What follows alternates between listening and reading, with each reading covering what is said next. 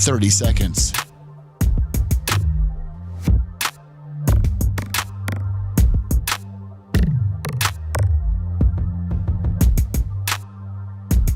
The show will start in 15 seconds, and this is your last audible warning.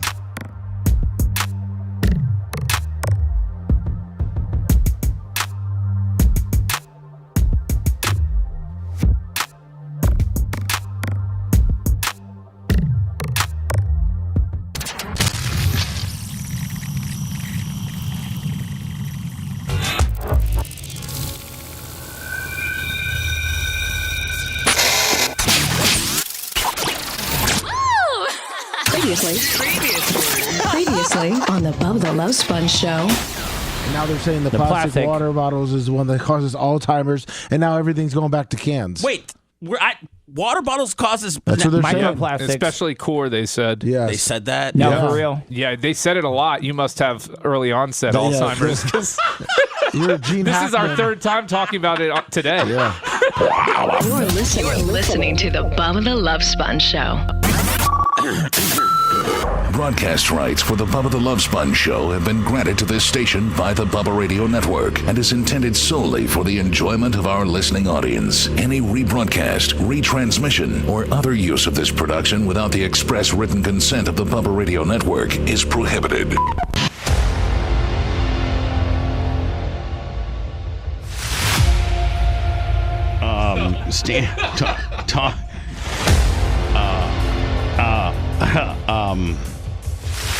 Wow, these headphones sound horrible. Who could ever talk with these? Merch Crick, I know you're upstairs. I just sent her a text, too. Yeah, I know you're upstairs because let me just turn all this nonsense off. Yeah, thank you. Oh my God, these headphones are horrible. Who could ever talk on these? We somehow managed, Bubba. You did. You were like a short order cook. You're like a guy working at the Waffle House, and I got screwed on my sclattered and plattered or whatever the hell. And Smothered and covered. Yeah, and you splattered and flat. I like scattered and plattered better. And you just threw together some hash browns on the grill, threw some cheese and onions on them, chopped them up real fast, flash heated them, and then threw them right on my plate because I'm sitting there right at the counter. By the way, when I do go to the Waffle House, I prefer to sit at the counter for some reason. I don't know why. But anyway, I'm with you there. I think the counter is the place to be. You know what I love about Waffle Houses that makes them so unique is they have touch tunes, which is so cool. Well, they do. Yeah, so you can actually control the music that's playing while you eat your breakfast. As long as you feed the dollar bills in it. You know what I'm saying? They got an app, dude. You can control it all from your phone, which I love because nobody knows who's playing the terrible music. Touch Tunes app, yeah. Take those down there. I'll play Hakuna Matata sometimes just to mix things up. Thank you. Because I was being such a prima donna on the Tim Pool show and had to bring my own headphones. Hold on here. I left my headphones. Can we ask Merch Crick how her 2 days without you were? She left. No. Okay. She was she was very lonely. She was very depressed. She was doing yoga in the park and said she felt freer than she's ever felt. Right. Since she came out of the womb. Yeah, it really matters on who you're probably talking to. To me, I was talking to her. Right. Yeah. What I'm saying is it depends on who she's talking to. Me, she was like, Daddy, I missed you. She missed me so much. She could barely sleep. The dog missed me, the whole 9 yards. So anyway, just to let you know, I started the show without my headphones. Oh, these are so nice. I don't even know that that was part of the Tim Pool show, was me exchanging out my headphones. I did not see it. I just saw you wearing the different headphones. So when we started there, by the way, I have to get through my whole Tim Pool experience here momentarily, but when you get there at 6:30 and the show doesn't start till 8. So you're in like this little green room right by the studios that's got like a poker table, a bar, and like a sectional couch with a TV. And Tim Pool and all of his little buddies, they like to play these little finger skateboard games. Oh, they're okay. All right, I'll just keep quiet. No, you don't have to. I mean, well, yeah. Your mouth tends to get you in trouble. Yeah. I'll just Were sit they here. doing some pretty cool tricks? Well, Tim was doing all these tricks, but they're skateboards, and they're about the size of 3 male fingers. Yes. They're about that big, and you take them, and then they got these little ramps and these little things, and you can't actually hold the skateboard with your fingers. You have to do it all with like gravity and inertia, like, and they're like playing. I'm sitting at the bar, and they're playing these skateboard games, and I'm like, I don't know how to play them. So anyway, I asked Tim at that point. I go, Tim, I might be the first person ever to ask this. I said, but I was, I've been watching a little bit of your show, and I saw the kind of headphones that you guys use, and that's not what I use. And I have my own headphones. Am I too much of a prima donna dick to have brought my own headphones? And he's like, no, I don't care. I don't care. Whatever, bud. So he was super cool with regards to everything. He kind of aloof, like he didn't like. I kind of wanted to spend some more time talking to him about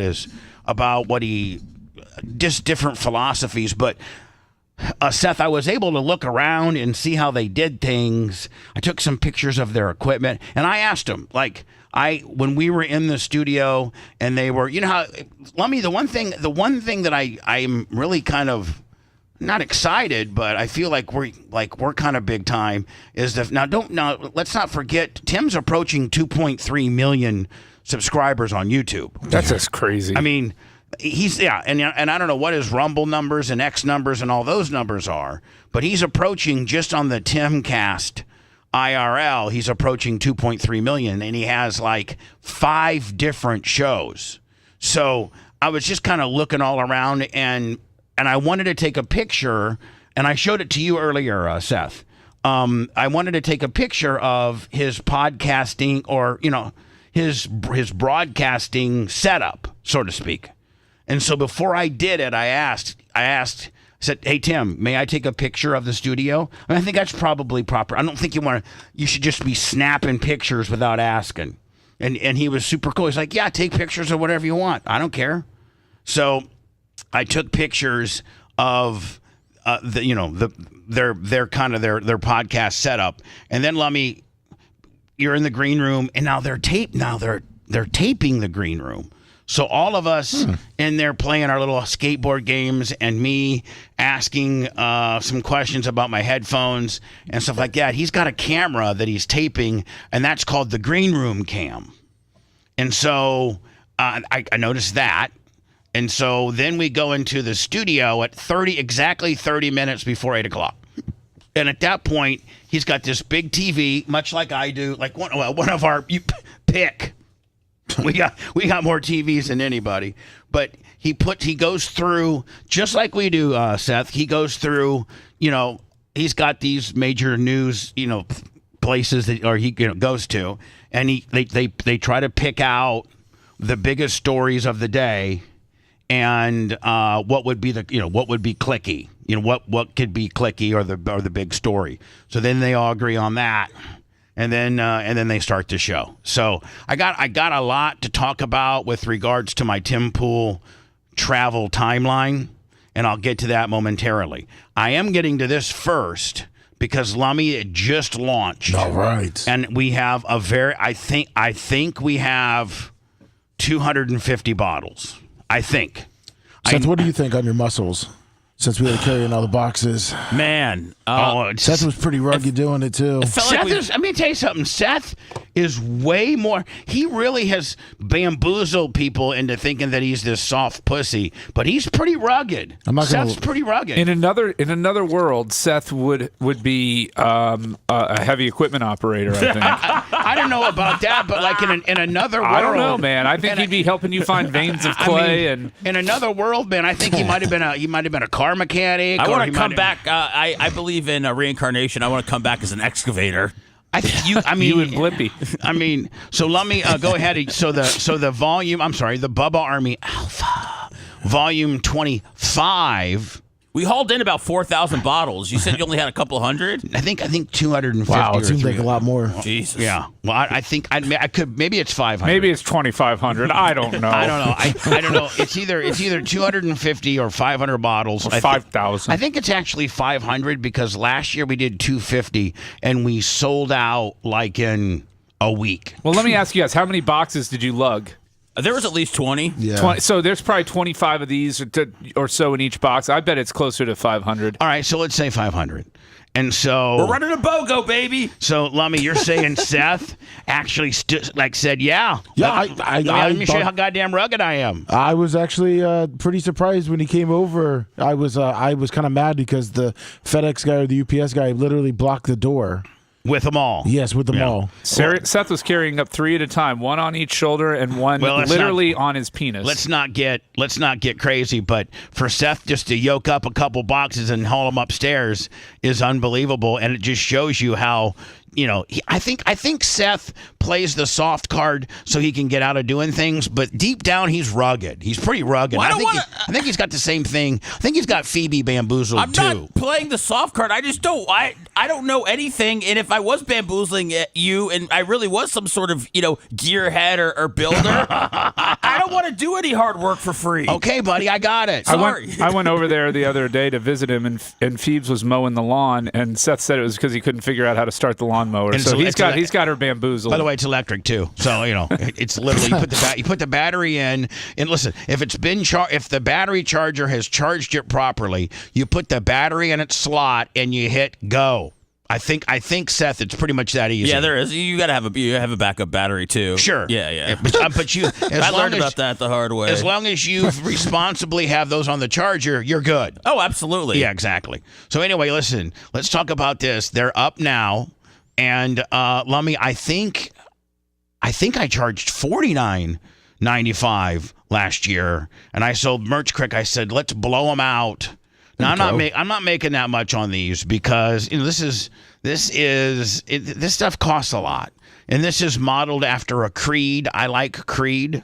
Creed's about $400 to $450 a bottle. And back when I was really rich, I used to have 3 or 4 or 5 different Creeds. I think Dan still likes Creed, and my perfume or men's cologne, I should say, is modeled after a Creed. So this is Bubba Apollo? Yeah, this is the Apollo Creed knockoff. Are you willing to let Babyface give a true review? Well, yeah, I really am, because initially, now unless he's lying, which he usually doesn't, he usually just says it, doesn't. Trust me, Brian will say things and that'll get away from him, and so I don't think he's going to embellish whether he likes or doesn't like.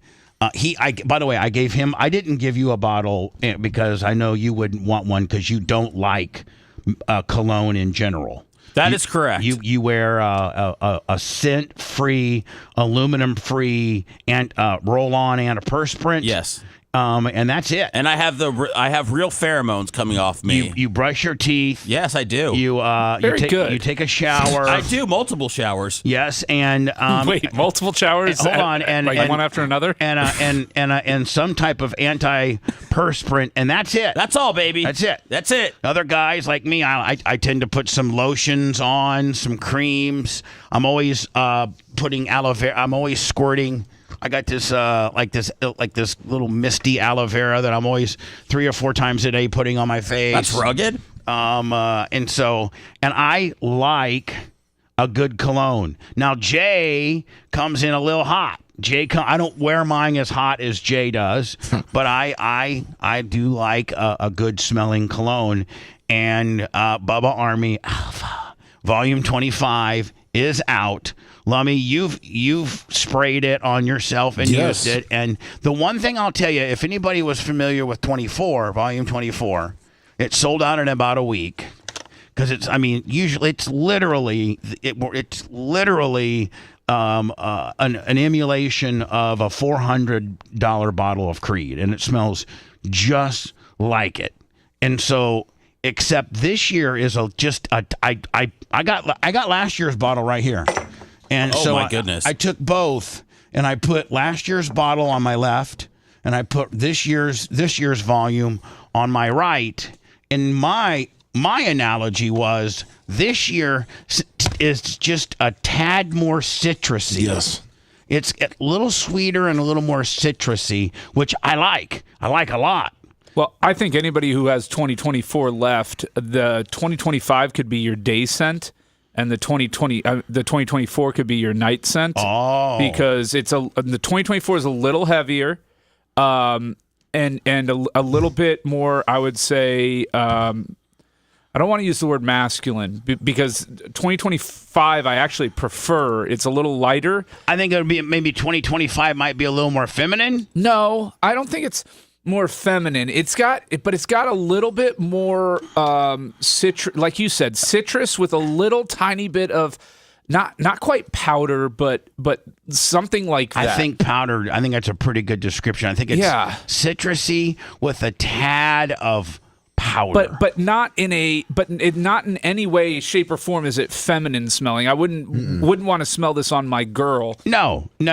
But it's if old girl was wearing this, I'd be like, you gotta go bathe. But it's a tad more feminine than last year's, in my opinion.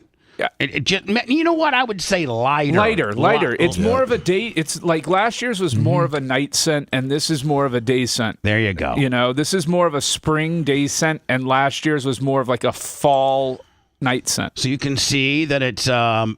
Let me maybe next year I'll maybe start doing different bottles. I last year volume 24 worked so well that I'm like, why change the template? But then I think Brian or somebody made a pretty good point. It's going to be hard for you to have to look. Let me see, is this 23 or 24? So next year I'm going to have volume 26, and I'll have it pop out a little bit different. So on the back part of the bottle is my autograph, and then the front part of the bottle is the Bubba Army logo, and then in gold it says volume 25. Well, could you just start like messing with colors too? Like instead of gold, it's like red, blue. Yeah. So that way you can differentiate two ways. Yeah. But yeah. Because I mean, like I still have some of my 2024 left. But you know what? We're going to do it yearly, about this same time every year, March, and I'm down to about a quarter. I'm down to about a quarter of a bottle. So, you know. It's in my rotation of scents. So anyway, it's available now. Bubba Army merch, Bubba Army store, BubbaArmyShop.com. If you'd like to get them, I think there's 500 bottles, so we shouldn't sell out. It might be, Lummy, one that that stays on the shelves for, a couple months or so. And just because we ordered so many. And Seth, thank you for your ruggedness. And I know you didn't want a bottle, so I didn't even offer you one. But, had you been a scent guy, I would have offered you one. And more importantly, thank you for hauling them upstairs for me. Well, I mean, I can't take this. I can't take all these, this praise anymore. You can't. Well, You want to start calling you a real soft pussy ass piece of shit? No. It's just not good for Seth's depression to have positivity flowing his way. Oh, it's not? No. Oh, I did not. It really messes with his depression. I did not know that. Yeah. I did not know that constant accolades could actually lead to bad stuff. Well, it just throws off the balance, Oh, okay. When I love making fun of my mental health. Actually, Bubba, I didn't take the boxes upstairs per se. I moved them inside. From the front door. But that's still, probably, And I felt like Lummy was going to let me accept the accolades. I don't actually really know who took them upstairs. Well, Lummy did. Lummy, did you? Yeah. Lummy. Merch Crick. I just helped you, Seth. We just got it inside. Hold on. So you're saying, So you're saying a little 5'1", 109-pound Merch Crick. Phew, 109 pounds. I know what about 80 of those pounds are. Yeah, 62 pounds are tees. And so Lummy, No, I don't know if they're. How did she get I don't them think they are. I think I got to move them. No. Are they? I don't know. If not, I'll help you. Yeah, I figured I was going to do that when we were. I didn't know where she was going to pack down here, up there. Oh, she's not going to pack down here. Well, she did the last time. She did? Yeah. Oh. For the first. I think it would just be easier if we could get them all up there. Well, I mean, I'll 'cause help. The last time was. I mean, if Macho grabbed a box, Yeah. I grabbed a box, and you grabbed like 4 boxes, then we'd have them all. We'd have them all up there, and maybe have her grab a box. Well, she was. The last time because you had so many orders in the beginning, it was easier for her to box everything here and then just ship them out instead of upstairs, downstairs, then to the post office. So anyway, we do have. If you go to Bubba Army Store, Bubba Army Merch, Bubba Army Shop, we do have lots of great things. The newest being the Bubba Army Alpha. Lummy, I am currently working on the Fat Man Dunks 3. I just can't find the manufacturer that wants to do it. Like, cannot do my design. Like, I got a specific design that I'm looking for, and I just can't find a person that can build a soul to my design. So there you go, right here. Nice. It's the very first thing up. If you go to Bubba Army Store, Bubba Army Shop, or Bubba Army Merch, Bubba Army Alpha Volume 25 Cologne, 3.4 volume ounces. Whatever the hell. Is that what almost got you in trouble with TSA because it was over 3 ounces? No, let me show you about what got me with TSA. First of all, we'll start off with a tactical bag, okay? Which is nice. And I have one of these, and I wear it all the time. And anytime I'm going anywhere, whether it's my mom's, if I'm going out, I got my tactical bag with me, and in that tactical bag, I have my wallet. I'll have like a pair of sunglasses or regular glasses. And I'll have in the back party here, let me in this tactical bag, is a compartment where you can keep your gun. And it's got a snap so that your gun just can't fall out. So in the back of this area here, let me see. I don't know if there's by the way, there's multiple pictures of the tactical bag. Yeah. So let me see if right back here. So right back here in the back part of it, Lummy, is where you put your gun. Yep. And then there's a little snap. Well, I also, in the back of my tactical bag, keep sometimes one and sometimes more than one, of my Bubba Army knives. Okay? Yes. All right. Makes sense. So this leads to, now that you know the Bubba Army Alpha Volume 25 is available, this leads to what happened to me Monday when I went to the airport.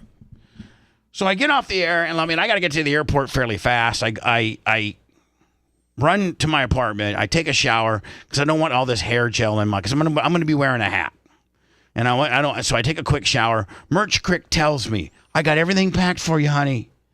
I got everything. I got your long pants that you wanted. I got multiple T-shirts. I got your sweatshirt. I got your butt pillow. I got your toiletries.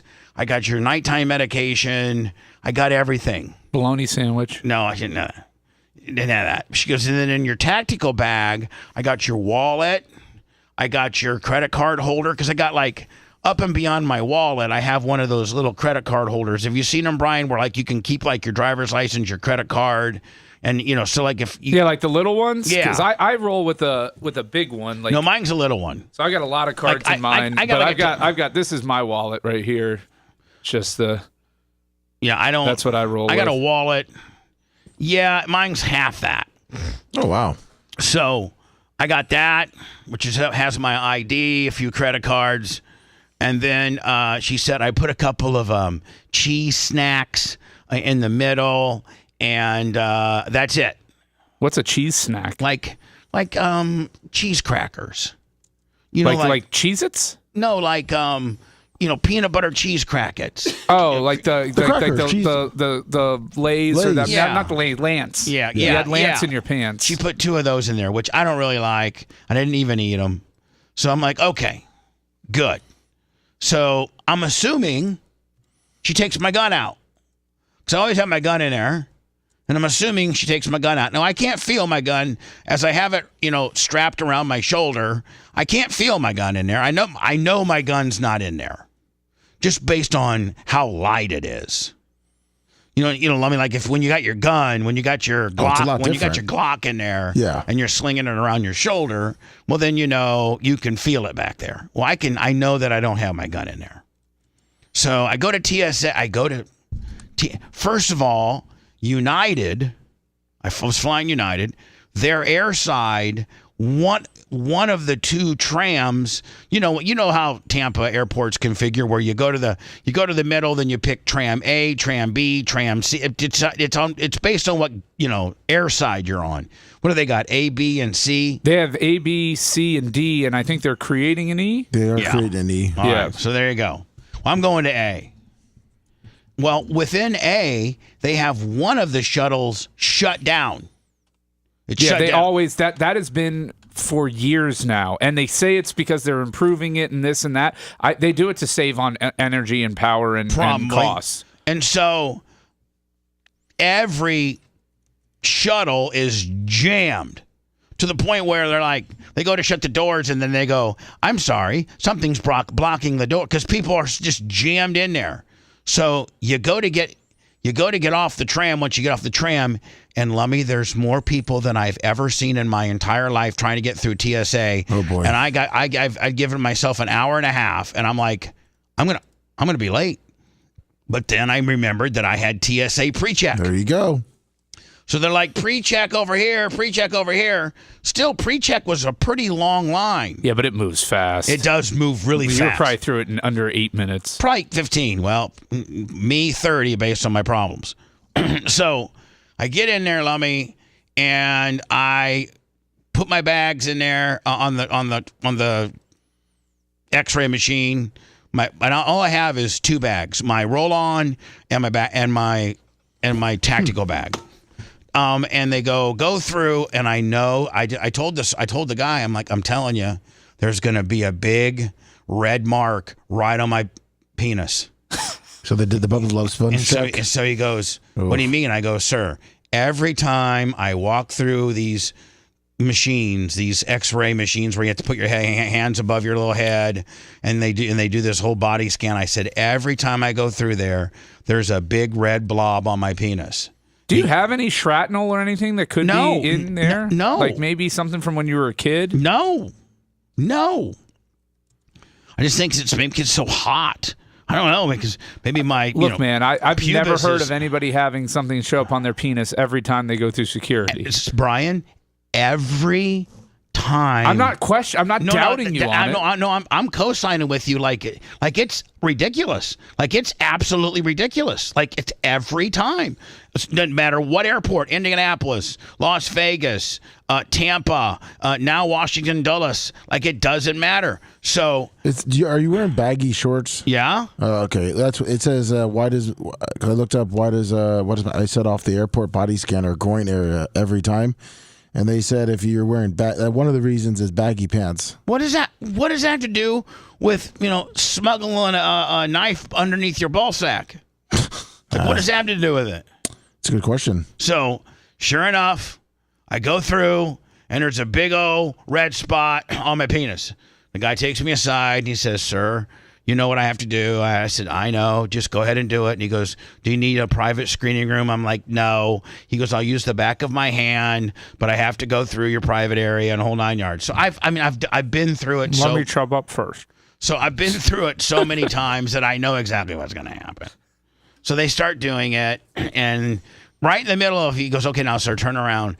Right in the middle of that, some guy goes, "Hey, whose bag's this?" And it's my tactical bag. I go, "Oh, that's mine." He goes, "You need to come over here when you're done."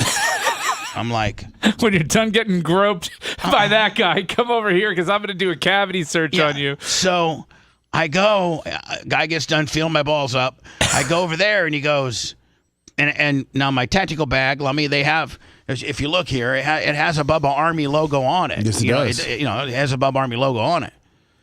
He goes, "Bubba, boy, the last time I saw you, I was working at Albert Whitted on the FBO private side of things. You don't fly private. You don't have your own plane anymore," which makes me feel bad. He knew it too, though. He was just rubbing it in. Yeah, I'm like, I said, if I had a private plane, you think I'd be going through this nonsense? He goes, "Well, we have a problem." He goes, "Are you familiar that you have 2 knives in your bag?" And I go, "No, I am not." I can tell you what they look like. They are black handled and they say Bubba Army on them. And he goes, "Yes." And he said, "The problem we have here is it's not a pocket knife. the blade locks. And he said, since the blade has a lockable blade, then it could be considered, and now let me, the other thing is the blade's bigger than 4 inches. Well, technically it's not, but it's kind of, if you see the serrated area up top of the blade, well, you can see 4 inches is right there. Yes. Well, we got a little more real estate past that.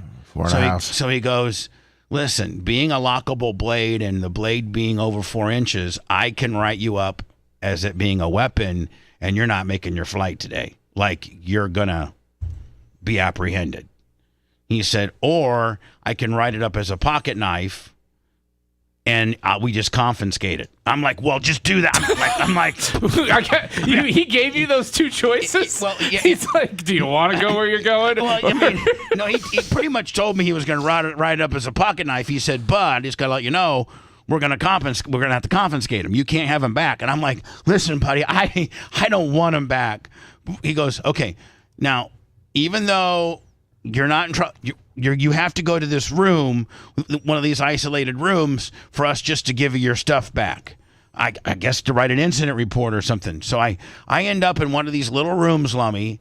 It wasn't that like, and they have my carry-on and they have my tactical bag all laid. Were there out. other criminals in there with you? No, they have like 4 rooms. Criminals. Just terrorists with suicide bombs strapped to their chest. I was next to Muhammad, who had the backpack with the timer on a it. whole plane with 2 knives. That's right. I know. So now that I know that TSA thinks 4 inches is big, I'm only hooking up with chicks from TSA. yeah. So I'm just saying, like, yeah. I mean, you could take 2. I mean, if I had both of those knives in my hand, I mean, that would not be a good thing. So don't think. So I took a picture of when I was at the TSA screening area of the 2 knives being, and I sent it to Merch Crick, and I go, thanks. This is what I'm going through right now. She's like, oh my God, I didn't even check. I'm like, yeah, no, don't think I didn't cut a promo on her there. Oh boy. Did they pull your pre-check credentials? No. Good. They didn't do any of that. They didn't do any of that. But I'm just like, had the guy not been Bubba Army, or not been familiar with me, or not been cool with me, or whatever, he could have wrote it up as a pocket knife, because a pocket knife collapses, and I don't think it's near the level of weaponry that a locking blade over 4 inches can be. So they let me go. So I go to get on my plane, Lummy, and of course it's jammed full. And you got to understand, anytime I've traveled in the last, since the Merch Crick and I have been together, I always travel with her, right? So you got that extra space. Yeah, so I can put the seat up. That's why I like traveling with my daughter. Yeah. Yeah, because it's almost like getting an extra seat. Put your wife on the end, your daughter in the middle, and you got the aisle, and you are fat cat daddy. You got more, you got a seat and a half. We're comfortable. Yeah. So when I travel with the Merch Crick, I always put her, I'll sit in next to the window, which I prefer. I actually prefer sitting next to the window. And then I'll put her in the middle, and then whatever drone of society is there. So what do you think they're thinking about you sitting there? Well, I'll tell you what they're thinking about me. I'll tell you what, they're not even thinking about you. Every single guy is trying to get that end seat next to Merch Crick. That's because they're fine. like, there's no way she's with him. Well, that's fine. I could care less. I know that I'm comfortable, and the arm's up. And so I sit on the end, and in the middle is this like skateboarder chick, and then on the very far left is this other like older woman. And thank God they didn't have to get up, because Salami, I squeeze in it. Now, Yes. I don't have the luxury of having the Merch Crick beside me, so I can't put the seat up. So I squeeze my fat ass in there. My belt buckle, or my belt, my latch, my seat belt, Bear is screaming. Let me just tell you, it's screaming. And so sure enough, we go to push off.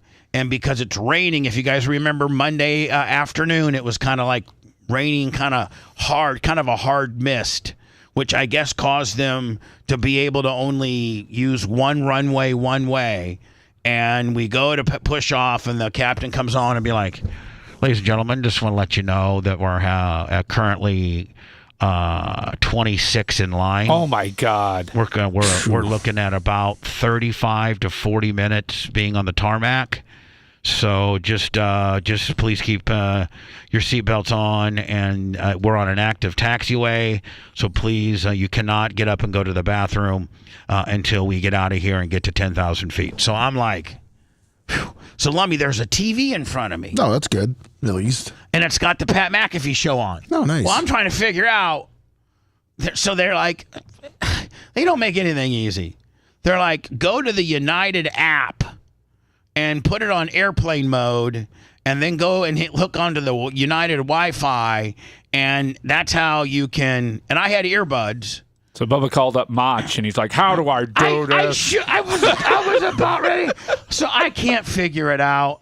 I can't figure out how to get to TV through my phone, and I just can't figure it out. Then they're wanting an $8.99 upcharge to be able to do this and that. And so anyway, that was just a complete nightmare, and then, oh my God, when's the last, has anybody here in the room?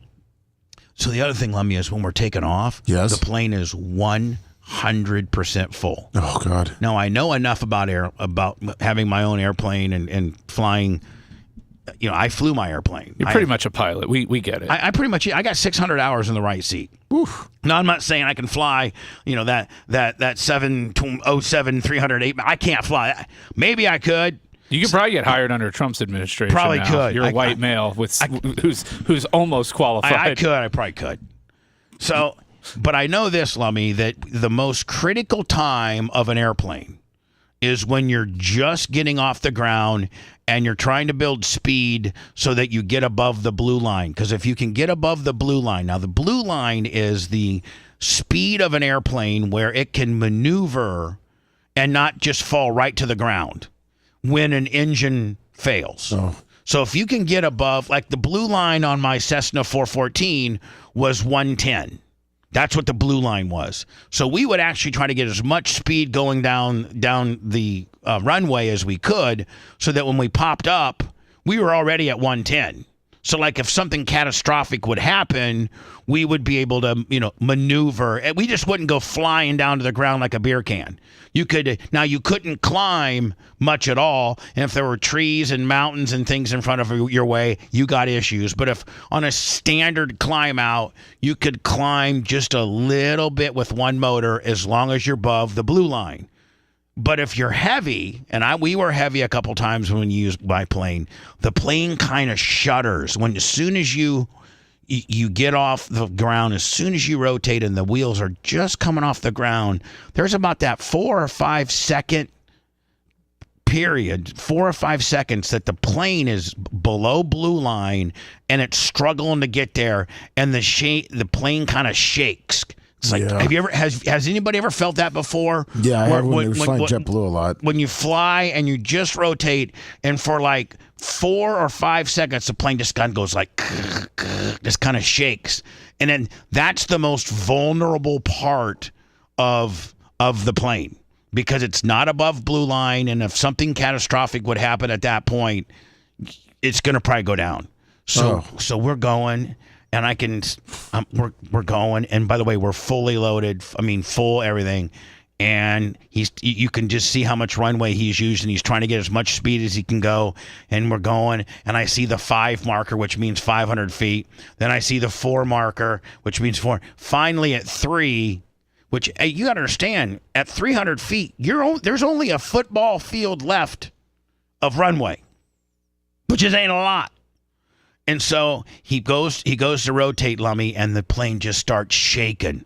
It's like, and I'm like, oh my God. And like, I'm not afraid to fly, but I'm mindful of what potentially could be going on. And finally he gets the thing up about probably, 100, 150 feet, maintain and gets enough speed, and we fly out. But, did you check the pilots before taking off? No, no. Oh, because they keep the door open now when you walk in. Somebody named Airplane Willie said those are actually thousands of feet, not hundreds. Oh, are they? Is that what they are? Yeah. So okay. you still had like 2/3 of a mile. All right, still. Those are thousands of feet. I thought they were hundreds. That's what Airplane. His name's Airplane Willie. I don't know. I'm sure he's right. I'll tell you this, Airplane Willie. We rotated at about 2.5. So I guess we had 2,000 feet left, which to me is not a lot of runway. That's why you want your pilot to snort a white line before he hits the blue line. Want to hit a bump. So then I got to go into words. And then we landed. Has anybody here been to the Washington Dulles Airport in the last however long? I don't know. I think the last time I flew into D.C., I flew into Reagan. That's where you want to fly into. Washington Dulles is an absolute armpit. It's the worst. And as soon as you get to the air side that you're on, they don't have a fancy shuttle like Tampa has. They got these trucks that you got to get on. These amphibious-looking, jacked-up tanks. What? Yes.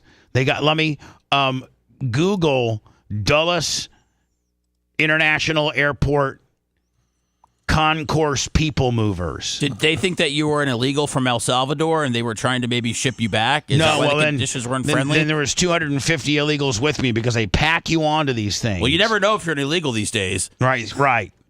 So when I come back, I'll get to that. Okay. But, so then you have to get on these these people movers, and then they drive you literally right by the airplanes to this main concourse. And then from there, you can go to your baggage claim. I have done Dulles once. I do remember that now. It's it's so weird. And they're old. They look like they're from the 50s. Yeah. Yeah, they do. I sent you a video. Yeah, I'll get to it next.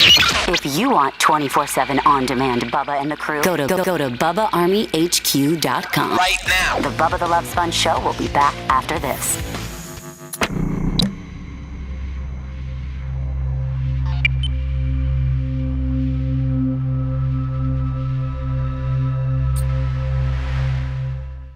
Best guess. Hey, Lummy. Yes, sir. Birch Creek said that she brought half of the boxes upstairs. The rest are in the green room if we can help her. Yeah, I texted her, said if she wanted me to bring them up, I would. And Macho and I are going to take care of that. Okay, thank you, buddy. No problem.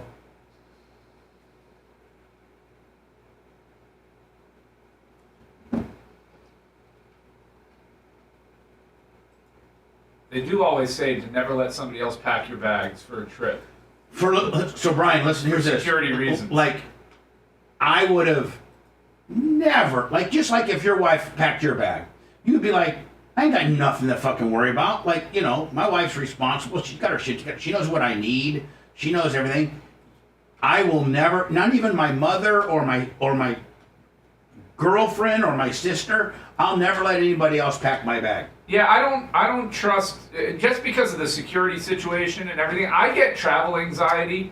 It's not real bad, but I start thinking about everything that could possibly go wrong that would ruin and derail my trip, and I try to take out any variable. And here's the fucking thing, man. Every part of I'm going to talk about this as I continue on, but every part of my flight was fucked up. I had delays on both ends. It's just like nothing goes smoothly. Like when you went to Vegas, were you on time? Yeah, I'm trying to remember the last time I had an issue traveling where there was a significant delay or anything like that. I had a 45-minute delay in Tampa getting out, and I had a 35 or 45-minute, I'm going to tell the story from Dulles, getting out of there yesterday. Both. I was delayed an hour both sides. Ooh.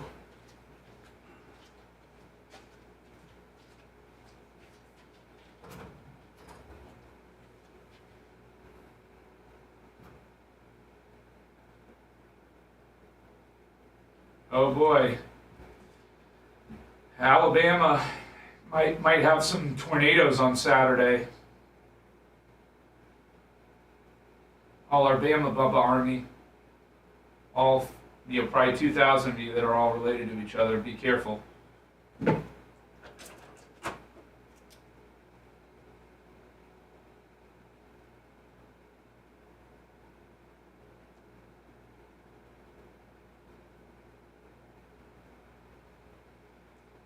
Want some bad jokes?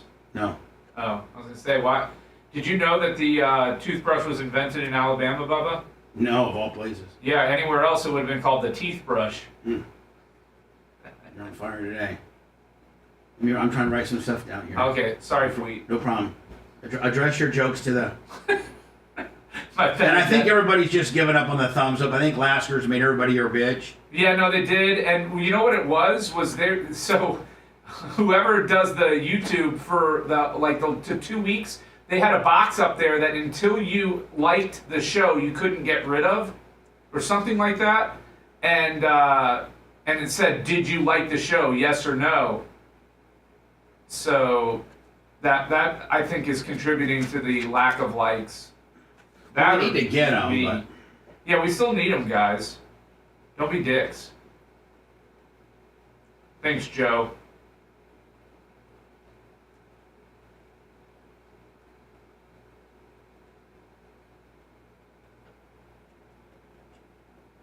Thanks, Pippi.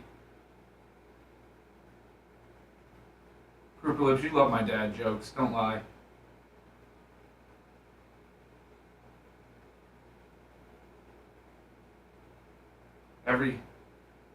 Every Alabama football game is just a three-family reunion there.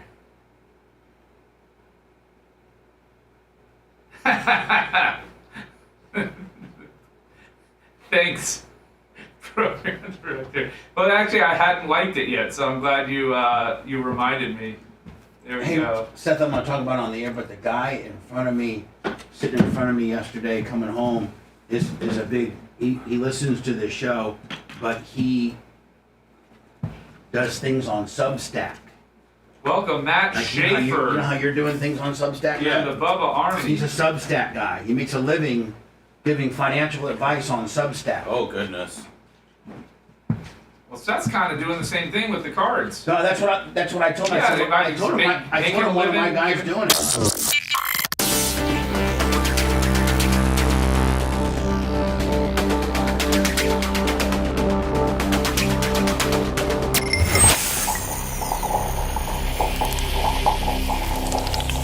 Interaction is key. Interaction. Call now 813-90-BUBBA. Now back to the Bubba the Love Sponge show. Vicariously entertaining. Thank you. 813-90-BUBBA. Also, don't forget on the YouTube channel at the Bubba Army. Give us a subscription or a follow or a notification. Seth, you okay? It looks like you got something in your eye? Yeah, or? I got my allergies are getting to me. You need some eye drops? I got eye drops. I got Claritin. I got the stuff you shoot up your nose. It's a whole routine. It's exhausting. Stuff you shoot up your nose. Cocaine? Flonase? What is it? Yeah, Flonase. So anyway, go to our website, go to our YouTube channel at the Bubba Army and follow, like us, subscribe, notification. I'm going to sit here. I think now that everybody... Gene came in here like a wrecking ball, Lummy, and I think set records that'll never be broken. Yes, he So did. like us sitting here and saying, "Hey, thumbs up, this many." Gene came in here and by 7:04 and 20 seconds had 1,000, and at 9:50:32, 9 minutes and however many seconds before the show was to end, had 2,000 thumbs up. So yes, Brian and Tuttle and whomever would appreciate the thumbs up to show their your appreciation to them. But I don't know that we're going to sit here and hawk you about it like we used to, because I just don't think that Gene's records are beatable. He just ran a sub 4-minute mile for the first time, and it's like now we're all striving for that, All right. So, listen, we appreciate the thumbs up. We appreciate all of that. But you're not going to probably hear us hawking it as much because everybody's just... Gene came in and made everybody their bitch. He hawked to it on that thing. Right. So, Lummy, did you send me a picture of the I sent you a video. It shows... I wasn't sure if you wanted to show the ride. Oh, yeah, I do. This is what you got to get on. They show what it looks like It is later in the ridiculous. video, like 5 minutes in, but still. So, here it is. So, Lummy, again, it doesn't allow me to hook it up to my thing. So, anyway, when you get off your plane... Usually when you get off your plane, you get on some kind of shuttle or like in Indianapolis, when you get off your plane, like your concourse, it's just within walking distance, and then the middle hub is ground transportation and baggage claim. But it's all walkable from all concourses. You know what I'm saying? Like they put the bag. You would think that that's the way they would design most airports, is that all concourses, they have a finger into the main hub. You would think. But I guess as some of them get bigger, like they have to build like side areas as they expand. Yeah, the original footprint may have worked, but now it's not. Right. So this is unlike anything I've ever seen. When you get off your plane at Washington Dulles, you then got to walk all the way down to this one little area, and it looks like you're getting on an amusement park ride. And they're like, baggage claim and ground transportation. Get on, stand in line. So, hold on here. And all they have are these 2 doors. That's it. And they tell you when the next one's going to get there. Well, let me tell you something. It was jam-packed when I got on there. I mean, like, there were hundreds of people trying to get through these 2 doors. There's actually 2, 4, 6, there's actually 6 doors, but only one shuttle pulls up at a time. So, it matters what doors you're like. This one comes in 7 minutes and the whole 9 yards. So this is, so you trying to kind of fast forward. You get onto this shuttle. It's like getting on an old time train. Is this your footage? No, this isn't my footage. But this looks exactly like besides less than people. This is the same thing, except mine, they were yelling at everybody saying, move up, move up, move up, because they were trying to jam. I mean, like, you were literally assholes to elbows on my plane. It was not this spacious. Were all the libs masked up? Yes. Yeah, of course. A lot of masked up. So you get on this thing, trying to get a There's one of them. Yeah. It looks like one of those people mover things that they had in Star Wars. It does. Going between the spaceships in the desert. It looks so George Jetson-y. Yeah. It just looks stupid. Looks like it's an amphibious thing. It looks like a military people mover. Yeah. So I'm just going to try to you drive, and it drives you like you're literally driving right by airplanes and like stuff. 4 or 5 minutes. Jeez. It's not a short drive. No, it's 4 or 5 minutes. Let me see if I can fast forward. So it finally takes you to, I think where you right there. Yeah. So takes you there.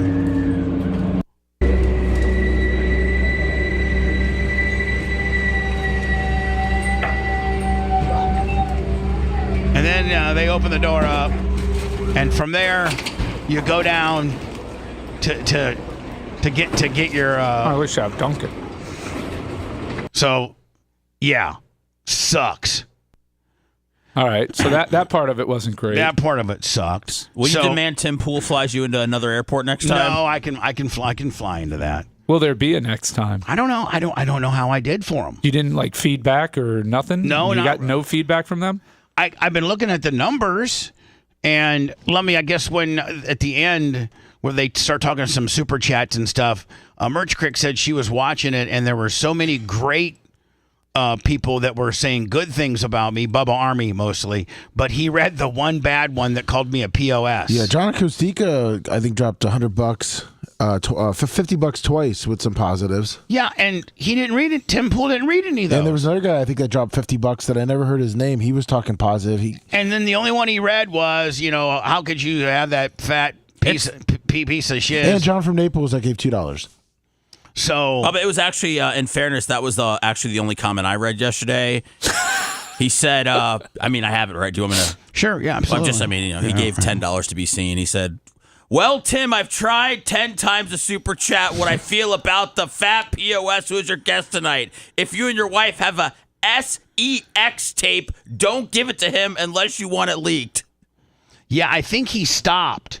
I think he started to read that, and he got to fat POS. And he realized... and he stopped.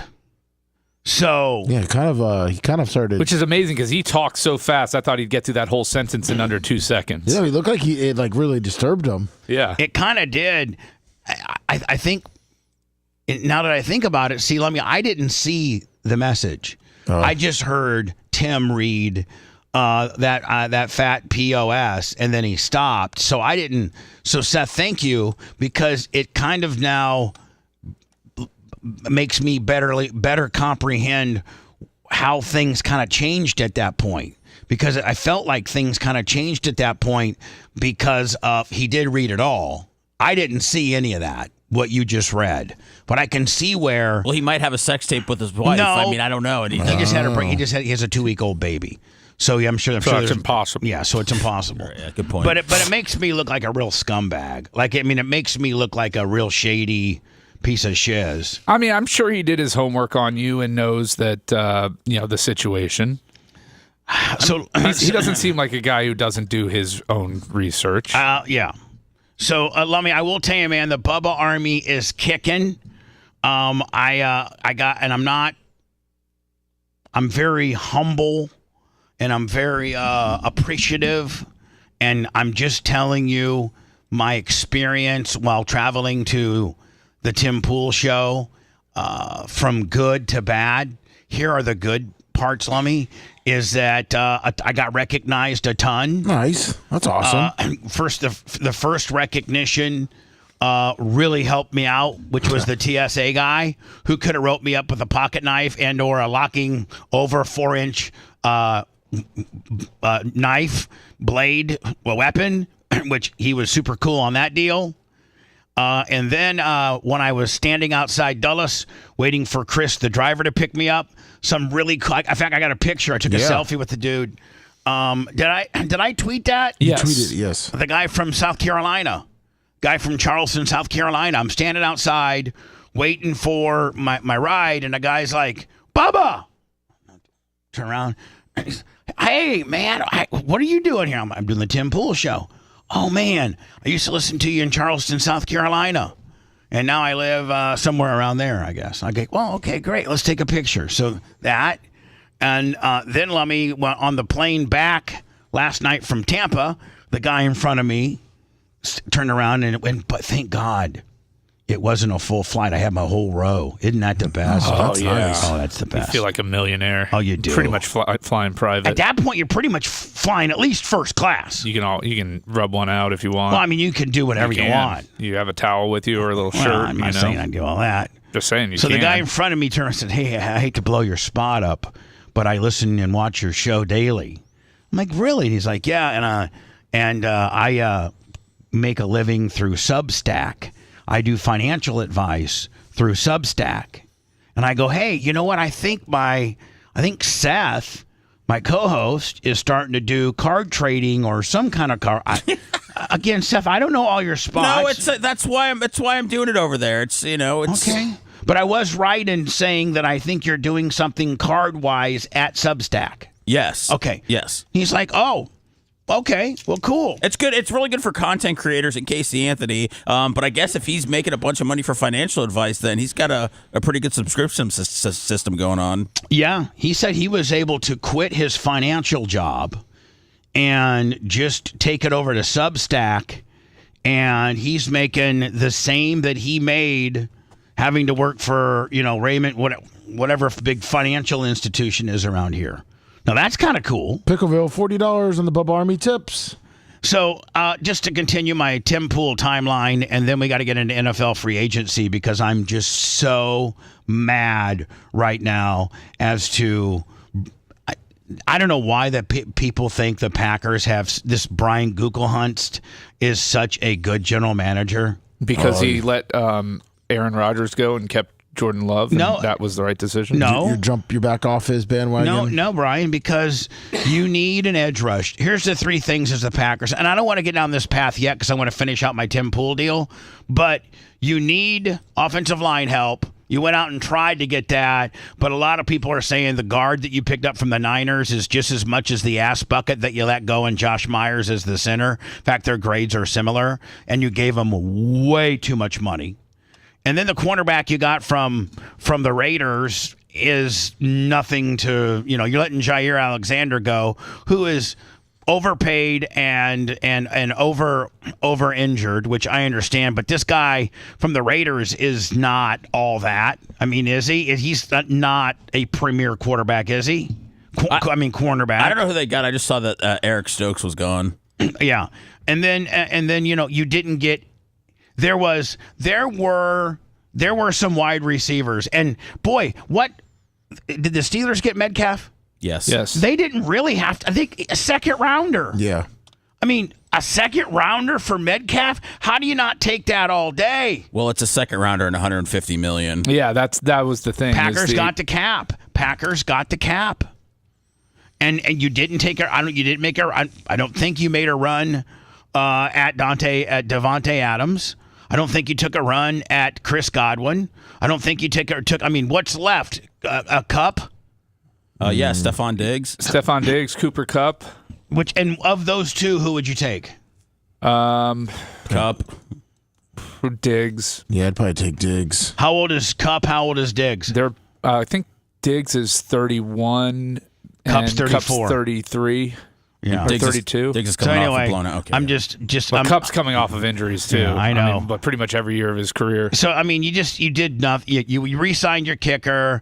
You re-signed a couple linebackers. You let a couple defensive linemen go. You didn't address your wide receiver issue. You didn't address your edge rusher issue, and you really didn't address your defensive backfield issue that much. I don't know why everybody thinks this. I don't know why the Packers aren't more busy.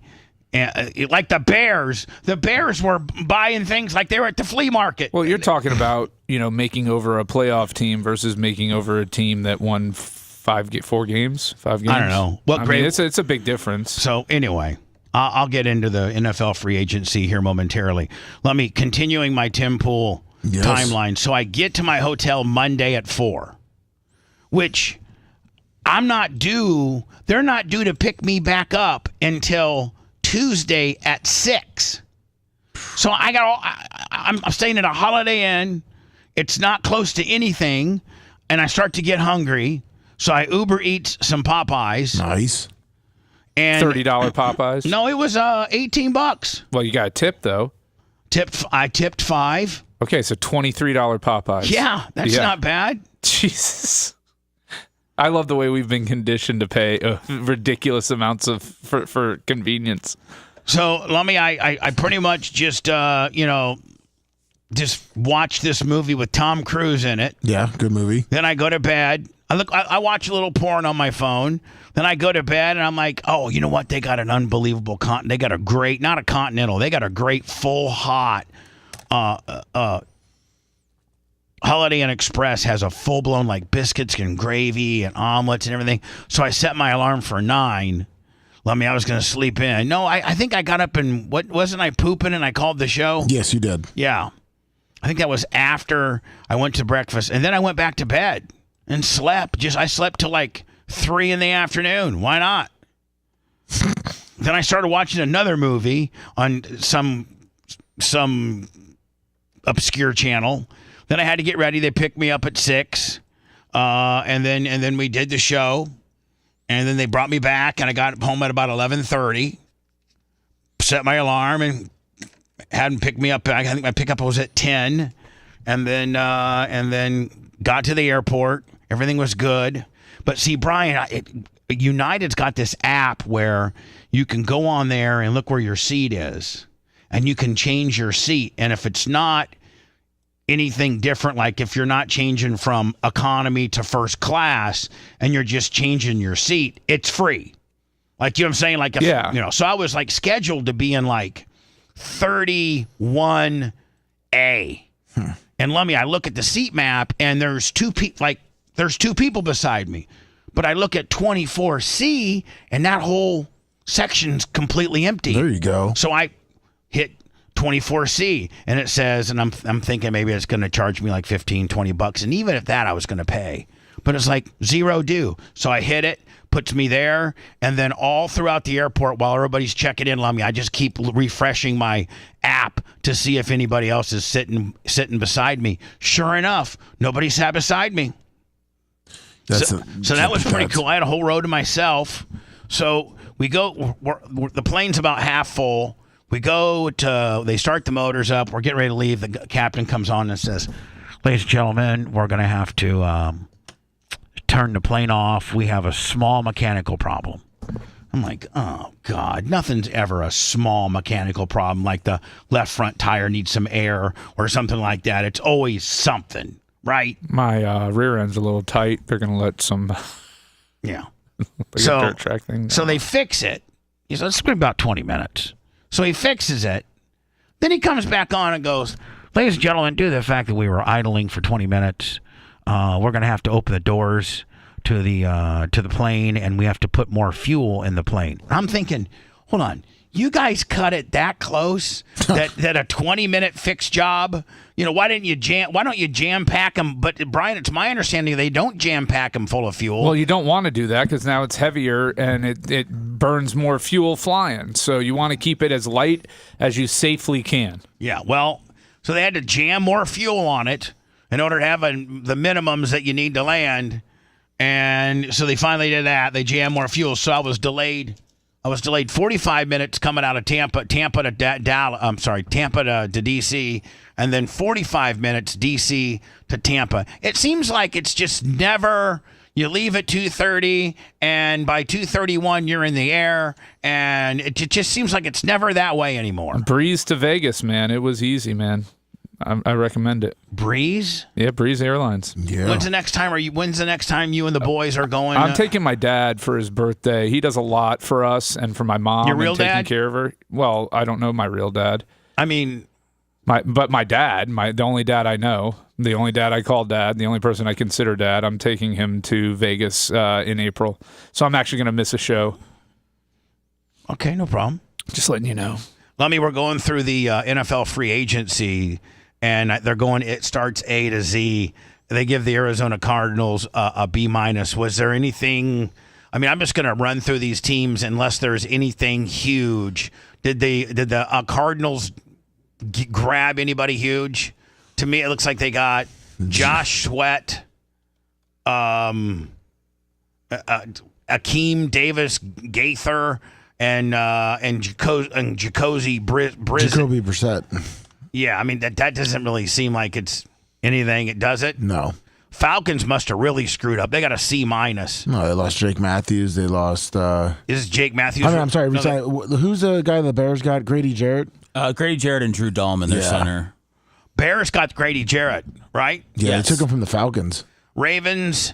Oh, they got DeAndre Hopkins. Yeah. Was he a really sought after wide receiver? No, they signed him to a $5 million 1-year deal. He's probably washed, but he's a low risk, low cost, high reward potential, and a veteran that if he's not working out during the season, they can always cut. Bills got, it seems like their big sexy got was the Joey Bosa deal. Does that guy got any gas in his tank? The edge rusher from the Bosa brothers. Does he got any?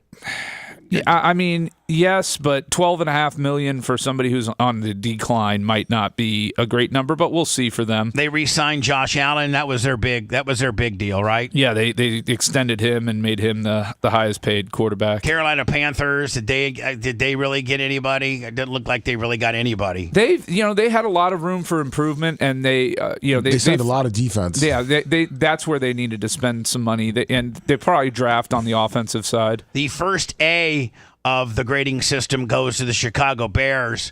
Signed 1, 2, 3 offensive linemen, a center, and then 2 other linemen who both rated pretty good to protect, Caleb Williams. It looks like they're really, really putting a lot of, stock in doing that. It looks like they are the only ones so far to grade out to be an A, right? So far. We'll see. They definitely made a lot of moves. I'm not sure about Jonah Jackson. Bengals, they re-signed T. Higgins. They had a franchise tag on him. I don't know that anything else is really that sexy. They got a C-. The Browns, of course, they re-signed. Their big their big deal was re-signing Myles Garrett, right? I mean, they had to get that deal done. No, they didn't, and they shouldn't have done it. They're not set to compete for another 2 or 3 years. They should have traded him and gotten something back. You could have gotten a first rounder for him. Absolutely. And what are you going to do? You're going to win games 14-13 because their offense is not set up to be competitive. They got Kenny Pickett. Is that who their quarterback's going to be? They traded for Kenny Pickett from the Eagles, and which was really just a dumb move because you could have just signed every move they make dumb? They're not a very well-run franchise. They're really not. I mean, the guy that used to own Pilot Flying J, the largest truck stop in the world, now owns the Browns. Did Jimmy so something? I don't know, man. He makes the players pay to shower. Hassle him? Does he? They got to get a pin code. Dallas Cowboys got another bad grade. They got a C-. It looks like they didn't really sign anybody of any name value, did they? I mean, there's just a bunch of nobodies. Denver Broncos got a B-. Looks like they didn't really sign. I mean, I guess they signed who's this quarterback? The Evan Ingram signing is nice for them. He's, offensive. He's not a great blocking tight end, but he's essentially like a hybrid wide receiver tight end. And so I like that for them and for now, Bo. I see the Lions got a B. Did Za'Darius Smith, who started out as a Washington Commander, then went to the Packers for about 4 or 5 years and killed it, except his last year where he got hurt. Then they cut him, and the Lions signed him. Then I think he did some time with Cleveland too. Is he available?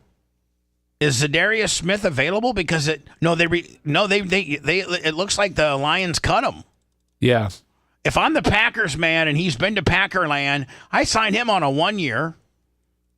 I mean, at this point, you're the Packers. You're desperate. Yes, you are. Yeah, no, he's an attractive option that could produce for you, at least provide depth, and not cost you a ton. No, you could probably get that guy on a 1 year, $7 million, $6 million, right? Probably, yeah. Packers get an offensive guard, Aaron Banks, who they paid way too much for. Cornerback Nate Hobbs. They re-signed their kicker. Couple of linebackers, a running back. They let Stokes, A.J. Dillon, and Josh Myers all go, which I don't really have a problem with all that. What are they going to do with Jair Alexander? I mean, are they going to end up cutting him? And isn't Aaron still officially a Jet? No, they released him today. They cut him. Oh, they released him today? Yep, he's officially a free agent. Houston Texans, it looks like they didn't do anything. Nothing. At all. Colts.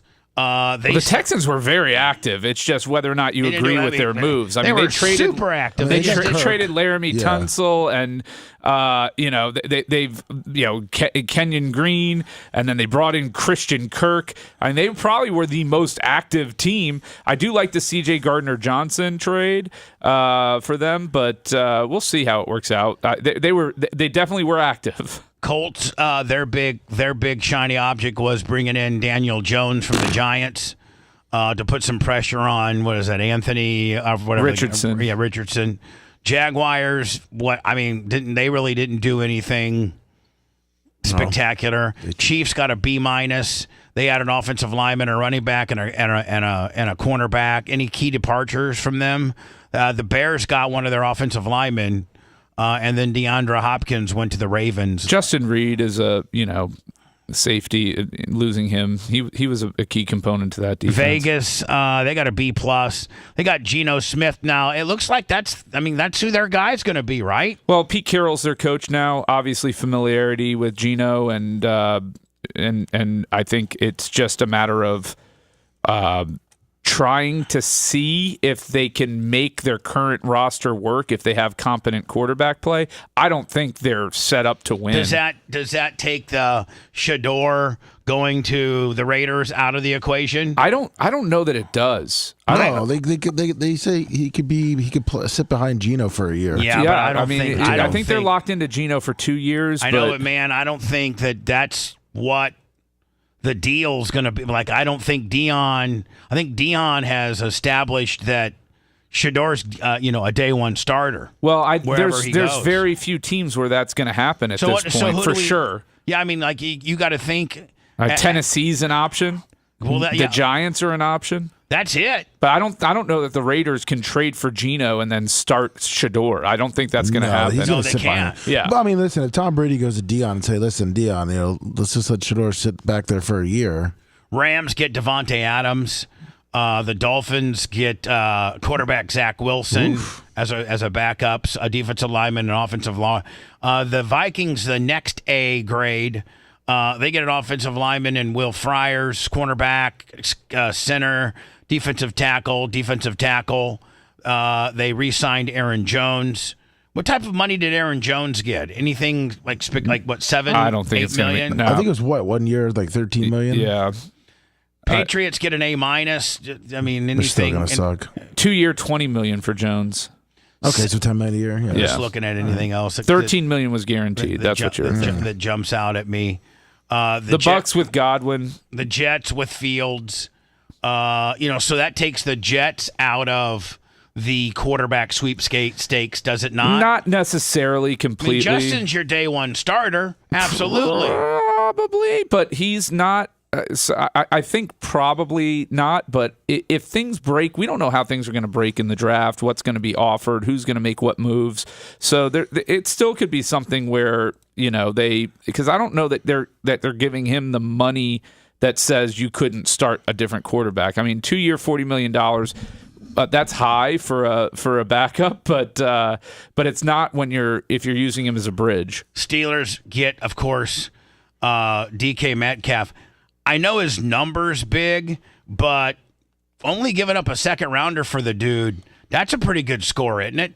I mean, they gave him a C- in the grade, but maybe not. I mean, what did they give him? A second round draft pick? That's it? Yeah. So much for blah, blah, blah, blah. Steelers made an about-face Sunday night as reported, traded a 2025 second-round pick for Seattle in exchange for a 2-time Pro Bowler and DJ Metcalf. I was thinking he was going to be a first rounder, right? No, he hasn't panned out like he was supposed to. Seattle, of course, signs, Sam Darnold. I mean, what does that do for Minnesota? Does that put Aaron Rodgers in Minnesota? No, they like No, their guy. Minnesota's They like going with JJ. They've made it very clear when they let Darnold walk that they were going to go with JJ. JJ's their choice. Buccaneers get a B. They re-sign. I'm sorry. They get the Reddick, the Hassan Reddick edge rusher. See, I'm giving the Bucs an A because that guy's a stud. Well, Reddick could be a stud. It's a high upside move, but for what they got Godwin for, I mean, $22 million a year. For him right now, I know he's coming off of injury. I know he's been injured twice. But looking at the other contracts that some of these wide receivers are signing and around the league, to have him for that price for 3 years is an absolute steal. Reports were that's where they got to be. Reports were that New England were touching $30 million a year for him, and he did not want to go there. Yeah, Rhett and I were talking earlier this morning when we were having our meeting, and he's like, probably state taxes and stuff like that. Yeah, state, local taxes, weather. I think all that weighed into it, and familiarity with the franchise. I constantly think about this, and I'm interested to hear what you guys would think. Once you start getting up to $60 or $70 million, when you get to that price range, and some of these guys are in the hundreds of millions, does $1 or $2 million extra really make that much of a difference to you? Only to Seth. But I mean, other than that, no. No, I don't see that it would make that much of it. I think Seth would be, out of all of us here, I think Seth would be much more concerned with where he was over that, surplus of money. I think Seth. Well, why don't we ask Seth? Well, no, hold on. I'm going to predict, and then he can. I'd like for him to chime in. If he was making that kind of money, I think that he would see how comfortable his family was and their environment, what type of school, Sammy went to, and whether she liked it, whether Phoebe enjoyed the area.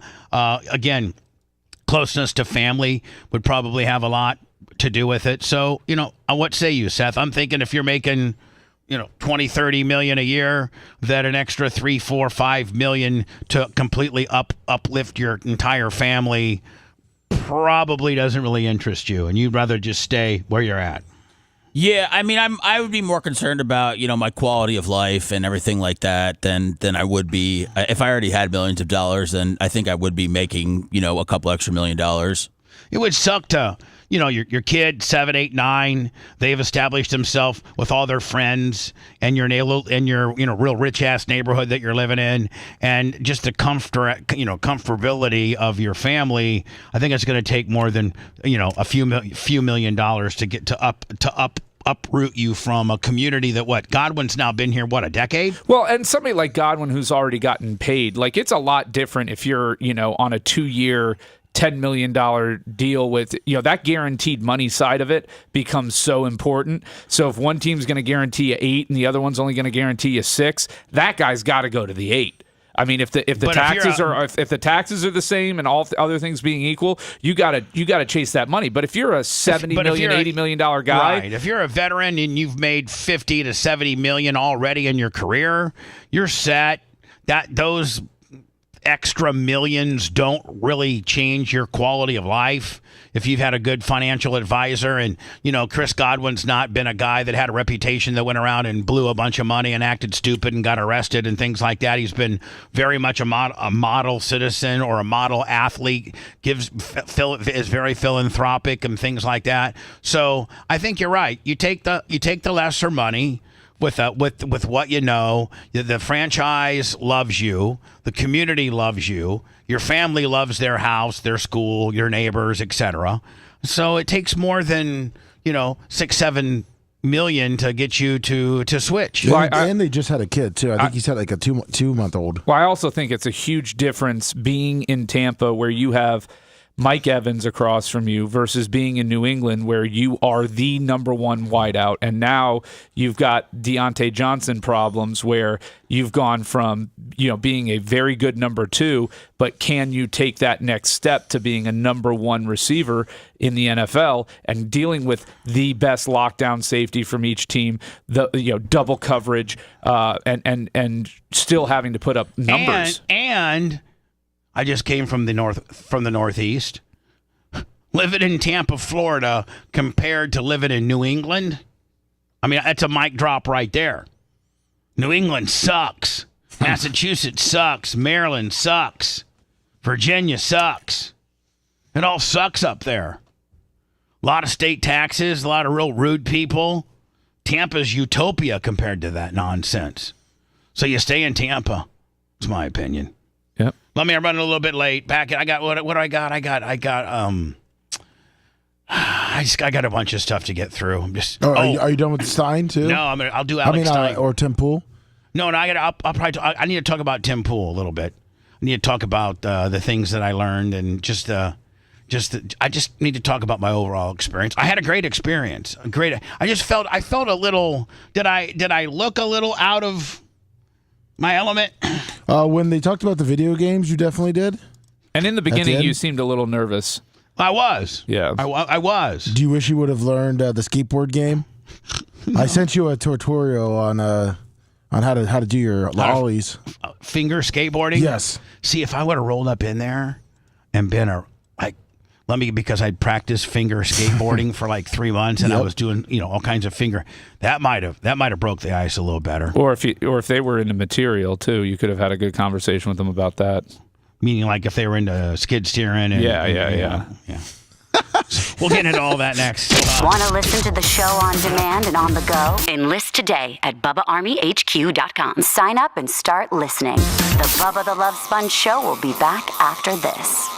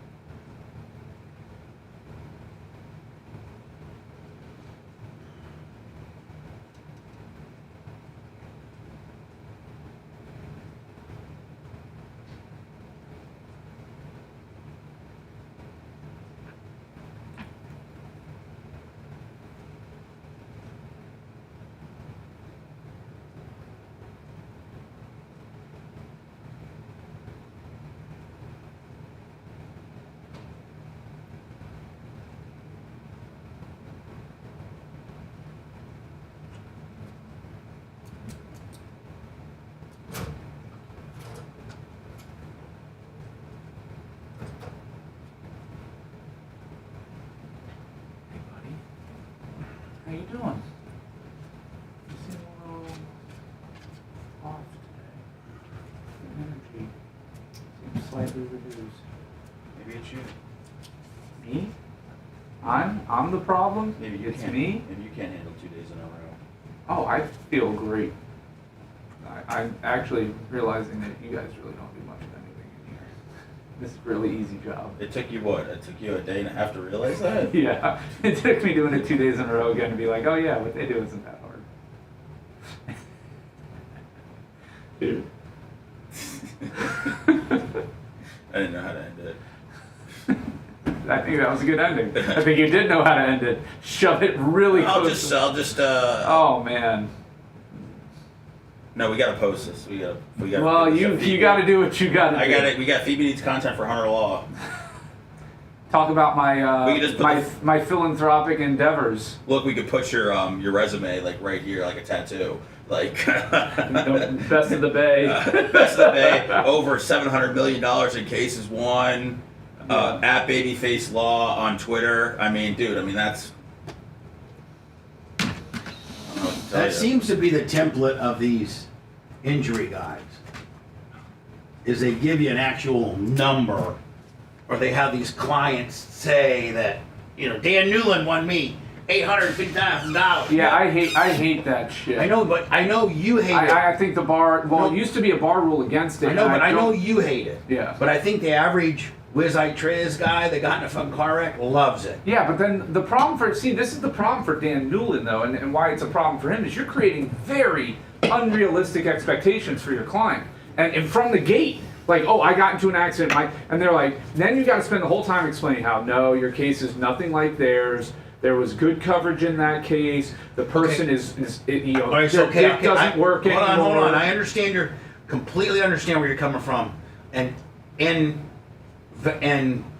not only do I understand it, but I agree with you. Right. But that being said, doesn't that get you doesn't that get you them on your phone line? No, it does, and it's obviously it's a way to do it and it's a way to work. I don't like it. I hate it. I don't like it, and I won't engage in it. To me, and when it's like what we were talking about with the football players is what's where do you draw lines? Why What's would you do a commercial making fun of those people? Because I don't know that there's a good way to make fun of it. Sorry, you may not want to walk through. No, that. but can I give you an example? I think we should talk about this. Can we talk about this on the air or no? Sure. Do you need your fan on? I may have tooted over here. Yeah. It was a little sour. And Seth, way to give one of your friends a pass. If anybody else had done Pass! I masked up and put a fan up. No, but he knows what he did was wrong. I know, but you otherwise would be walking out of the studio. No, I warned him before the smell got to him. I warned him. Shove those napkins up your ass. What are you? This is not a catch-all, man. This is a desk. It's your napkin. Jesus. They blew No, off they're the napkins. That's more than back. I was trying to help Everybody you. stand by. We got a fart whodunit. Let's get to the word. Stand by. Fart whodunit. Broadcasting live from the Aquabeto studios. Aquabeto.com/Bubba. It's the Bubba the Love Sponge Show. Just like last year, looks like it's going to be our annual, maybe hottest thing that we sell, and that is my new cologne, Bubba Army Alpha Volume 25.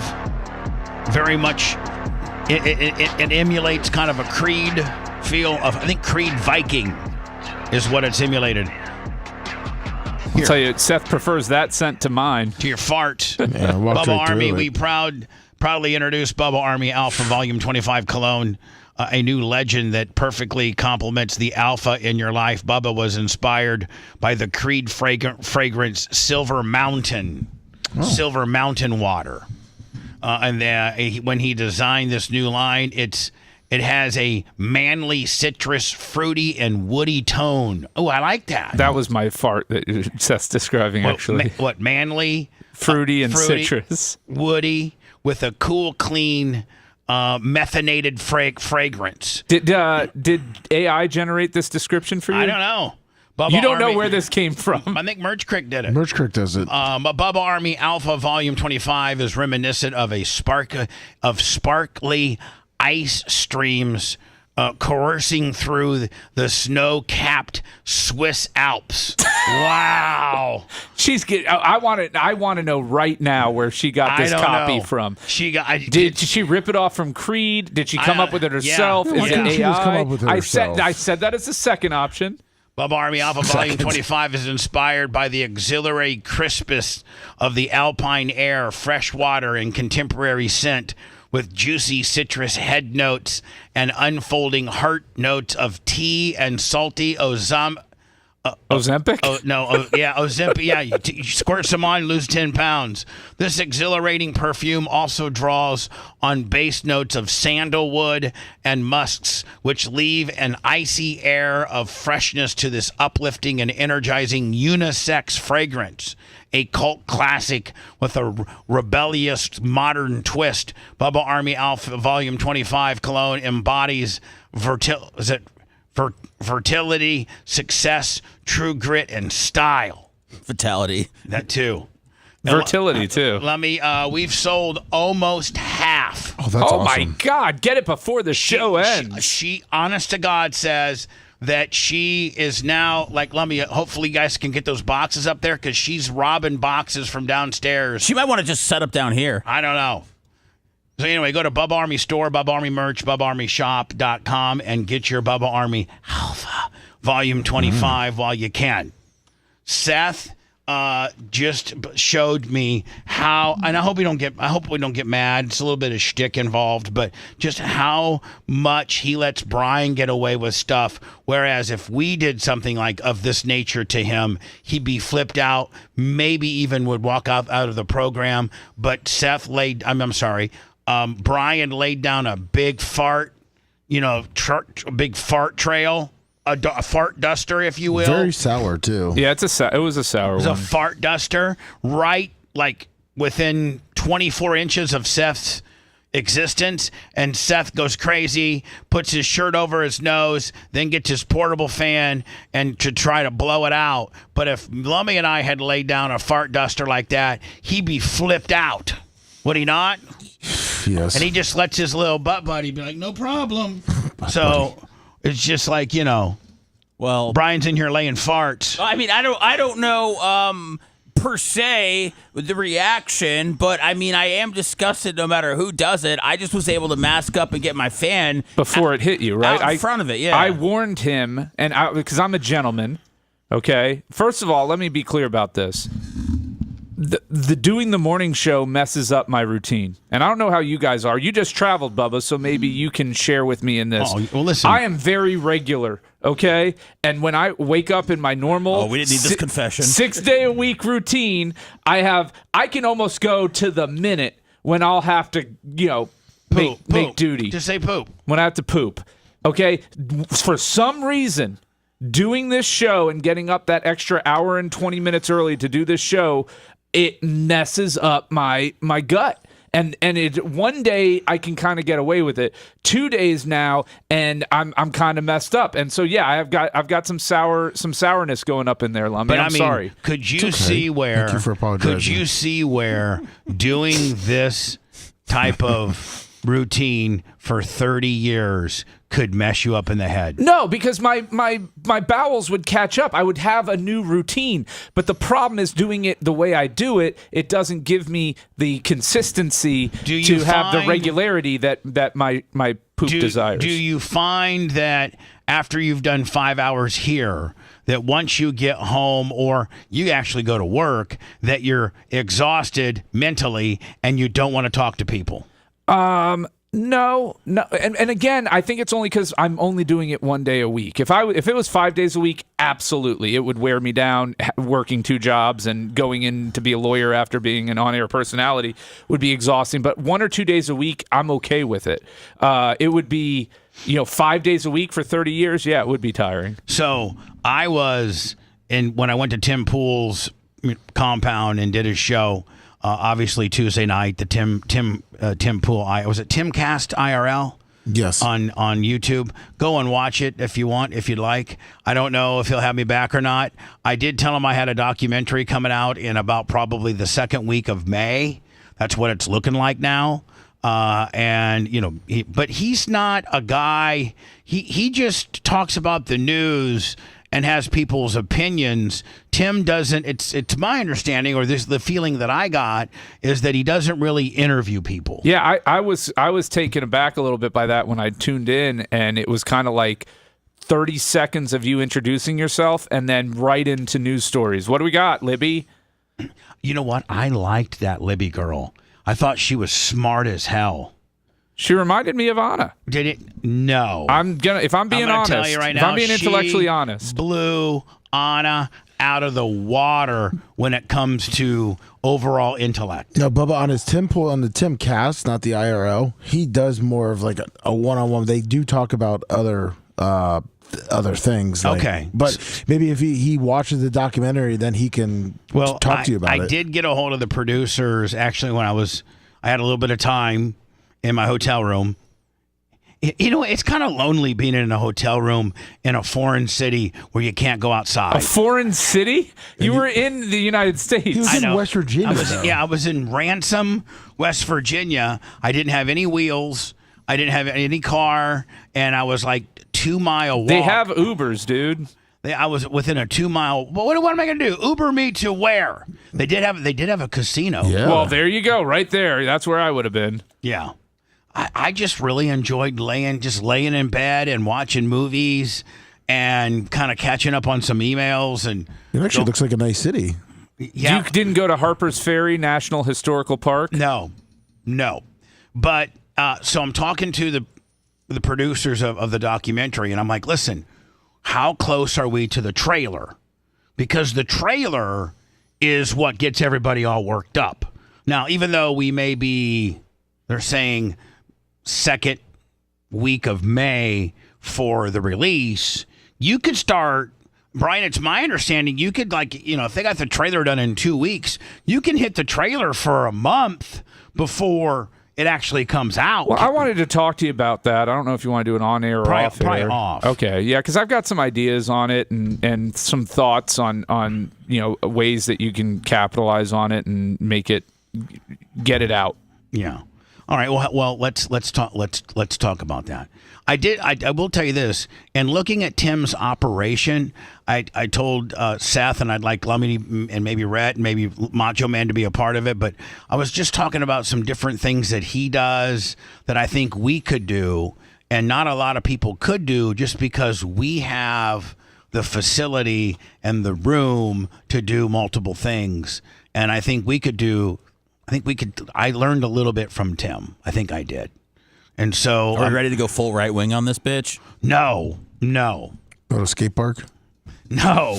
Not Bubba Skate Park but although I have had somebody tell me that we should just go full right wing. And Get I'm your like, Bubba Army skateboard on Bubba Army I'm shop. like, I don't know that my cast of characters are ready to do that. If I was to go full right wing, I'd have to hire like a Shannon Burke and just these full right wing guys. You have two of them. Well, it's laying in the weight. Yeah, I do, but I would need more. Those guys obviously can't be here all day, and I would. Yeah, but if you're going full right wing, you can film it and show it whenever, and they will come like flies to shiz.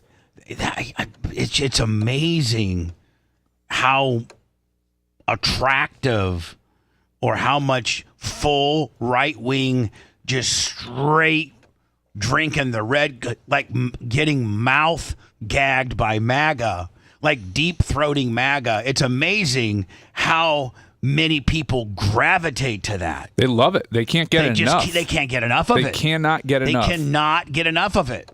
And and our show is more like, earlier today we talked about my travel. Then we talked about NFL free agency. And now we're going to talk about, a little bit of Alex Stein. And this show's kind of a cross section of just the men's pop culture. We got a game show later. We got a game show later with Twink Fartendale, and he really is Twink Fartendale today. Sour Fartendale. But what I'm saying is, like, man, even if we were to pretend, and Brian, I know you can pretend. You MAGA Matroni. I can argue the other side. On, here's the deal. As smart of a person as you are, you can flip. Absolutely. Easily. Absolutely. You can be a flip-flopper. I've been known to go both ways. And if I'm like, Brian, we have 121,000 subscribers on YouTube. But if we went full-blown MAGA, we would have 500,000. Why do you think I developed the character MAGA Matroni? Because I'm ready for in case you do the programming flip and we go full MAGA. I've got Bibles sitting in my garage at home, Bubba Bibles for sale, and they'll eat them up. I don't know if we're gonna go if we do that. Why can't we sell Bibles? I mean, they would be a good look if you Bubba came Army around Bibles and repented. Lummy Mushroom Mitch. If I can be forgiven, anybody can be forgiven through the power of Christ. $20 on the PayPal, Venmo, Cash App at the Bubba Army. Because here's the problem. Brian. When you go full-blown MAGA, I think I could go full-blown MAGA. Think of all the Russian money that you can get that way. I could go full-blown MAGA, but I'd have to take the evangelical part out of it.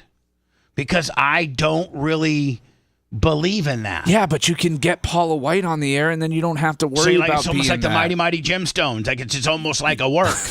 Yes, the Mighty Gemstones. You know That's what the I'm impression that I get. Yeah, but you know what I'm saying. Yeah, I got you. You got to sit here and you know, be the grifter charlatan that you are in order to. I mean, let's face it. Probably 50 to 70% of the really, really big mega churches, the TD Dukes, the Paula Whites, the Joel Osteens and all these guys, they probably really don't believe what they're saying. Bubba Army, I ask that we bow our heads and join me in prayer.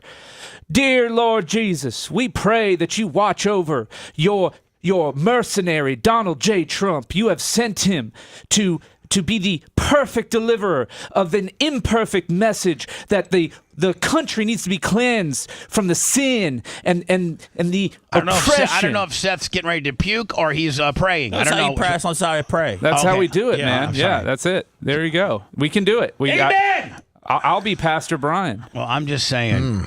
It would be so like I can't talk in tongues though, like Paula does. So that's something I'll have to work on. Remember that real fat guy? As soon as I got fired from 98 Rock, they tried to replace me with a guy named Puddin'. Yeah, Pudding. Well, he went on to go do kind of a 98, kind of like a Bubba the Love Sponge guy show, like in Traverse City, Michigan, or something like that, right? And he dabbled around in guy skewing radio, and he didn't do very well. Then he flipped it over. He's a good radio guy. He's a good communicator. He can talk. Most of us can. Most of us radio guys that have been doing it long enough can sit here and monologue or BS with the best of them. He flipped over full-blown MAGA, and now, Lummy, he's so big that he, no pun intended, that he fills in for, like, when Glenn Beck's on vacation, he fills in for Glenn Beck. Really? Yeah. And I'm just naturally that much better than he is just as an air personality. And every one of us are. Everyone. So if we would go full-blown, straight sucking the MAGA D. And then, with the MAGA D, you got to suck the Elon D, and you got to suck it all. Well, where's yours? If it's red, you suck it. We got to have a Cybertruck parked out front. We got to get some Bubba Army wrap on that Cybertruck. I don't know about all that. I guess we could probably borrow 4G Auto Blow's one of his vehicles. Of course. Yeah, Brian, we got that. So we got 4G Auto Blow in one of his Trump's Rolls Royces. But here's the thing. I know that's probably what I need to do, but I don't want to do it. You don't want to give the people your heart, Bubba? It's not me. Give it to them. I'm not being honest. You got to do it for how MAGA. I really am. Give them your heart. I do believe in. I believe in I believe in this dude more than the dude that was before him. Let me just say that.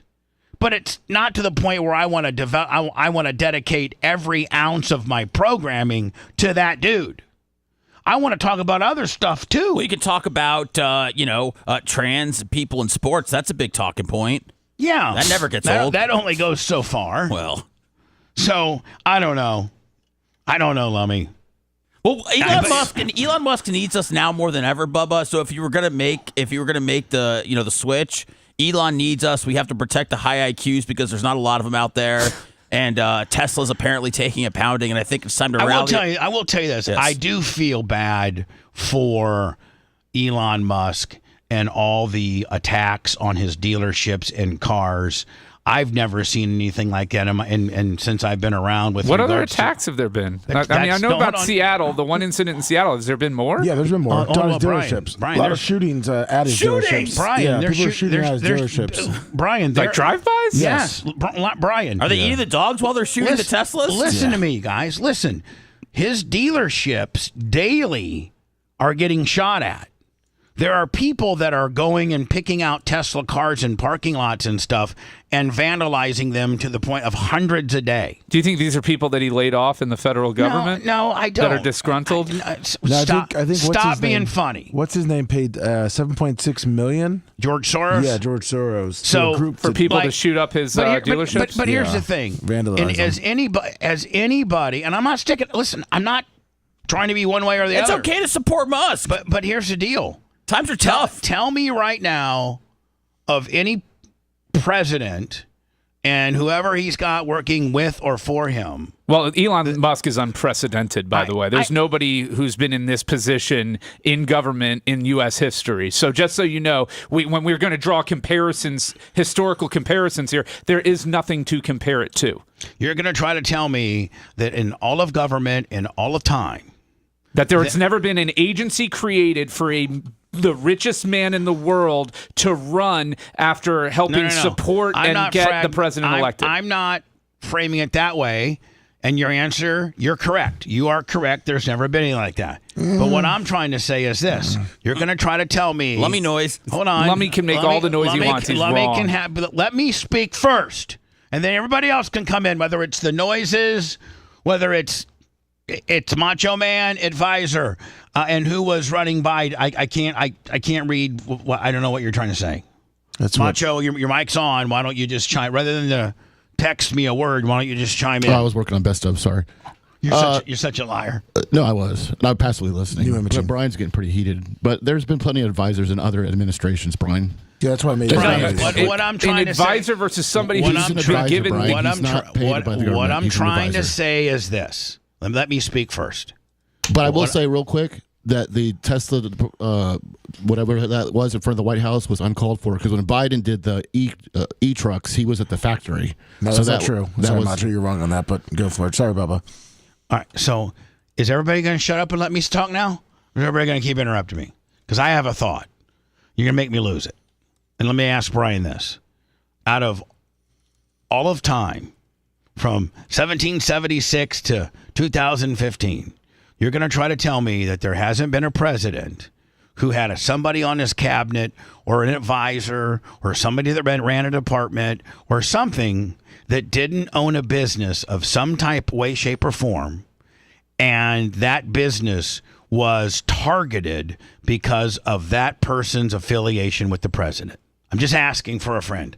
I, off the top of my head, can't necessarily think of one, but I got to think that there's been somebody that has worked for one of our presidents during our lifetime that owned or was a part of a major corporation that, was open to the public that's now being targeted based on that person's affiliation with said president. Now, again, off the top of my mind, I can't think of any, but I could be wrong. Now, first of all, I disclaim any violence, blowing up Teslas, shooting up.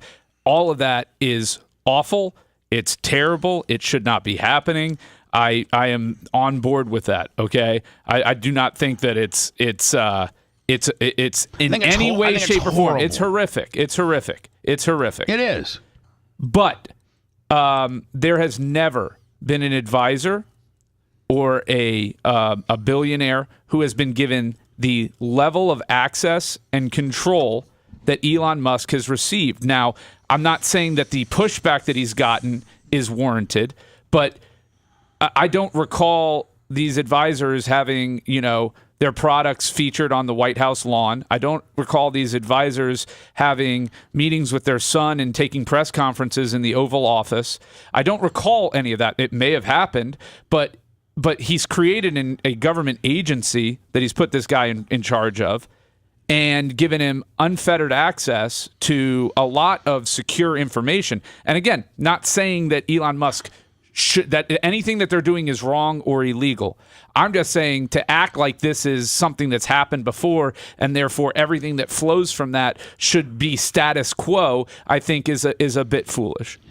I think that Doge is good, especially with regards to the amount of money that they found we have wasted. Do you believe all of it, though? I mean, that's my question to you: is what is the proof of the? Because first of all, you were touting that there was somebody who's been receiving Social Security longer than the United States has been formed the other day on the radio, which was something that got reported and said that somebody who's 260 years old has been receiving Social Security for that long. I mean, I don't think I reported that. I think I reported that they're still. I could pull the audio. I think I reported that they're still in the system. I don't think I reported that they're getting a check. I think I reported that they're still in the system.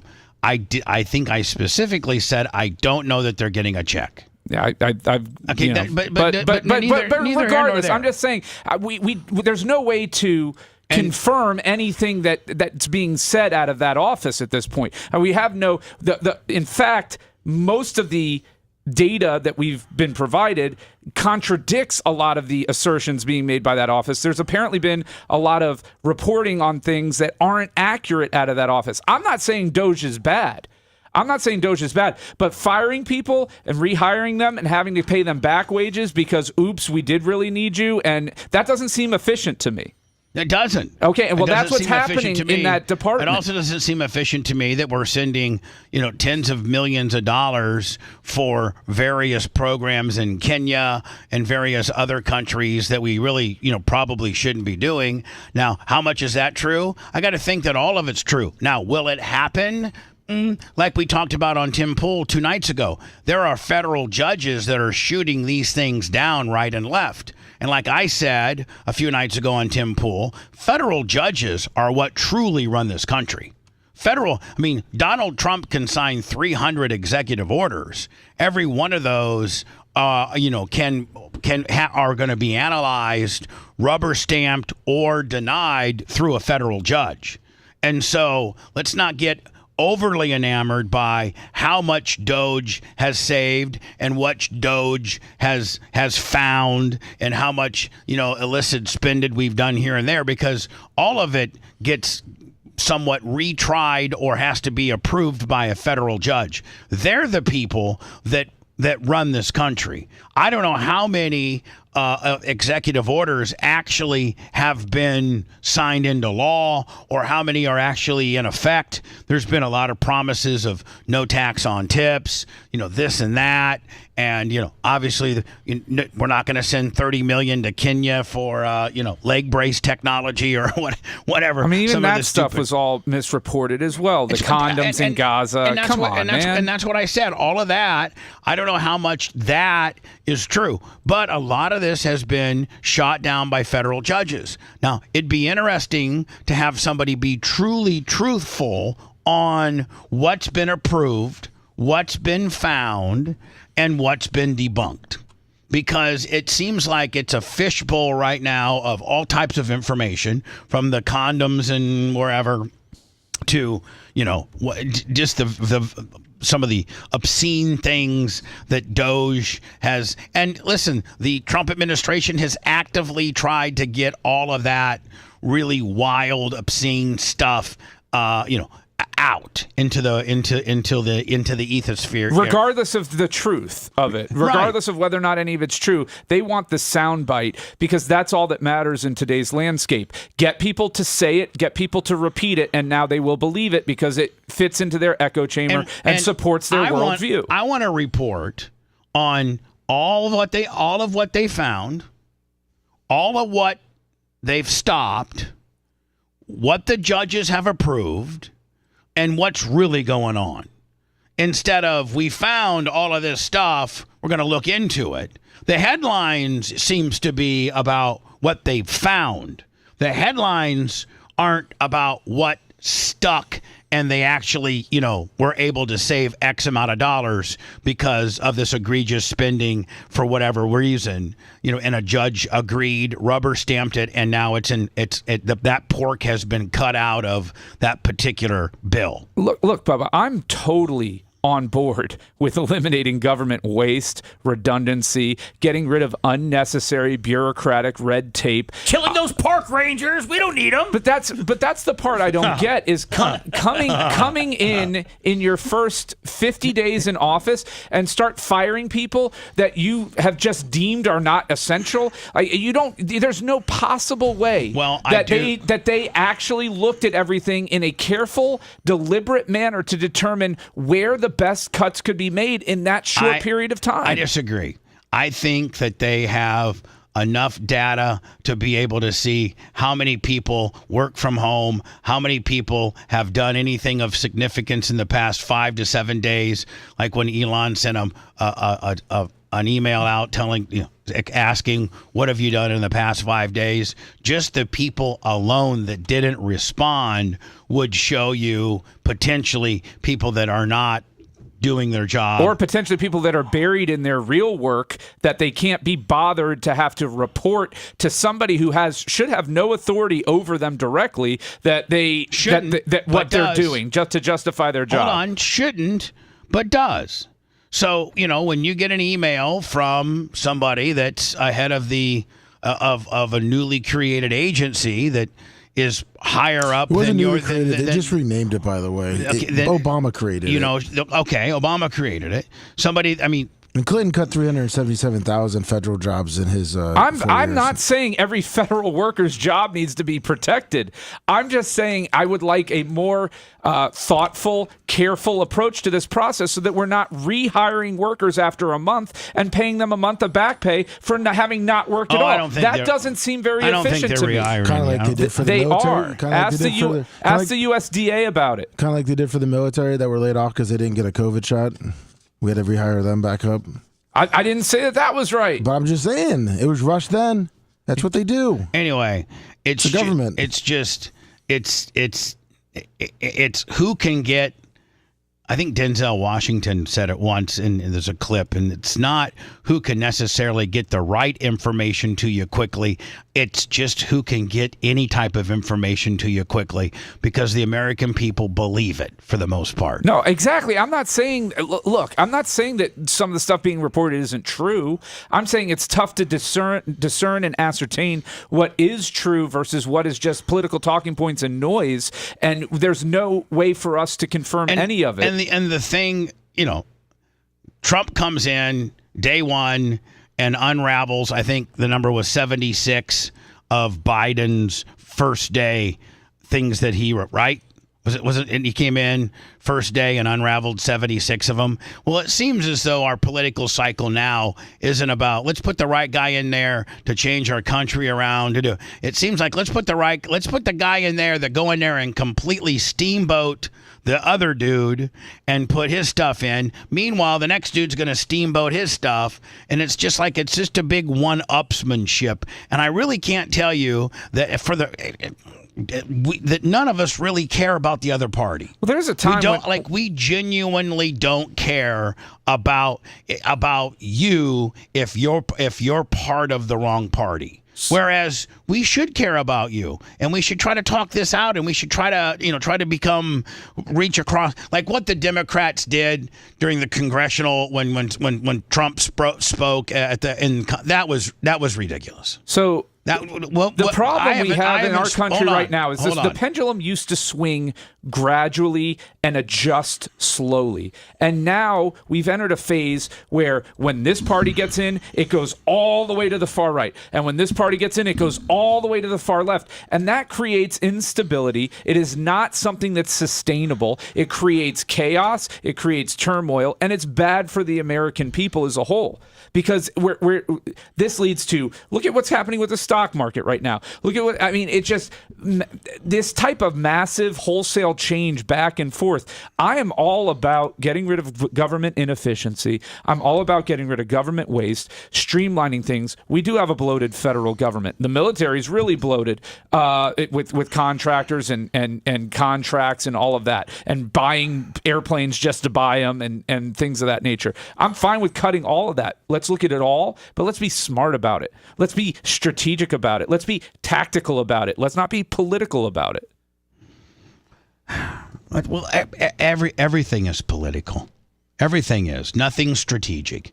Everything's political. And that's the problem. I mean, John Fetterman's got it figured out. He really is. He's the most even-keeled, sensible Democrat out right now. He really is. He denounced what the Democrats did in Congress during, what was it? Who was the guy that shook the cane? Was it Green? Al Green. Al Green. He denounced that. He denounced the little flip cards, the little chalkboards. I thought that was a really bad look. It's kind of bad when Stephen A. Smith is actually being somewhat considered a potential candidate and makes more sense than anybody in the Democratic Party. The Democratic Party needs a leader. Somebody, like Brian, like what you just said. Somebody that's got some balls to say it like it is, to reach across party lines, to know that we have to work together, and to stop being weird and being a baby. But how can you work together when we can't even have a conversation like this without me being called an F-tard and a libtard? And I mean, that's what it boils down to. You cannot have a difference of opinion anymore. It's tribalism run amok, and there is I am not a loyalist to the Democrats. I'll call it like I see it. I didn't like the flip boards. Now, I'm not going to sit here and clutch my pearls like you did and act like it's the worst thing that's ever happened in the history of our nation. I didn't say that. Yeah, you were kind of up in arms about it and said it was unprecedented. It's the first time that anybody's ever been removed during a congressional speech. Yeah, there are other instances when they could have been. I mean, Marjorie Taylor Greene wearing a MAGA hat is also it's the first time it's a sign. It's the first time they brought dry eraser boards. Yeah, but the MAGA hat's a sign. It's speech. It's words on something. So you're right. We can't agree because you won't even fundamentally agree that what your party did was asinine and didn't even. I did agree. I didn't like it. And you know what? Didn't better your party. There's so many different ways your party could have acted and been more effective than that. I agree with that. If I'm the Republicans, I'm happy they made a spectacle of themselves. And if I'm a Democrat and I'm a slinging D Democrat, I'm denouncing those that acted that way, taking charge and trying to not say I'm sorry, but to denounce those and what they did and say we can be better and we will be better. And start organizing. When John Morgan has left your party and he's now an independent, based on just based on I think it's based on him wanting to get weed passed and realizing that if he's viewed as a Dem and Florida's becoming a redder state, he may need to back away from that side. That's just my opinion. I know he has a lot of money tied up in weed becoming legal in Florida. And also he's got a lot of money tied up in the Democratic Party too. He did. And so that's what I'm saying. When you lose that guy because Kamala was shoved down your throat and you didn't have a say-so in it, then, maybe that guy's onto something. And the party's in complete disarray, and they need a leader. They need a leader to tell the ones that are acting out to stop acting out and circle their wagons with a common denominator and a common goal and a common set of values and stick to them. They're scattered. They're like the Waffle House right now. They're scattered and shattered or whatever the hell it's called. Jacob Jordan, $10 in Colorado Trucker 7195. Thank you. Thank you, my friend. PayPal, Cash App. What is it? PayPal, Venmo, and Cash App, and of course, don't forget BubbaArmyTips.com. That seems a little slow, Lummy. Yes, it is. BubbaArmyTips.com. Seems a little slow. We just had Pickleville today. Anyway, stop blowing up Teslas. Yeah, I mean... They just tried today. That's bad. It's bad. I mean, Colorado. like that. It's bad. You remember, I spoke out against the pulling down of the tearing down of Confederate monuments. I said that's not the process. That's not the way we handle things in this country. That's not civilization. Okay. I would actually feel somewhat. I'd be strapped as let me have obviously have a license to carry a handgun, and now in Florida it's I think it's open or constitutional carry. I forget which one it's called. It's constitutional carry. All right. I would be strapped if I was driving a Tesla right now, because I feel as though maybe not in Florida, but in some other places, you could get attacked just based on driving a Tesla. Based on a guy that our president has put in charge and trying to control government overspending. The Indian people in my neighborhood are in big trouble. Every single family has a Tesla or two and a Powerwall. But I don't think it really matters in Florida. I don't think that person driving a Tesla is going to get targeted in Florida. I've never looked at somebody driving a Tesla in California might get targeted. I think a person driving a Tesla in New York might get targeted. Nobody should be targeted for the car that they drive. They are, though. They are, and not only that, but dealerships are being shot at. That's ridiculous. And didn't Trump come out, Lummy, and say they're going to start if they? That sounded. Oh man! That's the second time Lummy's done that today. I haven't dropped it. There's nothing in it. It's in my bag. It's empty because it had alcohol. I know in that. it. I know that I have to buy another pair of headsets because somebody spilled something on them. I do know that. I did not spill anything. Nothing was in my cup. It was my backpack, and I moved my backpack. So I'm sorry. Macho, is it not true that you did ask me a couple days ago via email, we need another pair of headphones because somebody spilled something on a pair of headphones? Yes. Yeah. Maybe I should stop allowing drinks down there. I was there in 199. So. Yeah, I don't think it was during the normal show. Again, during Bubba 199, Lummy, Yes. where we have people that are not broadcast professionals that don't know their way around the microphone and or where their drink is positioned. Would a coaster help? No, I don't think a coaster, What about a Bubba Army 6-pack of coasters? Stop with your libs coasters.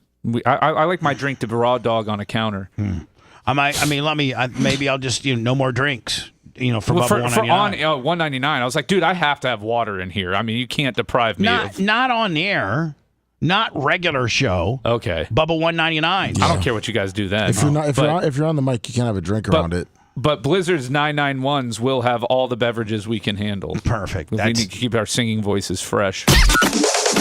If you liked that segment, then you'll definitely like the new redesigned BubbaArmyHQ.com. We'll be back to the Bubba the Love Sponge show after this.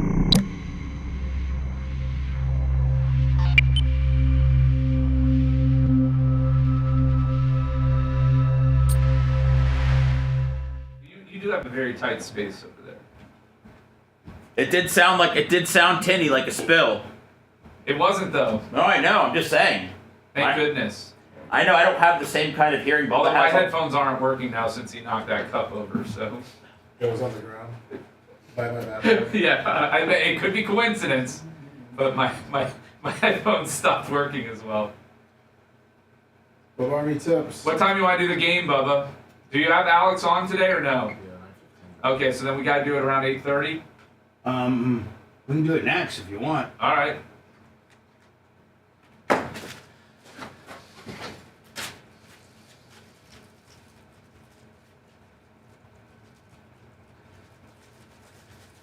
Here's your dry erase board.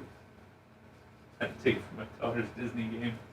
So you're going to write your answers on. Who'd you kid me? Well, it's not. It's just, it's a sketch game. It's actually kind of a cute, fun family game, but I just needed something that was dry erase that you guys could use. And the Dems had bought up all the placards, so I had to get this. This is what you're going to write your answers on. And then erase. Oh.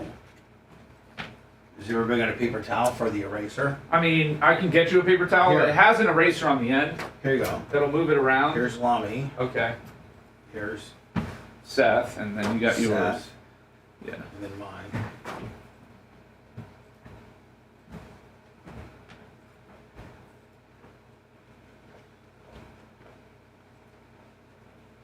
Here you go.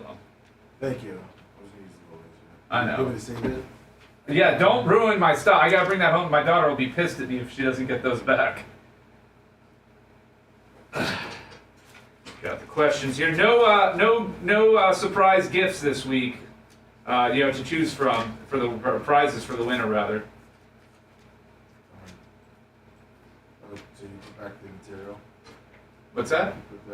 I put the material back in my yard. I need to put this material back in my daughter's board game. Good morning, Gilson.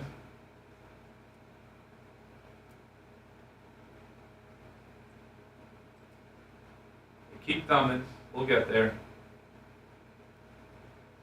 Gas is cheap, you say? I think it's higher than when he took office. And again, not his fault. Although I don't understand that, and maybe you can explain this to me, Lummy, because I don't have enough knowledge about it. OPEC cuts the price down below $70 a barrel, which prevents the U.S. from being able to pull any out of the ground because it's too expensive at that point. Why hasn't gas prices gone down? It's literally the lowest that oil has been on the international market in like 5 years. Yeah, but when they raise, but here's the thing. What's the difference? When they raise the price, the next day the fucking gas price goes up, even though it's the same shit. That's fucked up. It's just like food. It's just fucked up. It's fucked up. It's just like all that stuff. They raise the prices and the outlook. They don't lower it. They don't lower it in the outlook, but they raise it in the outlook. It's fucked up. It's fucked up. It's fucked up. And again, I'm not blaming Trump for fuel prices because I know. That's why I said like when the dark guy came out, I was like, you were effective. Back in the day when Cisco, like we would raise it, but or then we would bring down like because we fluctuate on the fish prices. We would fluctuate it, and then we would go talk to the big customers, and we're like, yeah, you should see the relief. So they're not gonna drop their prices. But, they were telling us, oh, you gotta drop the prices. We're gonna prices. And they kept it the same. Yeah. To end results.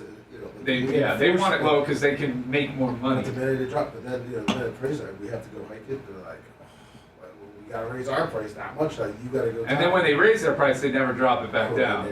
Barely. And then that's like they were just getting absolutely ass by their competitors. Never came back down. So it's the same thing. Why are they gonna lower it that much when they're buying it? They're gonna keep buying it. They're gonna wait to see how much the consumer pays.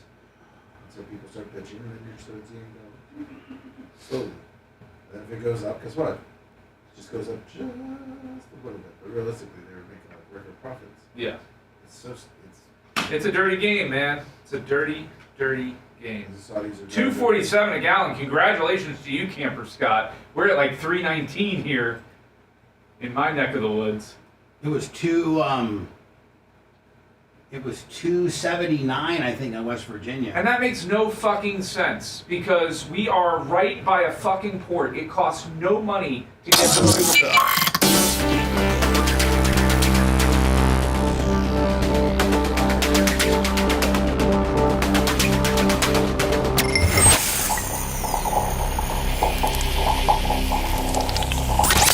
Broadcasting live from the Aquabito studios, aquabito.com/Bubba. It's the Bubba the Love Sponge Show. PayPal, Venmo, Cash App at the Bubba Army. Do not put a message on your super chat. Because if there's no message and it's just, Mushroom Mitch, $25 for the super chat. And let me, there's no consideration like my buddy Tim Pool said. And you're not delivering a message with said super chat, then it's considered a tip. And that's only if this tip law goes through. I don't see how that's going to happen. Brian, you might be able to help me more. Federally, I don't see how Trump is going to be able to do that. Well, I think it's going to be tied to you have to be employed in a job that has an hourly wage that's below the federal minimum wage in order to claim tax-free tips. And that is probably the only way they can do it, because if you make more than the federal minimum wage, why in the world would they then allow you to claim tax-free tips? It's going to be interesting to see how this all pans out, if it even does. The other thing being, how are they going to be able to do, and I was asked this by one of Tim Pool's guys, off air and that's what the Ron DeSantis proposed no property tax. Like, how's that going to work? And just in question form. Let me ask you a question. Wouldn't you rather go to a restaurant and pay 20% more and know the price up front and not feel any pressure and not have to tip?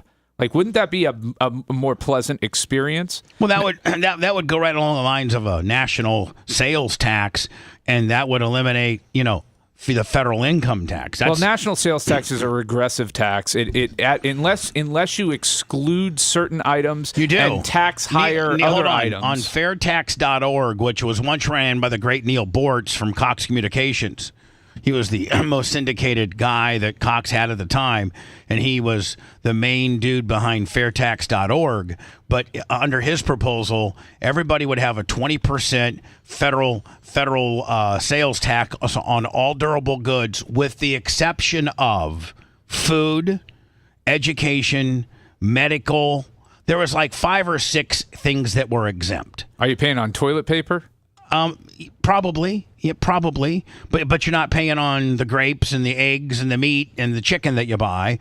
Probably on toilet paper. I don't know. Yeah. But you're not paying.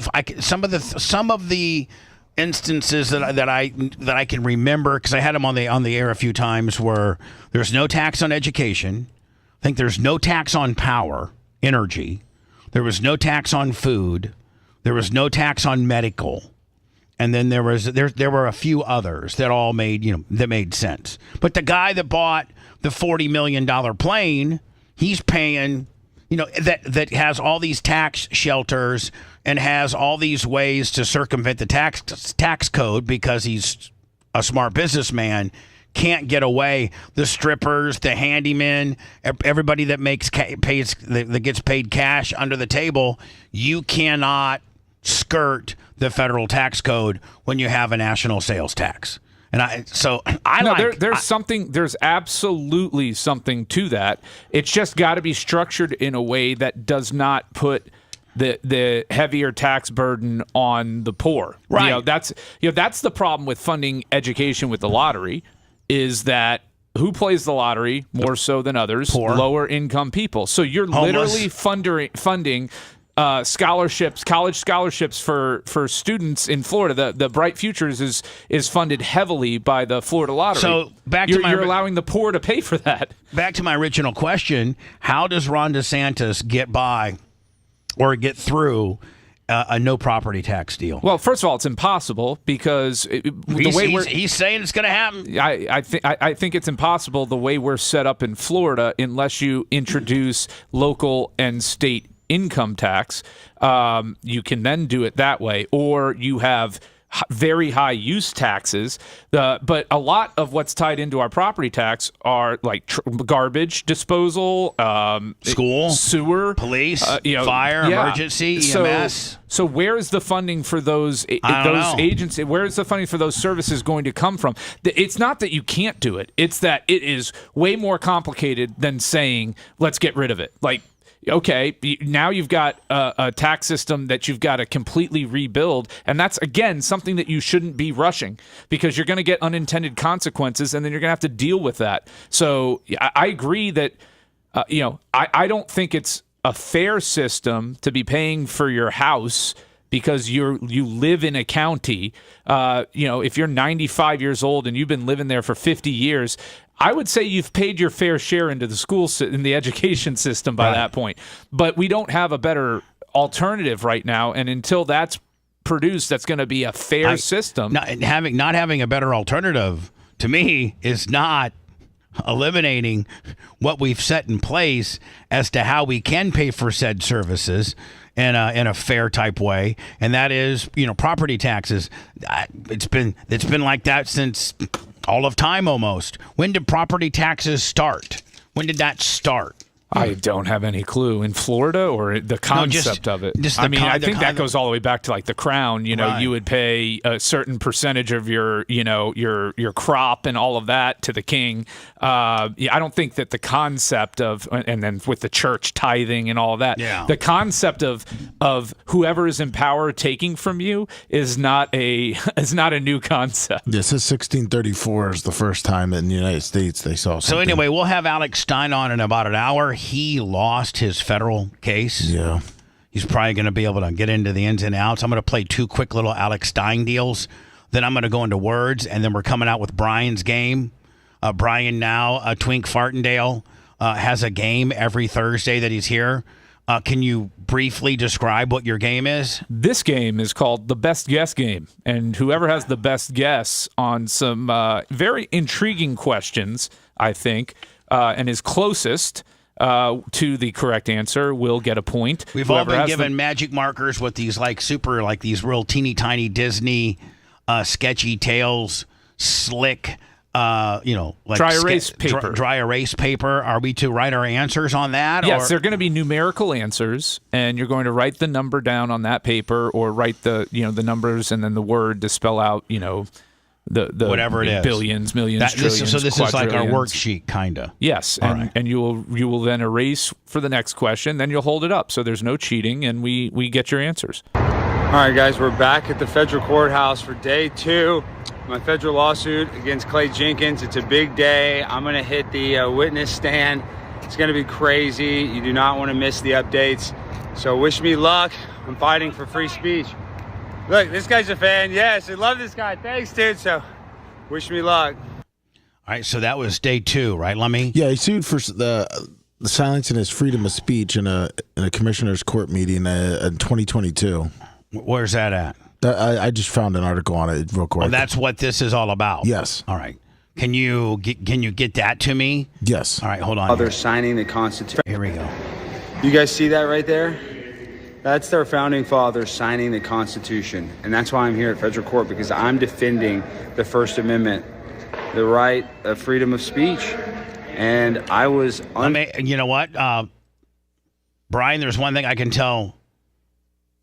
Alex now, hey, I'm 2-0 when it comes to First Amendment, going to court, freedom of speech issues.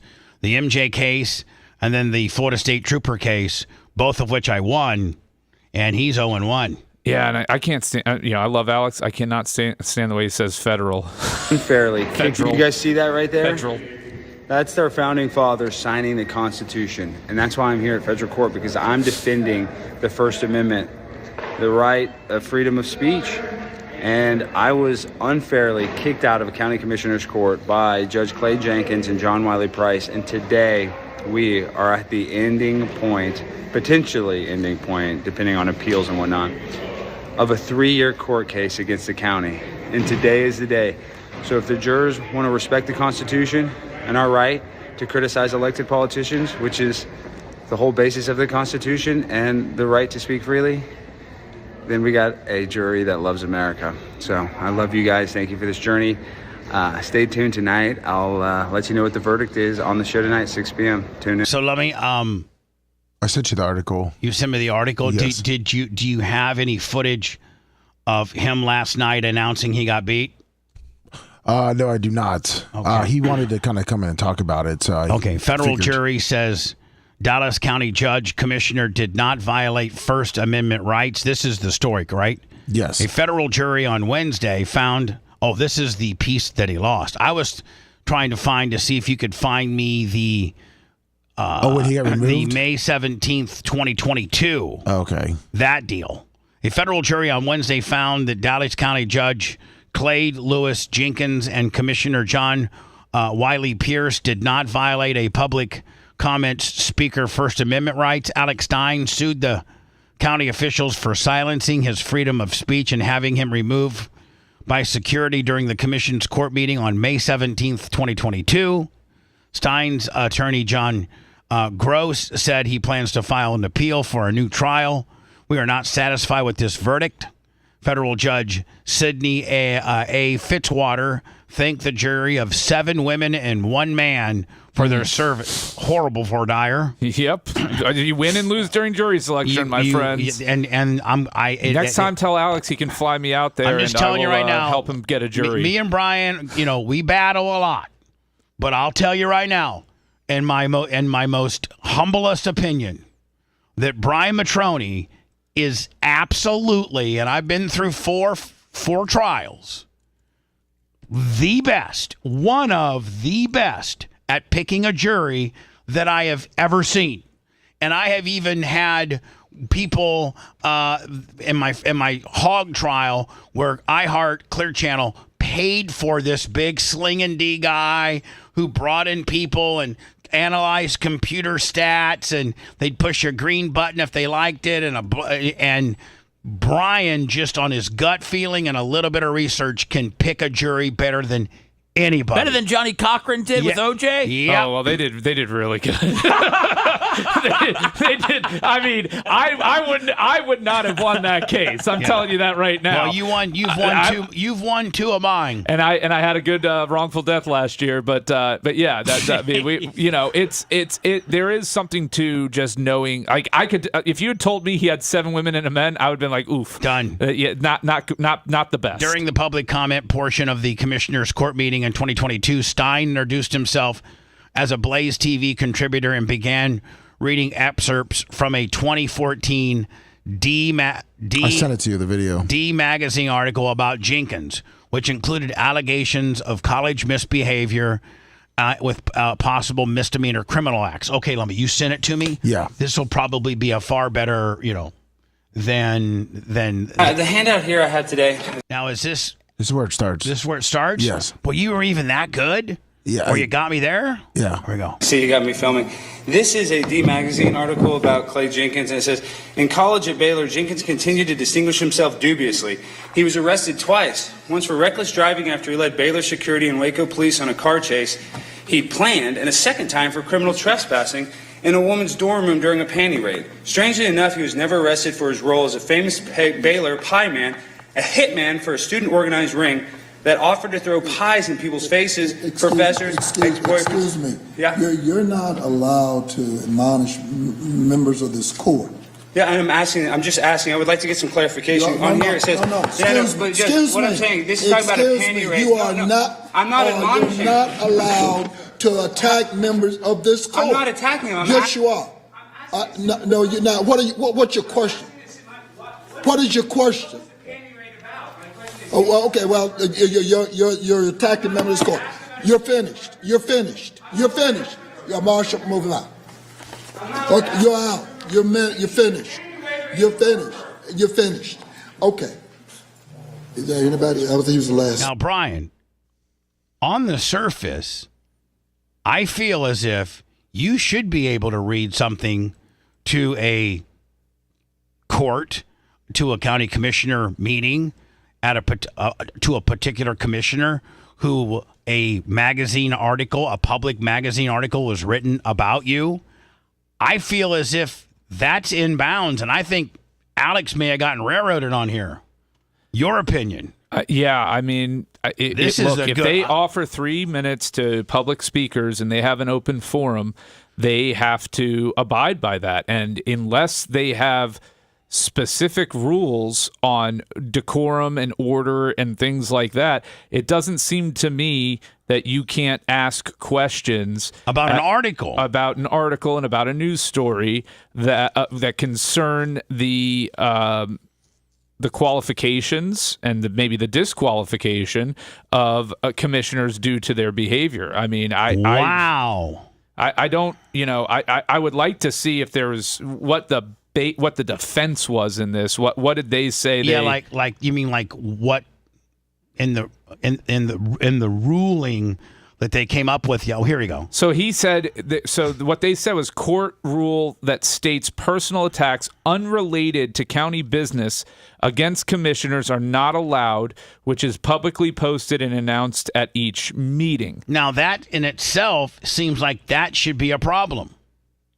That you cannot speak of something that a person has publicly done in their life that was reported by a magazine, wouldn't you have the right to ask that person who represents, a certain portion of Dallas or that community, who's a publicly elected official? Wouldn't you think that should be in bounds? Yeah, I don't know how this rule is worded or how it's in place. I don't know that it's a personal attack to ask for somebody's comment on something. I think if it goes to their ability to be impartial or fair, or their qualifications to serve as a commissioner, that is within the county business. I'm a free speech advocate, and if this guy didn't want to answer him, that's his choice. He could have stepped up and walked away for the 3 minutes that Alex was speaking and say he wasn't going to dignify allegations, that have unfounded allegations, with a response and rehash stuff that's from a 10-year-old article. Attack the member of this court. You're finished. You're finished. You're finished. You're Marshall, moving on. Okay, you're out. You're finished. You're finished. You're finished. Man, that's... I mean, there's been antagonists at county commission meetings and public meetings for as long as these meetings have been going on. You get some crazy people in there that get their time. Sure. And that's just the way these things are. That's what makes these meetings fun and entertaining. Dubiously. He was arrested twice, once for reckless driving after he led Baylor security and Waco police on a car chase he planned, and a second time for criminal trespassing. Now, see, if he indeed led Baylor police on a car chase and was arrested for trespassing, this seems like it's all public record, and I don't think that Alex would be saying it if it wasn't true.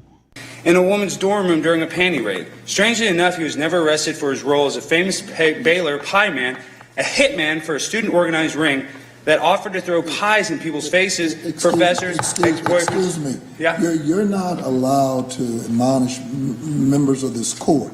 Yeah, I'm just asking. I would like to get some clarification. Here it says... Excuse me. I'm saying, this is talking about a panty raid. You are not... I'm not admonishing. You're not allowed to attack members of this court. I'm not attacking them. Yes, you are. No, you're not. What's your question? What is your question? Oh, well, okay. Well, you're attacking members of this court. You're finished. You're finished. You're finished. You're Marshall, moving on. Man, one would think actually, Brian, that the court would go the other way by saying this guy was way heavy-handed, way over the line when confronted about a public, police report, a public documented situation. Like this guy. Okay, you're out. You're finished. You're finished. You're finished. Okay. And Lummy, you said the jury consisted of 7 African-American women? 5. 5. Yes. Is there anybody? I think he was the last speaker. Let me tell you something. Members of this court, attack. See what he says, Brian. Right? That's beyond the pale. All right, so that concludes our public speakers for today. Jeez. Let me do some words. We'll come back with Brian's contest. All right. Then we'll take Brian's contest to the top, and then we'll have a little bit of then we'll have Alex. It's going to be interesting to see. Brian, I certainly would be appealing this. Well, I mean, or you got to have a basis for appeal. His lawyer did say that they are going to be appealing it. I know he said they're going to appeal it. He then said we didn't like the jury's verdict, and that is not a grounds for appeal. It's not an appealable. That's not an appealable position. I didn't like the outcome is not a basis for appeal. So hopefully he has something in the law that the jury did not follow the law, or that the judge did not follow the law in a certain way to make it appealable. Well, because not liking the jury's result is not an appealable issue. But within the bylaws of this committee, not liking what a person is saying about your past, is that... If they have a specific rule that states, and I don't know, this is a little bit outside my area, but if they have a specific rule that states public comment is open for 3 minutes and it must be concerning a topic that is before the commission, at this meeting that's on the agenda, and it limits it in that way, then it may be constitutional. I don't know, but that would be my guess, and that would be my guess as to why the jury ruled the way they did in this. Because otherwise, if it's not, then clearly he got railroaded. I mean, he was escorted out, shouted down, and not allowed to speak. Yeah, boy, it'll be interesting to get Alex on, Lummy, to see to wade through this, because man, on the surface, to me it seems like this African American judge or commissioner or whatever he was. Judge, I sent you an article where the allegations. All right, good. I'll get into that next. If you want a deep dive into the Bubba the Love Sponge show from the past, go to BubbaArmyHQ.com. We'll be back after these words.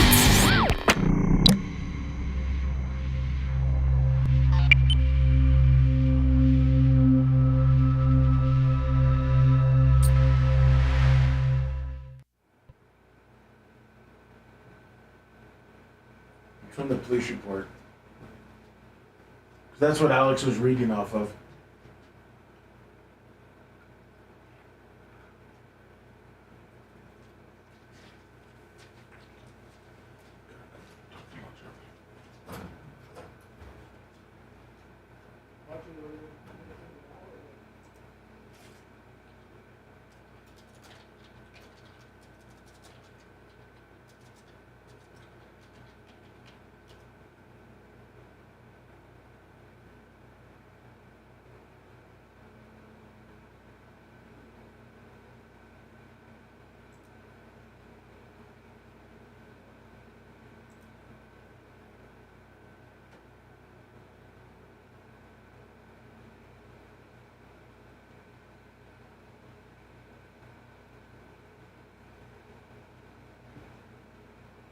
So I'm on the Dallas County website, and it says register to speak before Commissioner's Court. General information. Each individual appearing before the court shall be limited to a maximum of 3 minutes. Maximum discussion on any one topic shall be limited to 30 minutes, regardless of the number of speakers, and each speaker shall be limited to 1 appearance in any calendar month. And then it gives a deadline, and then it says click here to register. For additional meeting rules, click here. Okay, here. So click there. I did. And it's coming up. Now, I can't say for certain these were the rules that were in effect in 2022, but I'm assuming that they haven't changed substantially. Meetings. Citizen and other visitors attending court meetings shall preserve order and decorum, and shall neither, by conversation or otherwise, delay or interrupt the proceedings, nor refuse to obey the orders of the presiding officer or rules of the Commissioner's Court. Any person making personal, impertinent, profane, or slanderous remarks, or who becomes boisterous while addressing and or attending the Commissioner's Court meeting, shall be removed if security is so directed by the presiding officer. So hold on. A slanderous remarks. Well, impertinent. What does that That means not relevant to anything that's going on before the commission at that time. And that's my sense of how the jury could have determined that this, because unless the qualifications of the commission members were up for discussion as part of the agenda, then they may have been deemed to be impertinent. Right. You're probably right. And based upon that, if that was,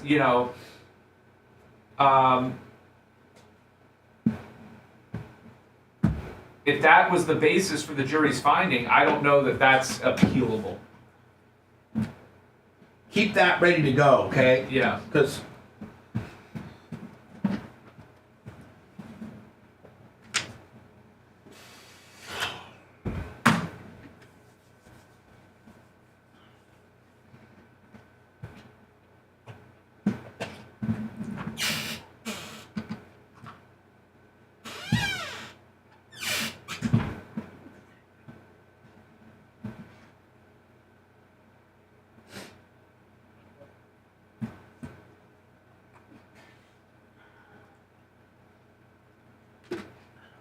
So if he had been held in contempt, the punishment is a $25,000 fine or 24 hours in jail. For an individual's first time to be held in contempt, they shall be fined, and for all additional times, they will be subject to confinement in jail. I would rather, $25 fine. It's a $25 fine the first time, and then there's not an any or there. It's first time offenders, it's $25. After that, you're in jail for 24 hours.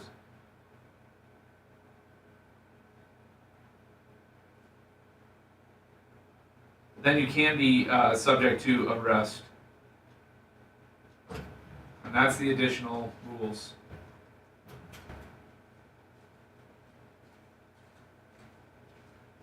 Questions? I got some good questions. They're fun. Got an Amazon mystery value. You guys are playing for between $25 and $500 today. The last one was about 15, so. Yeah, no, but I also had material, so and a sifter. Did you bury that back in your yard? Yes, I put the dirt back in the hole.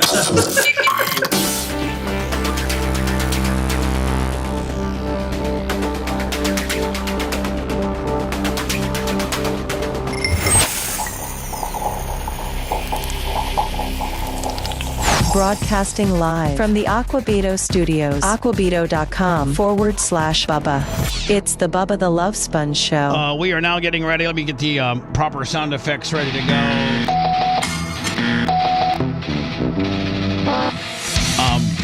On one of the shows, poor little Seth, I saw him. He was trying to find some sound effects over here.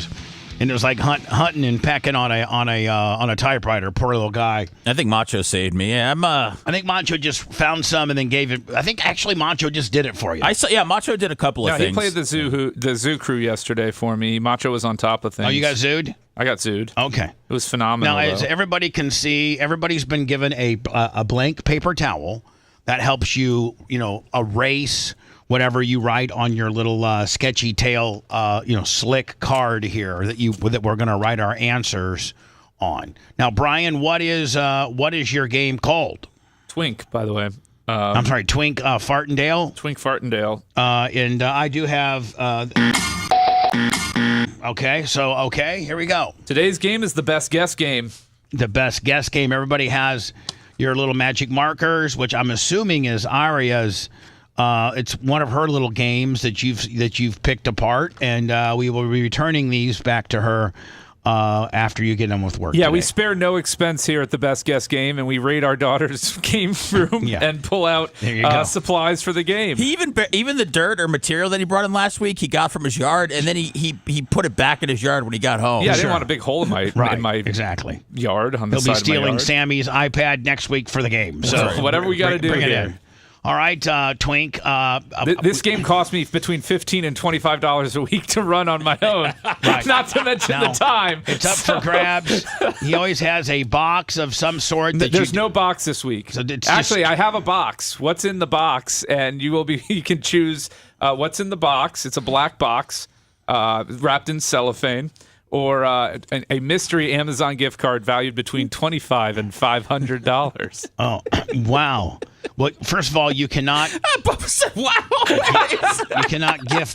You cannot gift your Bubba Alpha Volume 25. That's not giftable. All right, then we have nothing in a box today. I mean, $25 is the low end of the card. Yeah, that's pretty damn good. Yeah, you got screwed last week with that $15 Target gift card. Indeed, I did. So let's continue. Let's go on with your game. All right, the best guess game. So I'm going to ask you a question, and you are going to write down a numerical answer onto your card. When I say reveal your answers, you reveal your answers. The person who is closest to the actual answer will get a point. In the event of a tie, it's the person who's closest without going over. Are you ready? Yes. First question. How tall in feet is the Burj Khalifa? How tall in feet is the Burj Khalifa? What if you even know what the Burj Khalifa is? Then give it your best guess, my friend. But if you know who Wiz Khalifa is, then you're definitely in the know. Well, in you this said one. Wiz Khalifa's tall, so I did. Yeah, yesterday. Who's this? How tall is who? No, how tall is in feet is the Burj Khalifa? Put your answer down. Bubba can see it. You fool. Well, I don't know, man. Jeez, how long does it take to write down a number? All right. 3, 2, 1. Reveal your answers. We've got Lummy. What'd you write? 10 feet 5 inches. 10 feet 5 inches. Seth, 7,089. 89. And what did Bubba write? 16 foot.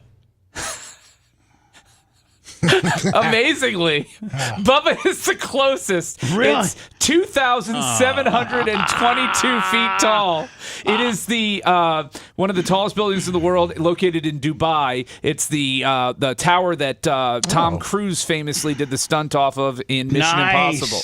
So you keeping score, Brian? Yeah, okay. Bubba only missed it by 2,706 feet. I was the closest. You were the This closest. is good news because we're spring breaking in Dubai this year, everybody. Right. So actually, And that's where the next content house is and going I'm to going be. to have $35 of Target gift cards to be able to cater the whole damn thing. Oh, this is Amazon, Bubba. Oh, I'm sorry. That more flexibility. Yeah, there you go. Yeah. All right, next one. question. As of 2018, how many species of mammals are on Earth? Can you keep these games America first? God, yeah, can you keep them? Jesus. Really, dude? How many species of mammals are there on Earth? Who cares about Earth? We got our own problems here. As of 2018, how many species of mammals are there on Earth? Oh, he's doing the mammals gimmick on us. Mammals. Yeah. Okay. Mammals. It's like Price is Right, guess Fishies? that dollar. Does everybody have their answer? Fishies? Yes. Everybody Hold up your card. Lummy, what say you? 432. Seth? Oh, man. What'd you write? 3,506. And Bubba? 8,800. Ooh. That was very close. And the closer is Bubba. 6,399 is the correct answer. Bubba answered 8,800. Good job, Bubba Bubba. takes the round. Wow. Okay. Man. I'm starting to think this game's rigged. I'm starting to go high. Brian hates me. If it was rigged, you would win. He hates me. Please. Now you got a point there. Exactly. I mean, I can't argue with that. I mean, you know when you got to take an L, and you got to take an L there. Taking L's all over the Brian place. may hate you, but Twink Fartendale loves Bubba. You're taking L's all over the place. All right, go ahead. Third question. How many miles around in circumference is the Earth? How many miles around in circumference is the Earth? Wow. A lot of Earth questions here. Okay. This is All right. All right. Everybody ready? 1, 2, 3. Hold up your answers. Seth, what say you? 6,942. Lummy? 360,000. Bubba? 35,000. And once again, the closest, without going over, on, is man. Bubba. 24,901. Wow. This is turning into a rout. Wow. Seth, it's rigged. Maybe I'm just, a little bit smarter than people. I mean, you are surprised. You were nowhere. You had no clue what the Burj Khalifa was. No, I but your know. other two answers were very respectable. Yeah, I'm just trying to figure it out about stuff that I know. He's like, listen, Indy Raceway is 2 miles say it's around, and if I was to let me stretch say Indy it's Raceway out, 1,300 to Warsaw, and then if you go Warsaw to New York, and then you add another 3,000 there, and then it's another 3,000 to LA, that makes it about, I don't know, 8,000. I don't think you did this much calculation in that short a time. Okay. All right, you're right. Continue on. All right, question number 4. How many questions are there? There's going to be 4, 5, 6, 7, 8 total. Don't stop, baby. All right. Question number 4. Approximately how many pores on average does the average human have? Pores. Pores. Oh. Pores that you sweat out of, holes in the skin. How many pores does the average human have? Okay. Y'all got your answers? 5, 4, 3, 2, 1. Let me still writing. Hold up your response. Steph, we'll start with you. 96. 96 pores. You went with 96. You know what a pore is? I went with. Yeah, dude, it's what you sweat out of. I went with 375,000. 375,000. 10 million. 10 million. Closest without going over. It's not closest without going over. Bubba was nowhere near, but because Lummy was in the millions, which was right, it's 5 million. So technically, Bubba's answer is closer. Oh, come on! I'm sorry, but it is. He missed by a country mile, but he's still closer. Wow. Good job, Bubba. All right. Well, one of you's got to sweep this to make this an interesting game. Yeah.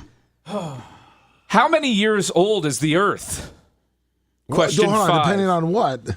Not the Bible, off of real science. How many years old is the Earth? Real science. Yeah, Lummy's like 5,460 years I'm old. sorry. Everybody I'm knows just going off of the Bible, the history book. Well, then make that your answer. You may be right with this crowd. Or they have the lowest one.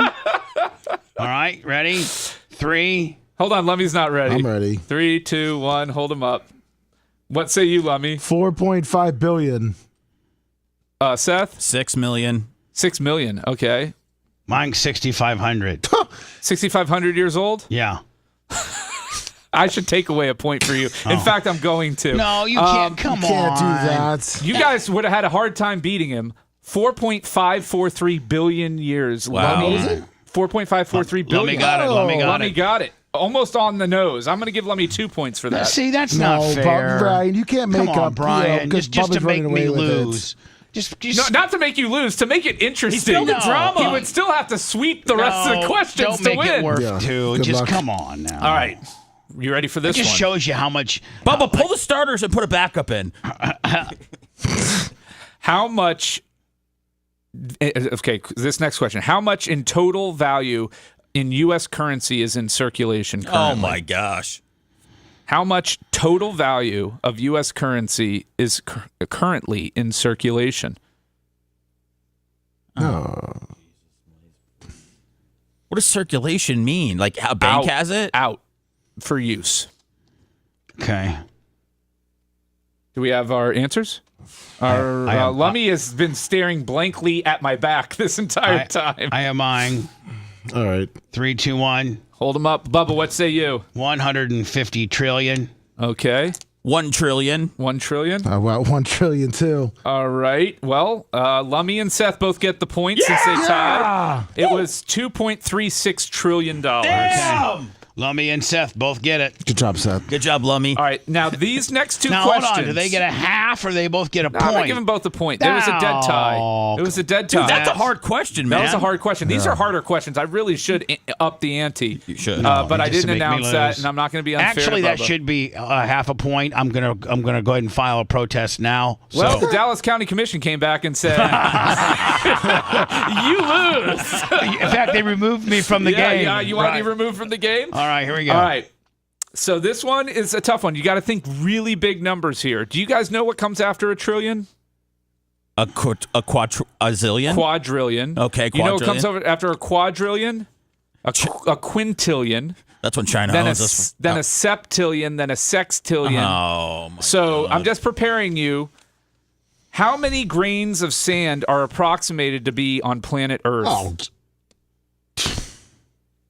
This guy is. I didn't say the questions were easy. Dude, this guy's a prick. This is called best guess. you said, what was it? What about the other quadrillion? games I pitched you yesterday? How many grains? I got those in the can for Okay, other great. weeks. How many grains of sand are estimated to be on planet Earth? Okay. 3, 2, 1. We'll go to Sethi first. What'd you write? Infinity. Infinity. Okay. It is a countable number. Lummy? 3 quadrillion. Okay. And That was the right Bubba? one. Quadrillion, right? Yeah, quadrillion. 600,000 sextrillion. So Lummy, very good answer. 7.5 quadrillion.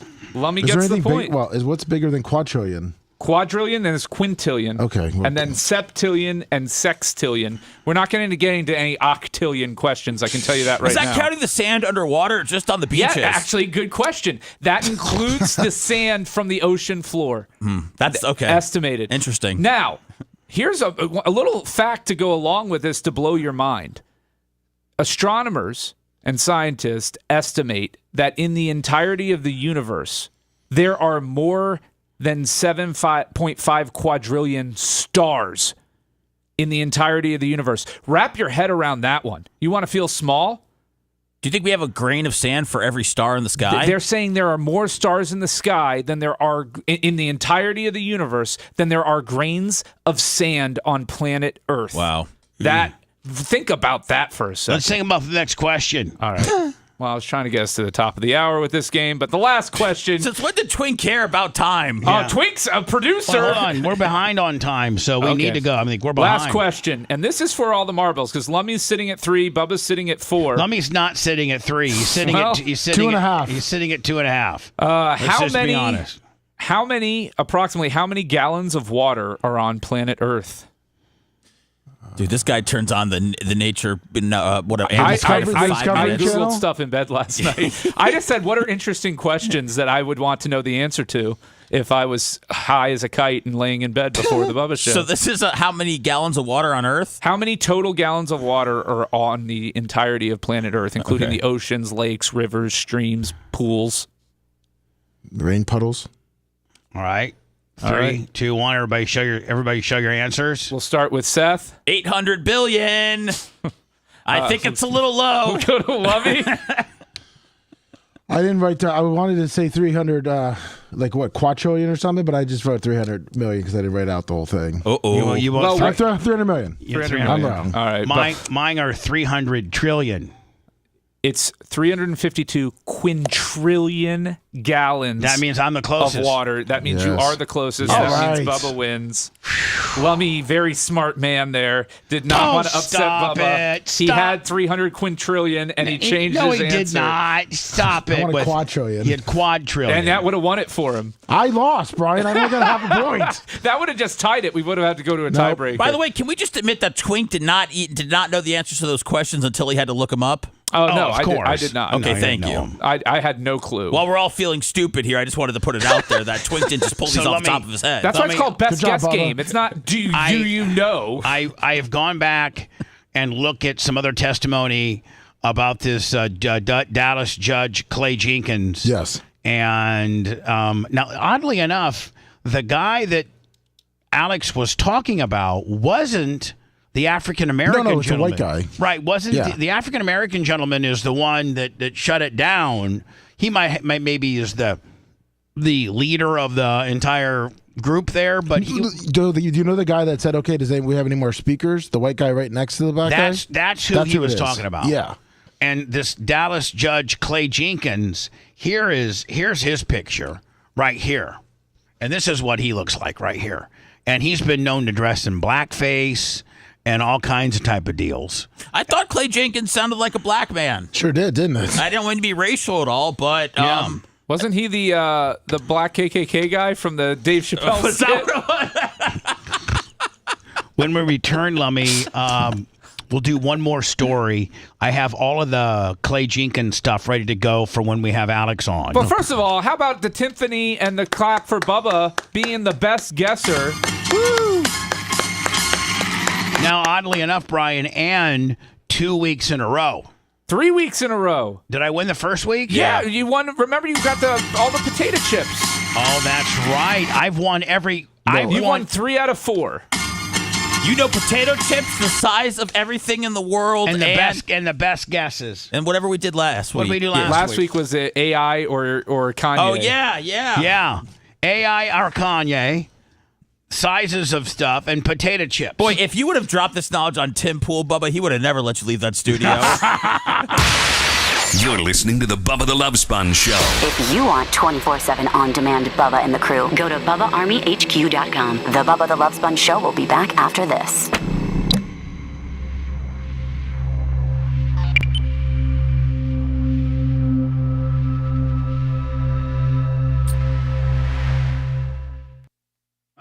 Whatever this little Disney game is, it looks like it sucks. Yeah, well, I'll tell you what does suck is your guessing ability. Your estimation ability. You don't know shit, dude. Your whole life's on ChatGPT. It's your only fucking friend. You told me that your only goal is to make ChatGPT laugh, and that's why you said that thing about the Hogan thermos. Yeah, I still got the transcripts I could read, Bubba. No problem. Why are you so hostile? You are not a good loser. Maybe you're not a good host. Maybe you're not a good. Used to it by now. Maybe you're not a good game put together. Maybe your shirt's for fucking tourists. I don't know. It's bad birdie. What did ChatGPT say? You're all the Clarence, the Coles or whatever. Yeah, on yours. Yeah, on your IP address. I'll read. Look at like your shirts when I Google them. That was a hell of a game, guys. Yeah, that was good, man. It's always thank you. Dude, mind blowing that astronomers think there are more stars in the universe. It's a fucking guess. They don't even know how deep the oceans go. No, they do. Yeah, they do. No, they don't. Marianas Trench They is don't. the deepest it goes. You don't know that. They haven't been to every You're trench. right. You You're haven't right. been to every trench, man. Yeah, Can I man. tell you? I believe that we came from the water. Yeah.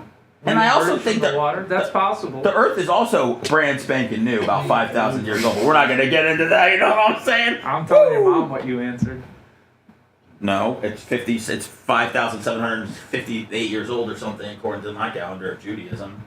Yeah, but those years are questionable. Why don't you just take your anti-godless approach and go shove it up Twink Martindale's ass?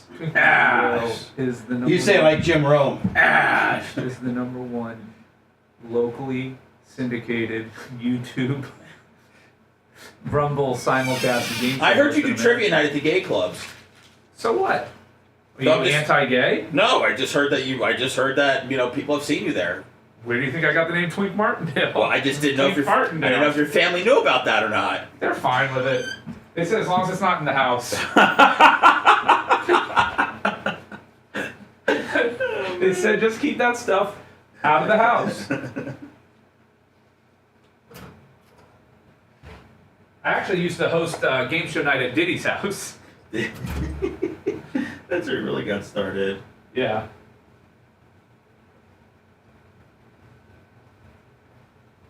I love that Bubba got the Burj Khalifa right with an answer of 16 feet.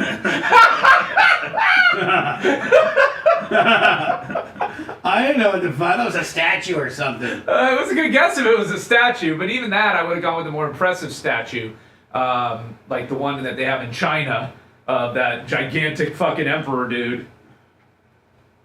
I like the Leaning Tower of Pisa myself. Yeah? What is that, like 485 feet? It's not that many. I think it's like 485 or something like that. I'm actually not sure, to be honest Or with you. 270 something? To be honest with you, fellas. Why do I have to fill out 10 pages of paperwork every time I go to the doctor? It's 186 feet.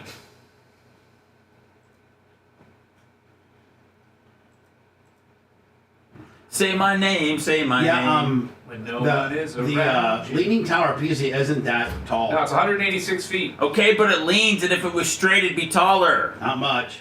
No, it'd be the same height. No, it wouldn't. And not if it's bent. There's curvature, you straighten it out, you got You're your extra acting inch. kind of shady, Steph. What? You're acting kind of shady. Ain't Well, quit calling me baby. Why the sudden Say change? my name, say my name. When no one is around you, Say, baby, I love you if you ain't running game. When Bubba finally lets us take over our karaoke night, we're going to do it. We can just come in and do it whenever the hell we please. Dude, we would kill, man. If Bubba wants an extra $2,000, he just needs to let us know when. And that's after our profit share with us. He's clearing $2,000 that night. That's a 75-25 split. We get 75, he gets 25. He'll take that if all he's doing is fucking chilling Sleeping. at home and we're singing our hearts out. He's at home munching on Fritos and box. Did you say box? Yeah. I don't think Bubba does counseling guy. No, he has to. No, he likes to just have her hop on top and get it over with. Bubba, do you eat pussy? You know what the move is that he is known for, Brian? The 2-finger, but that's not eating. I know, but I'm just saying. I know, I've I'm seen just it saying out that's there. not eating. The eating is, I know the move.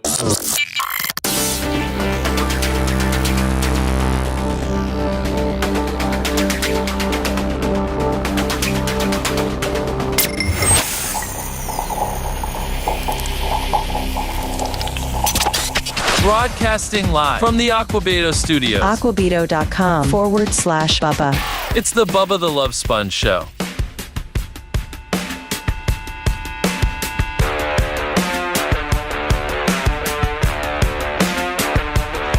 There's a 75% chance I'm going to win all contests from Twink Martindale, ladies and gentlemen. I'm 3 of 4 now. Jeez. You've won 5 bags of chips, half-eaten bags of chips, and $40 from this game so far. 813-90 Bubba. the phone lines. We'll have Alex Stein on about 9:20. I'll burn one more before him, Lummy, and then we'll be dead on time. Hi, who's this? By the way, and thank talking you. To me? Thank you for making it over 1,000 thumbs. I mean, that's kind of like the par. That's all we need. As long as we get over a G-ball. That's right. Nobody will probably be able to get to beat the great Gene Lasker at 2,000 thumbs by 950, or 1,000 thumbs by 1,000. I'm 704. So, just thank you for the thumb, and we appreciate it. As long as we're over a G-ball, we're cool. Yes, you're on the air. Go ahead. Hey, Bubba, are you talking to me? Yeah. Yes, Joe the Supermarket. What do you want? Thank you so much. I have one observation from watching the Tim Pool show when you were on. Yeah. And I was watching on Rumble, and there was 21,000 people viewing at once, and the chat was just going crazy. I'm telling you, the people in that chat were being vulgar just to be vulgar, and it was cool. There's nothing wrong with it, but maybe the reason why there's 21,000 people watching is because there isn't 20,000 people banned for not being able to talk in a chat and say what they want to say. Yeah, well, not one of those people is getting banned, timed out, or harassed. And what type of vulgarity were they spewing? Oh, it was so dumb. It was just childish. Let's just say penis. So we don't police Rumble, by the way. Well, I think we do block people from Rumble. Yeah, Rumble gets blocked. Oh, really? Yeah. I've never seen anybody blocked. Okay. I've been blocked. Just so you know, Babyface, I've been blocked for 2 years on Rumble. I mean, that does. Can't we give it back to him? Well, here's the deal. I'm going to run this. It's more like a punishment to give it back to him, isn't it? I'm going to run it. I'm going to run it by Seth and Lummy. You know, I'm just gonna throw it out there. This is an open question for everybody. Lummy, are you gonna interrupt me? No, I was gonna ask if we could kind of handle it like a court case and let him plead his case as to why he should be reinstated. I'm not gonna do that. I'm gonna handle it my way. Thank you. I don't need to be reinstated. Joe, thank you for bringing up the topic. We're gonna talk about it now. Okay? Can I add one more thing? Yeah, one more. Babyface is 100% right about the poll. That's been a difference maker from the beginning. That's why Gene Lasker got the summons he got by the time he got him, breaking the 1,000 and then getting up to the 2. That's why Tuttle got it. That's why Dr. Dan got it. On the days there was no poll, on the last show there was no poll. There wasn't even, you couldn't even crack 1,000 for the whole show. He is right. So the poll is a huge difference maker, and why it's such a problem to put it up when the show goes up on YouTube. Now that we have the facts that it actually works. Because when we didn't put it there, it didn't work. Then what does that tell us? Do we want to succeed or do we want to fail? Appreciate your input, Joe. We're going to vote on it now. Thanks. Here's what I got to say, Lummy. Yes. And I want everybody to participate. I'm even going to turn Rhett's mic on and let him participate if he's paying attention. Rhett's been my co-host the last 2 days. I hope that's cool. Macho, your mic's on. Don't say you don't have an opinion on it. That's not what I want to hear. I want an opinion on everybody. Macho just went to the back, like behind the sidewall over here. Over here. Lummy, get out there with the wireless. Then when he's messing with the stuff over when here. he gets back, he knows when to leave. When he gets back, Rhett can let us know that he's back, and we can readdress the question to him if he doesn't hear it the first time. All right. Okay? No excuses. I want to hear any excuses. But that is, do we just unblock everybody and just let it rip? Or do we keep it locked down the way we are? And then within that, do we keep most of them, locked down and just allow one to rip? Being like, okay, we keep YouTube the way it is, X, blah, blah, Twitch, blah, blah, blah, Facebook. But Rumble, you can let it rip. You can literally let it rip. So no, hold on. So, I kind of need everybody's true opinion about this topic. So don't hold back. Do not hold back. And the question is, do we let it rip across the board? Do we keep it the way it is, where there's a lot of people that are blocked because there's a lot of trolls and a lot of assholes? Or do we keep it locked down except for one of them, and that's where the assholes go? So, it's a couple different 2 or 3 questions within the questions, and I'd like an opinion from everybody. Well, if I can go on record and say really quickly, I've unblocked Joe probably 2 or 3 separate times within the last month. Because we've haphazardly had this conversation between shows before, and I had gotten the impression that we were going to clear it up. So we cleared it out, and as people get blocked, they get blocked. It is what it is. But with Joe in particular, he has been unblocked multiple times. So I don't know if somebody's just out to get Joe. I don't know what it is. But, I've had a couple people text me, can you unblock this guy? He wasn't causing any problems. And to my knowledge, or to any of our knowledge, they weren't blocked at all. So I don't know if people are just getting happy. I've been blocking and some blocking people. I've been blocking some people. Okay. Yeah, I have been. Maybe they got in the crossfire of that, I guess. So what I'm saying is, do we just keep it the way it is? People that are blocked are blocked. If they somehow get themselves unblocked, they do. But, we got to keep a thumb on it because it'll just turn into an absolute hate fest. Everything from Seth's religion to, how fat and stupid I am to, That's pretty much it. To Lummy's Lummy's an alcoholic, to Macho Man, whatever.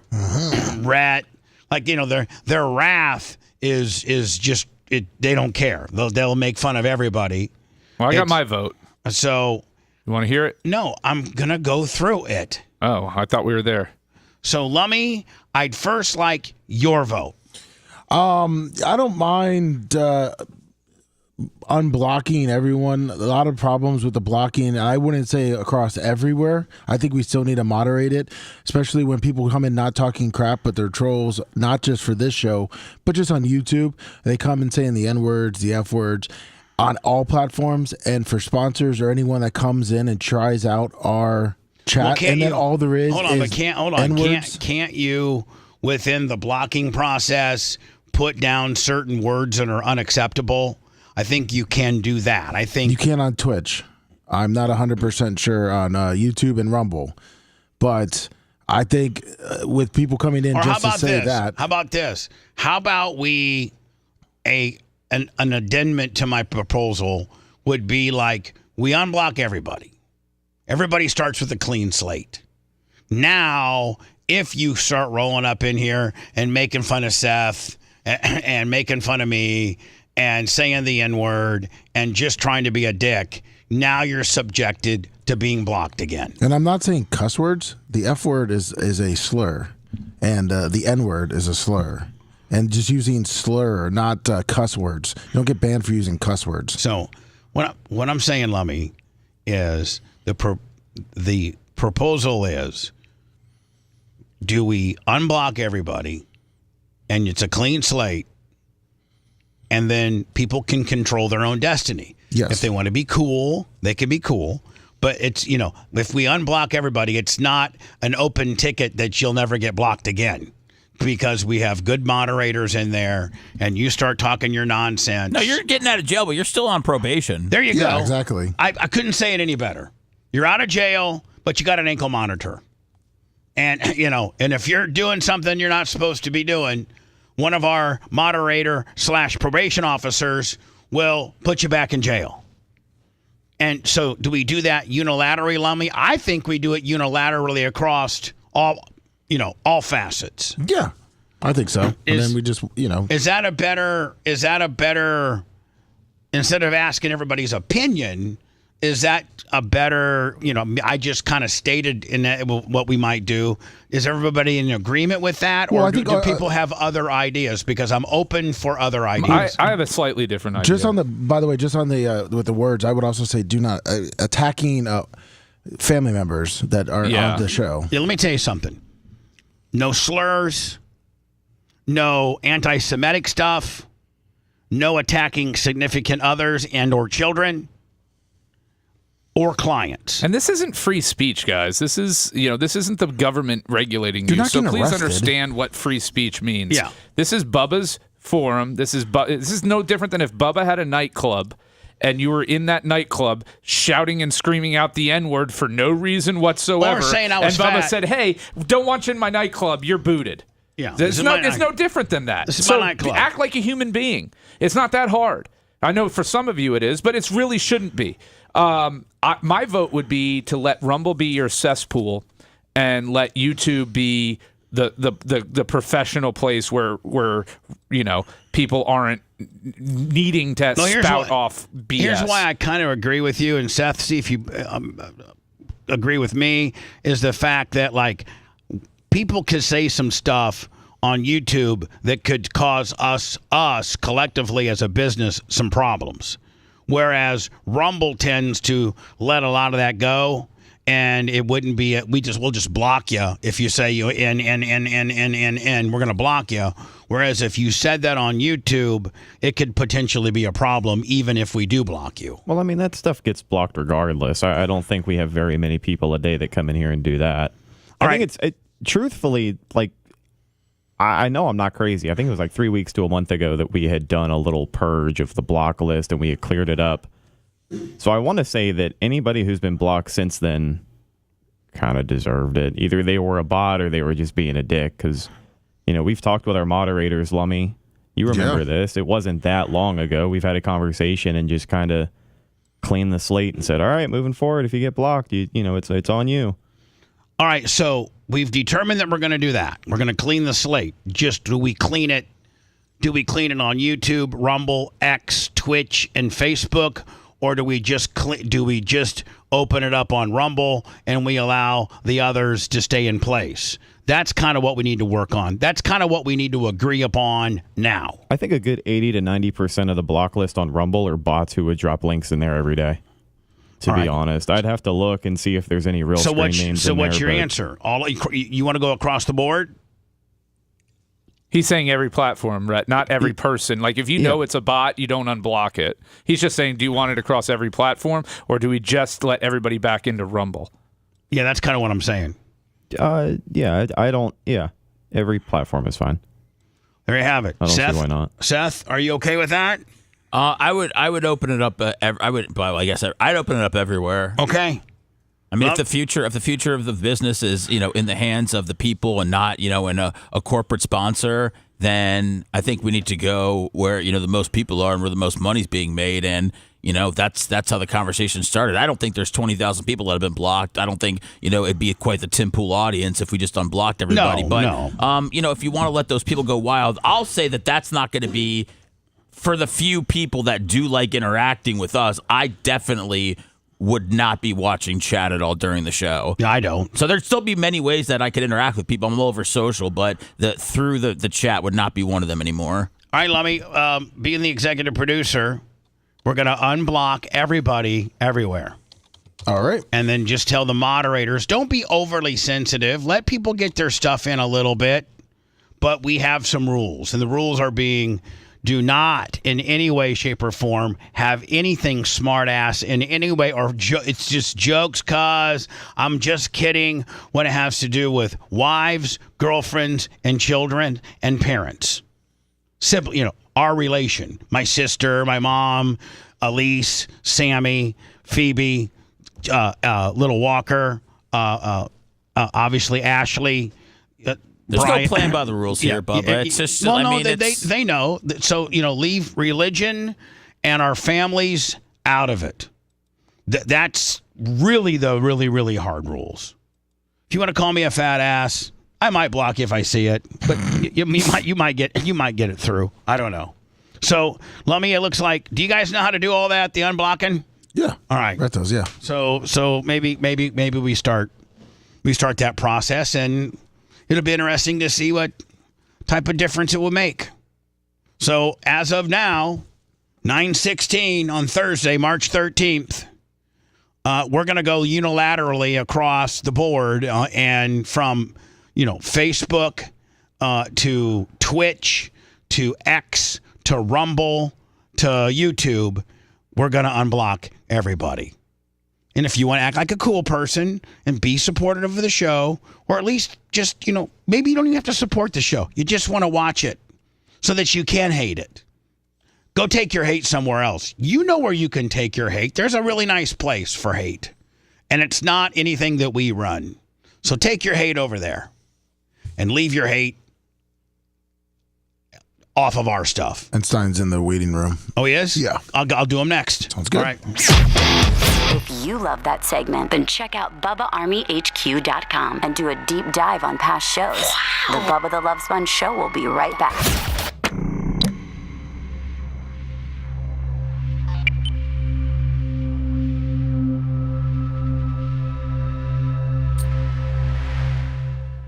Free speech, bro. Free speech. Learn it. Goes $100. Let it rip, Bubba. I'm gonna go into Walmart and say whatever the hell I want, and they can't do anything about it. Oh, these unblocked people are already donating, Bubba. I'm joking.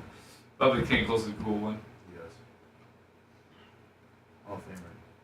Oh man, D-Nice, I honestly don't. If people think that it's beneficial for a broadcaster, a co-host, a sidekick, whatever, to read chat during a show when some stuff is just so abhorrent, it could throw you off your focus. I like that word.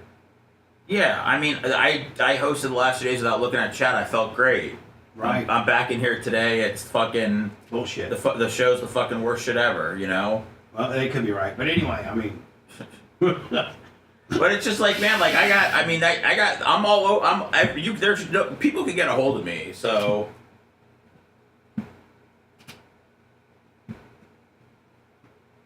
I just don't. I don't understand the mindset of someone. Thanks, Xerxes. Who What's up, hates Chip? something so much Thanks, that they Smitty. can't pull themselves away from it. What up, Jake? Like that's pretty fucking insane to me. Well, just remember, man, we're the fucked up ones, but they're the ones that can't stop listening every day and then can't stop And then going complain about it. writing Like, paragraphs oh, about Brian's on. Well, then leave, dude. It's Thursday. You know what the fucking deal is. No, they love Brian. Not all of them. Most Especially about the 7:30 hour there in the segment. Bubba's Kanko's $50. Most of them love Brian.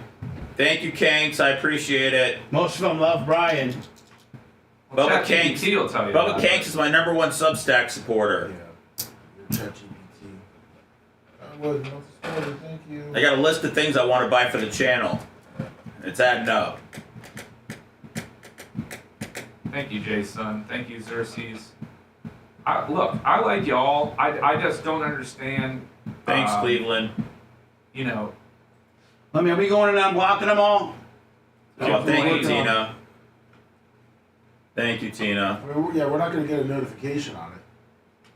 What do you mean? Well, it's not going to we're not going to get an email with everyone we have blocked, and they're not going to know, but. We're unblocking everybody. Dude, if it's one thing if you don't agree with Brian politically, it's another thing if you can't actually handle the fact that someone thinks differently than you. But if you can't see the it factor or whatever Bubba calls it that Brian brings to the show, the dynamic, man, then fuckery. Then you're just being dishonest. He's a fuckboy. You're just being dishonest. Look, I may be a fuckboy, but I'm your fuckboy. Don't think that the Bone hasn't reached out to me trying to get me over there. I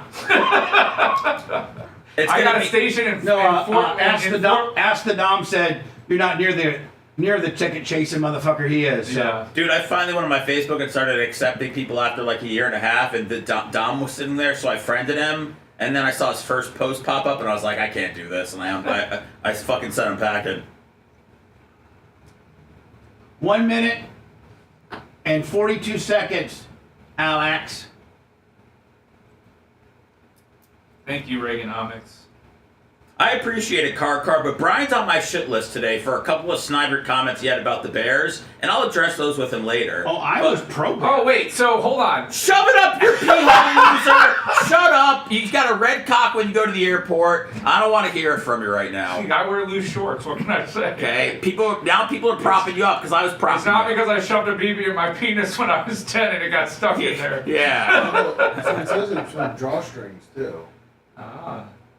Because it shows, I guess, from the rope. Does he tie rope? Does he 1 minute. Does he tie rope around his penis? 1 minute. Like a little noose. You get reversed that way. You do. You tie it up. You just roll, yeah. Do you wrap your drawstrings around your penis, Bubba? No. Oh. It was the penis pump of the 80s. Yeah. Those soccer guys would tie their dick off before they'd run in those Umbros. Oh, wow. Macho's standing up for me. I appreciate you, Macho. He's the man. That's got to tell you something. Yeah, I know. That's like when you know you got Fetterman on your side, you know that the Democratic Party is fucked up. I'll admit, the Democratic Party's fucked up. But Fetterman, he's the only level-headed bro in He's that the only shit. one with brain damage. That's not 19 seconds, boss man. Well, it is true. I know, but I mean, it may not be funny, but it's true. I like a man You who watched likes your to be court comfortable. case.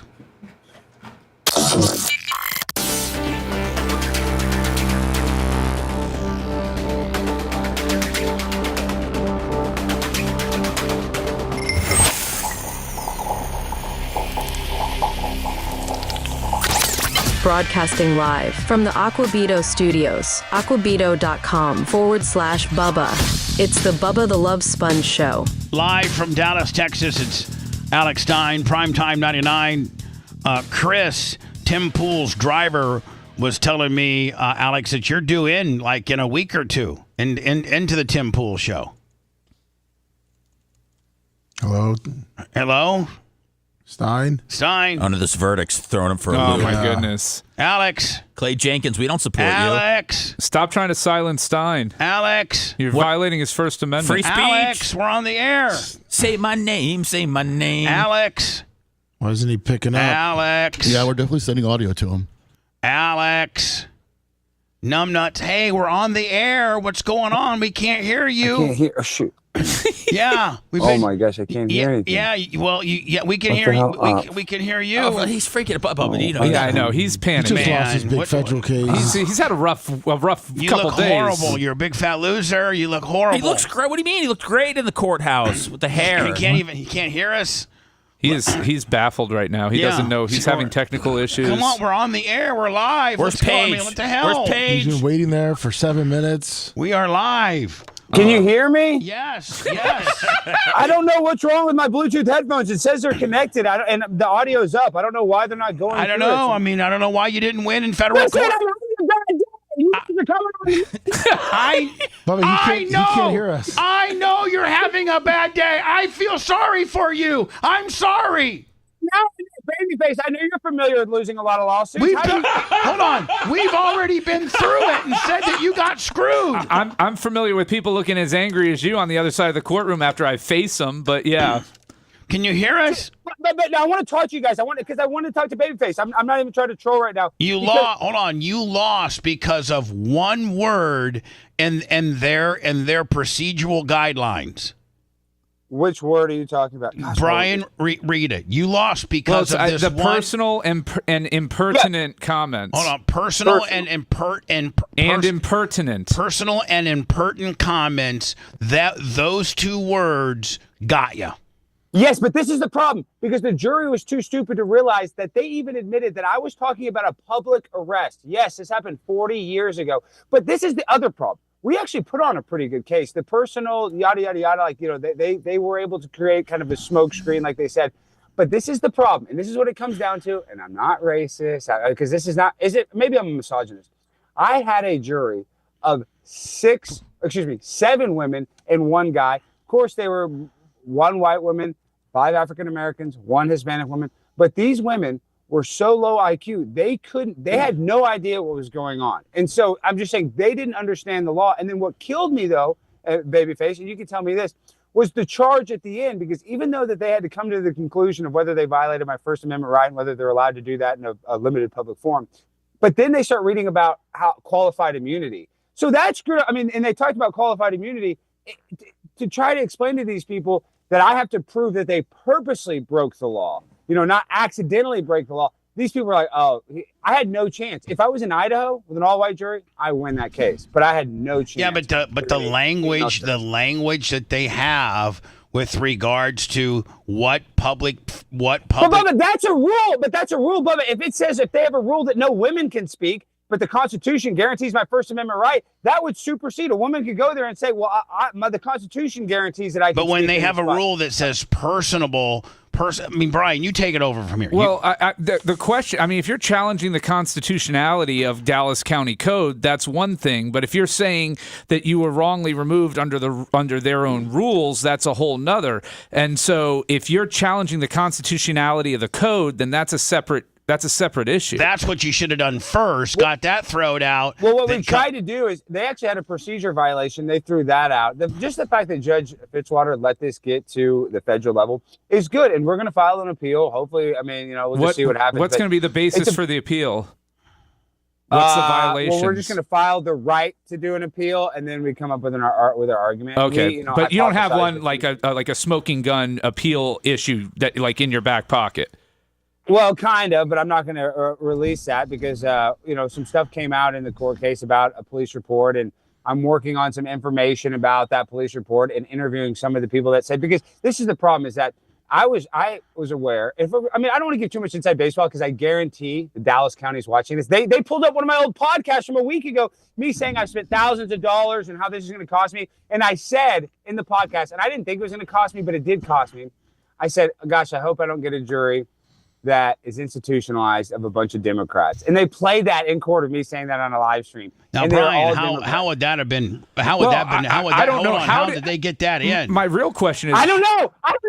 One thing. My attorneys are great, and they didn't even get that approved before. But I'm Alex, asking Brian. Let me ask Brian. Yeah, number one, I would have questioned that and wanted to view the video before that it was shown to the court, especially if it's not on their evidence list. Number two, how the hell did you end up with that jury? How the hell did you end up with that jury, man? Because it was somehow magically 29 people came in. The first 20 were all. They asked everybody, "Are you an Alex Stein fan?" And after about 3 or 4, they ask multiple times, "Do you know who Alex Stein is?" Nobody does it at first. "Do you know who Clay Jenkins is?" Nobody kind of raised their hand. Then like, "Do you guys watch political podcasts? Have you ever seen it?" And then all of a sudden they're like, "Oh yeah, I know who Alex Stein is." Then people kind of feel more comfortable. I had 5 people, a Jewish guy, this guy from California, anti-trans, anti-vax, big fan. All of my guys that I got through, except for one, when asked by the judge, could you be fair? All of the people that said that they're Alex Stein fans because they're conservatives and they're smart, they don't want to sit in court all day. They said, no, I can't be fair. I like Alex too much.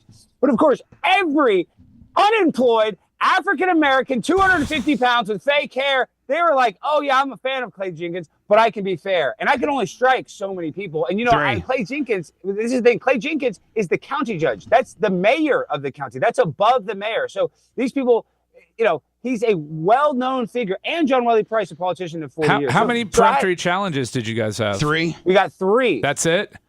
In a media case, they got all mine.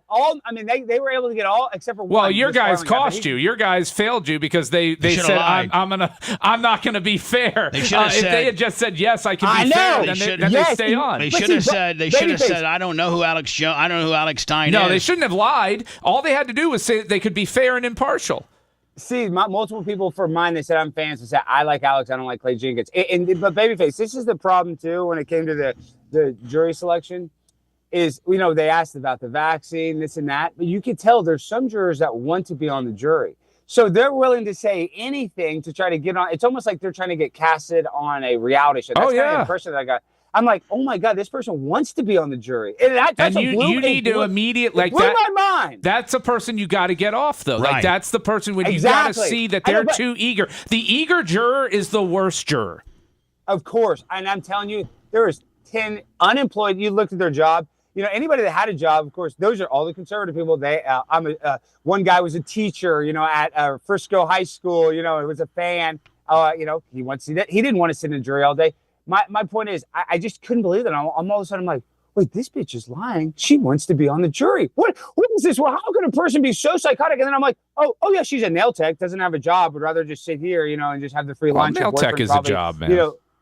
Well, it's not, but I'm saying they're saying nail tech. I don't think she really was a nail tech. You see what I'm saying? A nail tech's a hard job, but they just put something down, and I'm like, this bitch isn't doing nails. You know what I mean? You can just tell that they're unemployed and they're embarrassed, so they're putting down fake jobs. None of these women could work a job. These people they say that the average American is an 8th grade level. These people in the jury pool, they couldn't read at a 5th grade level. They were so uneducated and low IQ. Now did there come a point of the trial where 1, you thought you were going to win, and then 2, you thought you were going to lose? Well, they kept personally attacking me, and I was like, hey guys, let's not they played a bunch of videos that happened after this meeting. And my attorneys, which I do think they're smart, they're like, well, Alex, this is actually important because in a lot of those meetings, they let you go the whole time and you were acting crazy. And we're going to prove that you were acting normal and then they kicked you off after 34 seconds, so they didn't want to hear your viewpoint. We thought that makes the point, but it didn't make the point. These people were like, oh my gosh, Alex Stein's crazy. They just attacked my character. They asked me, Alex, do you believe the First Amendment believes you can cuss, at a public meeting? I was like, yes, duh. And like they kept on talking about how I called Mayor Johnson a baby back bitch. She's like, Alex Stein wants the ability to call the mayor a baby back bitch. Do you think that that's a civil society? And I'm like, yes, I do. I mean, this is the problem. I was dealing with low IQ, institutionalized people that are probably on some sort of welfare and social services and aren't even successful enough to even, make $1 out of 15 cents. And they wanted to be on a jury, and they were just losers. I mean, there's not one person on that jury that was even would be considered successful. Now, does this set precedent on further meetings down the road? Like, no, because there's been a lot of First Amendment lawsuits, and every meeting there's different instances, and they have their county rules. And there's the Texas Open Public Meetings Act, which we didn't use in this trial as our basis for staying in, because that would have let us. So we let them use. We actually agreed to go by their county code, for the personal remarks. But even the Texas Open Public Meetings Act, which we should have agreed to go by those rules, because that's actually the main rules of most meetings. But we had to play ball with him in order to get to the finish line. Judge Fitzwater, and at the end of the day, Judge Fitzwater was fair during the trial. I could tell I could just tell, and he was a nice guy, but I could tell he was a very nice guy. I don't want to actually talk about him, but I could tell he was happy the state won. I could tell that. He was fair the whole trial, but when they won, the only time I saw Fitzwater smile was then. I was like, why is Fitzwater happy? It's a good old boy network, but it's a good old... I know, but I could just tell. His whole demeanor changed when they won. He was just like, all of a sudden, he's like all chipper, and I'm like, wow, he's happy the government won. But I guess he works in the government his whole life, so I mean, how am I surprised? Brian, your opinion on all this? I mean, look, I feel for Alex losing. I don't think that there should be these limitations on speech in public forums. Especially about talking about a public arrest that happened 40 years ago. Listen, I'll even give them this, babyface. If I go in there to transgender someone, yeah, maybe. I mean, I still don't think that's okay. I believe my First Amendment personally. That kind of makes sense. That's harder in court to prove. I was literally reading from an article, not even personally attacking him. I used the word arrest, I believe, 3 times. And they even admitted that you didn't even get into the fact that he's been accused of being in blackface before. I did. We did get into that. We did get into that. But it's just what's so ridiculous.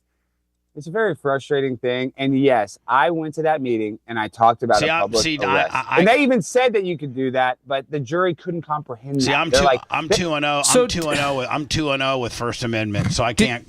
Did you guys depose? Who did you sue? Who did you sue? Did you guys? He got sued. I got sued by MJ for calling his wife a whore and a bunch of other things, and I won that one. And then a Florida highway patrolman pulled me over, and I completely raped him over the coals, and he sued me, and I won that one too. So I'm 2. He sued you for what? For slander and defamation? Yeah, I was saying he was so old that he had a Geritol IV when he was writing me up. You and I are the same, Bubba, because when I walked out of that courtroom, I'm like, I'm going to see you guys in Commissioner's Court on Tuesday. I'm going to light y'all up. I won. I'm 2-0 First Amendment, buddy. Yeah, but 2-0 as being prosecuted. I'm 0-1, but I was the plaintiff, so it's different. I'm 4-0. I'm 4-0 total. You're 4-0. Yeah.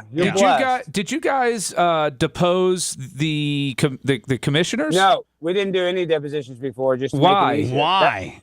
Because here's what I would have done. Attorneys were being cheap. I would have sat. I would have sat that. How much this case cost me? It cost me. We're being cheap. We're doing this on a shoestring budget. I know. Yeah, and that's part of the problem, though. Brian, I know, but at a real law firm, this is $100,000 deal, and I'm trying to do it for under 20. So yeah. Believe it or not, I'm fighting a federal case that takes 3 years on a shoestring budget because I'm not a multi-millionaire. So if I have guys like Donald Trump that are doing legal funds, I'm not going to do a legal fund. I'm not going to go beg for a legal fund. Brian will tell Brian right now is going to tell you what would have won the case. You should have gone to Peter Sorch and gotten funding. Number 2, you should have got funding. I'm joking, dude. We're joking. I know, but I'm just saying. I'm joking. Just have a guy give no, you $100,000 but I would have. I know there's a lot of legal advice places. They're like, oh, we'll pay for your thing. But this is another problem that I'm going to have. He is full hot. He is. Yeah, he's full hot. I don't know that we're going to be having a conversation. I'm a not super affluent, but I'm a handsome, sexy, smart, young, white male. There's nobody that's going to be empathetic to me. There's nobody. Put well hung in there. I'm decent sized. Right. I'm not going to sit here and lie. Circumcised. I don't think it would have been a ton of money to depose. No, we agreed to nominal. Oh, we agreed to nominal damages, even if I won. To depose the gentleman who was who was running the meeting, shouting you down, and just ask him a couple of questions like, is a commissioner's criminal background pertinent to their ability to serve as a county commissioner? Boom. Yeah. And if you get him to say yes, if you get him to be honest. He did say yes on the stand. He did say yes. Well, I mean, those are the types of questions. That a criminal history is not personal. They admitted that on the stand multiple times. Because this is what they have an analogy that they admitted to, that if you went up there and I said, your kids are stupid, they'd be like, that's personal. You can't talk about it. But if I went up there and I said, sir, you got arrested on May 22, 1984 because you beat your kids. You could talk about that because that's a public arrest. Right, so right. They said about how even though it can be personal, if it's like criminal, you can talk about it. And I was going up there talking about a crime, and the jury's too stupid to understand that. So listen, I don't necessarily want to just take a break for a second, but why is the title Tim Pool, Bubba versus Tim Pool? Well, you're not beefing with Tim, I hope. No. He was talking about his experience there. No, it wasn't. I mean, and they jobbed you out a little bit? No, not at all. No, he said he jobbed him out because you got to get there a day early. No, you didn't have to. I'm going to call Lisa today. You can fly the morning up. Listen, I don't know why. I had nothing but great things to say about Tim and my experience and his place and the whole 9 yards. No, I didn't speak one ill word about Tim. I liked him. Okay, good. Well, that title was confusing, and I think, Bubba, have you read the comments? There's a few haters, but the majority of them were positive. And did you see how many people were like, God, I miss Bubba. I miss Bubba. I used to listen to him every day. Did you notice how many comments like that were on there? Hopefully There's probably 25. I'm just saying minimum 25. Hopefully my guys will go in there and give them a link to where they can, Bubba Army. They HQ, need to. We need to go responding to a lot of them. Gary was. I know, but we need to give them further details on how they can find us with a link. Not just he's on every morning 6 to 10. You need to get you got to link him up on that. And maybe we can change. Maybe we should change. Maybe we should change the thumbnail. Maybe that is a little misleading, like it's me versus Tim Pool in an adversarial type way. Because I think maybe it should be just Bubba's experience on Tim's show or something. Because in no way, shape, or form have I said an ill word. I liked him. I felt a little old, but it's just a clickbait, Bubba. It says Bubba versus Tim Pool timeline. It's not true. Bubba and Tim won't care. Actually, Tim's really laid back. But you felt older in that room. Tim. I mean, really, you and I hang out, and I don't feel like you feel old. I feel like you feel young. Bubba goes to visit his mom just so he doesn't feel old. I liked Libby a lot. I thought she was very knowledgeable.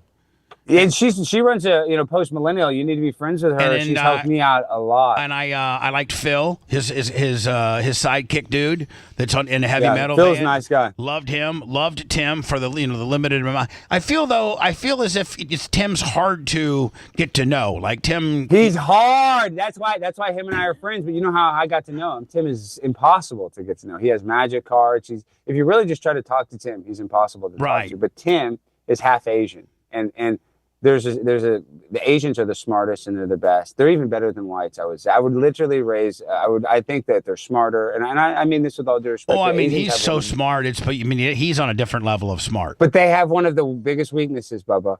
Asians are all addicted to gambling, and the ones that aren't haven't gambled yet. And so he loves to gamble. He loves it. So when he goes to the casino, that's like casino Tim. He doesn't drink, but when you're at the casino, you're talking, you're having fun.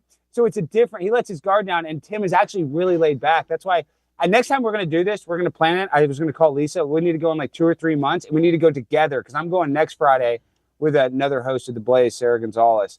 But we need to do a double where we go together. But see, and then I told him about my documentary, but it seems like he doesn't really interview people that have anything like maybe in one of his different, I know he's got like 4 or 5 different. Timcast. Different podcasts or different things, but maybe, because my documentary, I think the guys are now saying it's going to be the second week of May. The trailer's coming out here soon. So we're going to start trying to line that up. I don't know if Tim interviews people per se with regards to not really, not kind of like that. Is Tim a superstitious gambler? Is he like one of those that will like do certain colors and touch the screen a certain way? In the cards? He's not OCD. He's not. Okay. I'm kind of like that. I'm a little OCD. Like I don't. If evens are bad, then I go to odds. If you know what I mean? I'm little OCD about gambling, but I don't get like I said. Tim's very successful. He wins a lot. I go to the casino. We'll be there for hours. sometimes I'll win. Sometimes, I might be down $500. I was trying to explain to them that I had a compound too with a weight room and goats and things like that. I don't think they could wrap their head around it, because I texted Tim. Tim has no idea about Bubba Army and in the Howard universe and satellite. Like Tim just doesn't know. I was like, he's a radio legend. He's like, okay, thanks. He just. But there was like John Kostika gave like $100 for a super chat and stuff like that, and John didn't read any of that, but he read the one guy that said hater. I know the one hater. The troll that said you got a fat piece of shiz in there, and he read that one. So I was like, whatever. But I had a great time. I learned some stuff. I saw his setup. Not really much different from mine. I got a kind of a little bit of the same setup. Kind of a compound. Did he say that? I think he's going to move closer to DC, which I think. Oh, he didn't indicate that at all. It seems like he's pretty locked into where he's at. But boy, is it! Here's my question: is how does he get internet out there? I guess they have Starlink or whatever. He must because he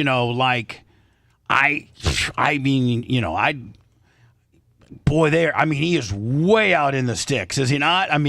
He is. He's out unnecessarily in West Virginia. And I don't think that they probably got 1 gig, fiber that's running through his neighborhood. Well, I think he said something about how they had to pay $50,000, I think, for them to be able to run the fiber. Yeah. They had to do some sort of special gimmick. But no, I think Tim should actually move away from that place. The house, that White House, when you first walk in. Right now, he does two podcasts out of there, and he only uses that house as podcast sets for his 2 different podcasts, and then his main house is that one in the back, and then he's got his big compound. But did he tell you about the cemetery that's on there? No. See, he doesn't tell people about that. And I filmed there.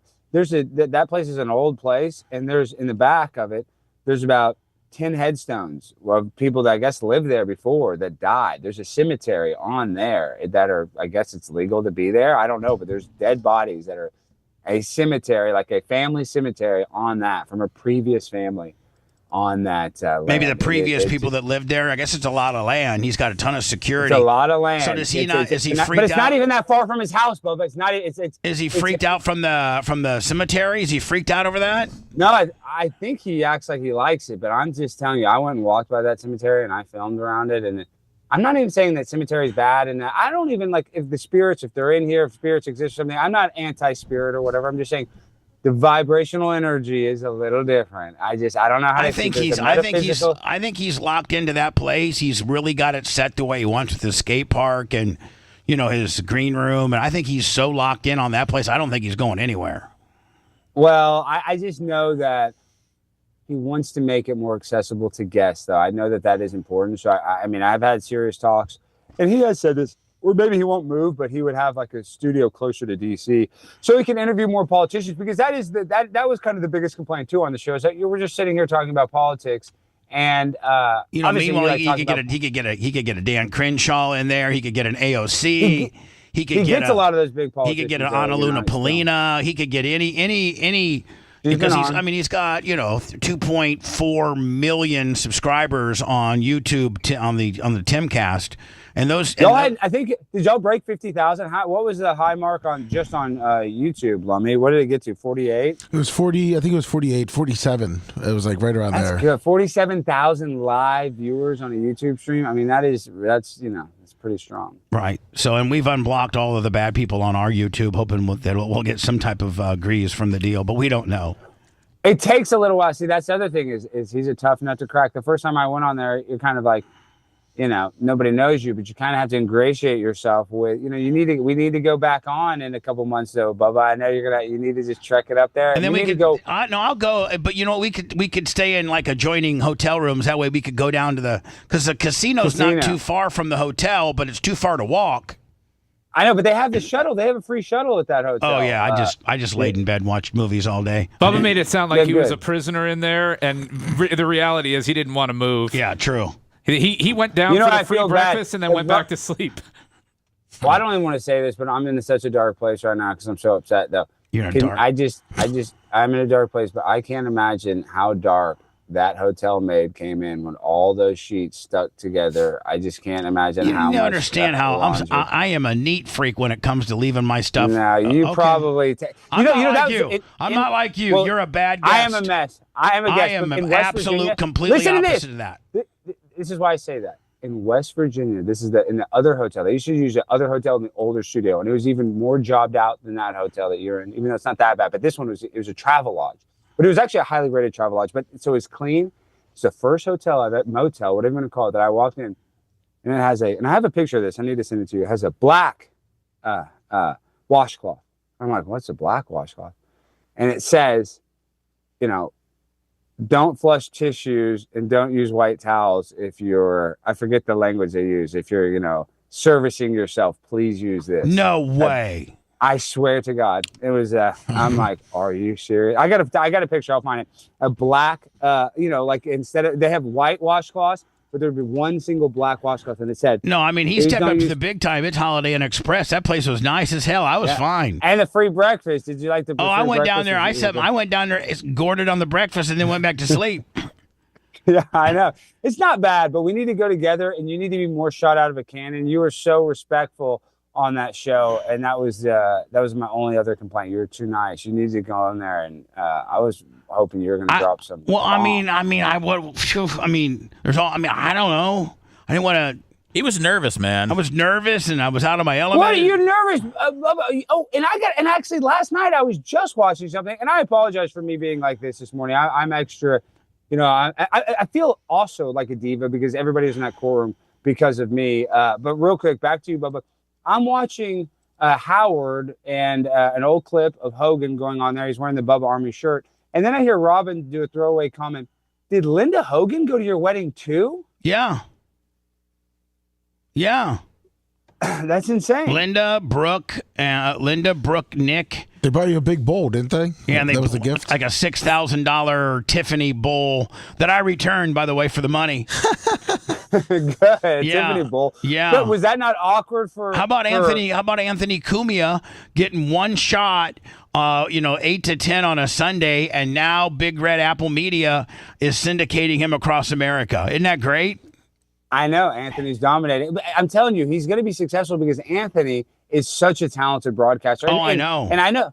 But like even back in the day, because I was Bubba Army and Howard, kind of like Howie. Obviously, you were too. I didn't listen to Opie and Anthony as much. I knew about him, but I was like, man, I'm loyal to Howard. I would kind of listen to Patrice, listen to him just a little, just to hear what they are. But I was like, I had this kind of Howard Stern brainwashing.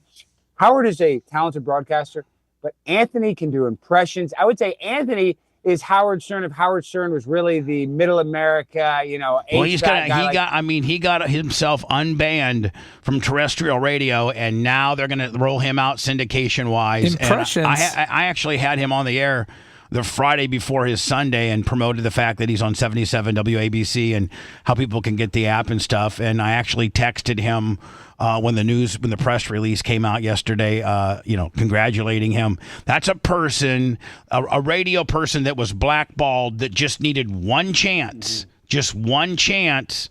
I know somebody a lot like that just needs one chance to kill it, and everybody will come running. Bubba does impressions. Bubba, do your Asian. Shut up. No, do it. I don't have an Asian. No. But my point is, like, Anthony is, how Howard Stern is the greatest broadcaster ever, but Howard Stern wants to pretend like he's this, just middle class guy. Anthony is that guy. Anthony is a man of the people. So I think that John Castimetis guy, very powerful guy, you need to ingratiate yourself with him, Bubba. You need to get I don't know who they got for mornings in WABC, but I think it's a huge franchise that's he's been there for a while. Yeah, so there's no nighttime drive there, man. Let's get back into it. That's going to be impossible. Why? Did you believe? What would Howard say if he saw Bubba Army on WABC in Manhattan on a bus or a billboard? I mean, he would have to talk about it. Sid and Friends is in the morning. Yeah, Sid Rosenberg. Oh, Sid's one of their biggest guys, but you can still get on there somewhere. Probably not. Overnights? Maybe they could take this show and rerun it on overnights. Maybe I don't know that. Maybe that. No, you'd have to do a show specifically. Yeah, for that. you're right. You'd have. Well, listen. I mean, if you talk to Tim, put good words in for me. Tell him that I spoke very highly of him. Sorry, I was maybe a little intimidated, or I would just a little not kind of nervous, maybe. You know, I don't Tim's know. a tough nut to crack. He Bubba, is. send We him got to get to know him. He's a tough nut to crack. Send him a handwritten letter and a little Bubba Army care No, package. do not thanking do him. any of that shit. I gave him. I did give him 2 beanies, and he just kind of tossed. He likes that. No, I know. He'll just kind of. People give him shit. He just tossed it to the side. Yeah, Tim doesn't. He doesn't. He likes Magic the Gathering. He doesn't like a. Send him a box of Magic cards. No, Bubba, send him a skateboard. Send him the little mini finger skateboards. He's got more of those skateboards than he needs. Yeah, so. You know, and I still have one of the very nice notes. Hold on. Let me just grab this. Hold on. Look. Hold on. Look at the chair. Where is it? Look at the chair. It's a duct tape. Chair. Look at the chair. Look at the chair handle. It's all. That's gold. That's solid gold. Jacked up. It's jacked up. But look, this is still one of the Bubba Army. There's dust on it. It's on my highest bookshelf. Gosh, I need to wipe it off. You gave me this note. But I'm saying, and I thought this was very sweet. But I hate shit like this. Like I don't. Watch your language. That comes from the merch crick. It didn't come from me. I know it's too nice, but I'm saying like if you would have given this to Tim, he probably would have tossed it in the trash. I keep it because I'm Bubba Army, but, right? And I put it in the bookshelf. But so listen. Sorry about your L. We were pulling for you. I took a big L, guys. Not everybody can be 4-0 like me. Jury trial. And let's maybe you can put some words in for Tim. But as I get cranked up needing to do these podcasts, hopefully you can direct me and the ones that would maybe be interested. No in jumper, Adam 22, and on a real thing because I know we got to go. A babyface, and I know you've won a lot of cases, but when you lose a hard case, how? Because I woke up this morning about 4 a.m. I just couldn't sleep. I'm not mad at anybody, but I'm just, I feel like I lost a football game in high school again. How do you kind of get over it? Honestly, as far as trials go, I haven't gone. I've gone to 7 trials, haven't lost yet. Really? I've lost, You've never lost in a trial? No, because I don't try the cases that I could lose. I mean, that's the thing. And also, I think your biggest disadvantage, and I'm sure you had great legal counsel, but trying to do a case like this with a side that has unlimited resources that's tough, man. That's tough. And so that in that scenario, probably wouldn't have taken your money and the defense and all of that. The prosecution for you on that as being the plaintiff probably wouldn't have done it because I would have said, look, man, unless we do this, and this, our chances of winning go way down. I mean, you got railroaded by a jury, which that kills you. But, I mean, was there a push to get more peremptory challenges given the very public nature of both parties in this case? Like, that's my thing is, Your Honor, we're fine with the jury pool, but can we have 5? Can we start with 7 peremptory challenges each? Because otherwise, we're not going to be able to get to a jury that can be fair and impartial in this case. They should have fought for. That's one thing we did not fight. Yeah, I think hard enough for the jury. Absolutely would have fought harder for more peremptory challenges under the circumstances that exist. You're not just some Joe Schmo off the street. They're not just some defendant that no-name defendant.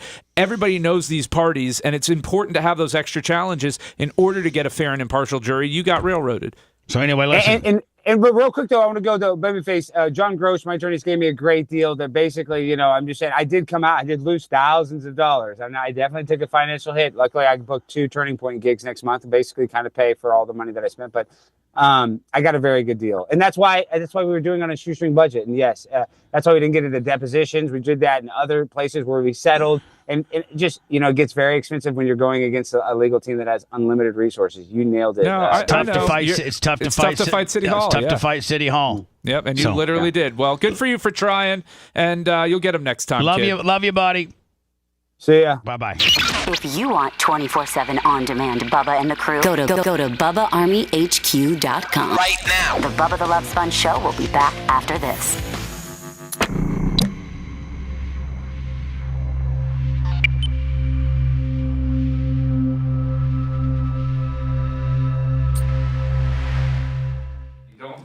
Don't you know I'm not fine? You're fine. I'm scared. For sure. You're not fine. Thank you. You said I'm not fine? You're not fine. You're fine. I'm fine. You're fine in so many different ways. Thank you. All right. Talk to you later, Fleet. All right, fun show. Thanks, guys. Yeah, good luck. I'm gonna go study the Burj Khalifa. You were at least in the thousands. What did you think it was?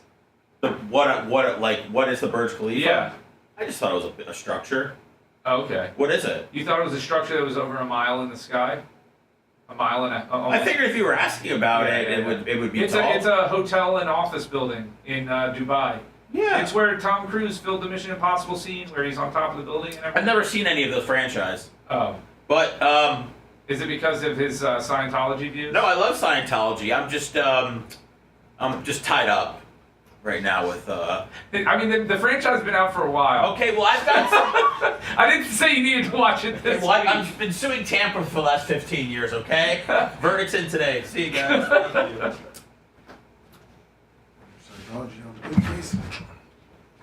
What's that? No, I think that's the fucking stupidest thing in the world. L. Ron Hubbard. Come on, man. Captain. Fucking idiots. Oh, sorry, Admiral. They're fucking idiots.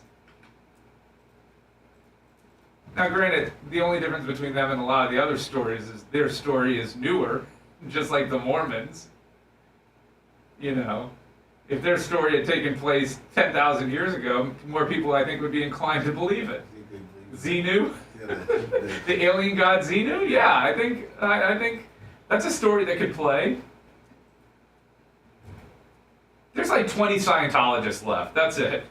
Have you been to Clearwater lately? Yeah. That city made a huge fucking mistake. Huge mistake. Hey, I have an idea. Let's let a church that doesn't pay taxes buy up all of our fucking buildings so that they don't have to pay taxes. Let's get rid of our entire tax base. They try to stop them. They sort of haven't. You just stop them with zoning. You stop them with zoning. I mean, that's the way you stop that. Yeah, but they were having shell companies. They were having shell companies buy a lot of the commercial real estate. Right, and then you show what it's being used for, and you get them for zoning violations. Didn't they get around with that? They were opening up coffee shops in front, and then everything. Well, but then they got to pay taxes on that, and so that's a little bit of a different. It was a church coffee shop. But I mean, that's what isn't it? Because all these big churches now have coffee shops in the plaza. Yeah, I don't in know. the plaza, you can walk in. I say you take away every church's tax exempt status, and the only way they get tax exemption if they truly prove that they're doing charitable work and contributions. So you don't get tax exemption just because you're a church.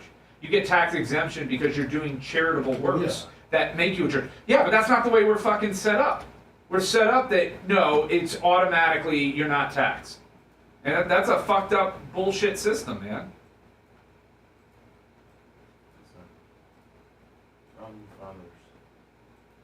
I'm surprised they haven't changed a lot of that, especially with how much money they make now. Who? The church? I mean, I'm just saying, you tax them all, and you give deductions for their actual contributions. There's just the way they make society better. That's how they get tax reductions and deductions. No, that's. I mean, look, if you're a legitimate church, it's not going to be a problem. The problem is then they'll classify everything as an educational program. Well, guess what? We're not tax exempting educational programs. True charitable works. True. True charitable works.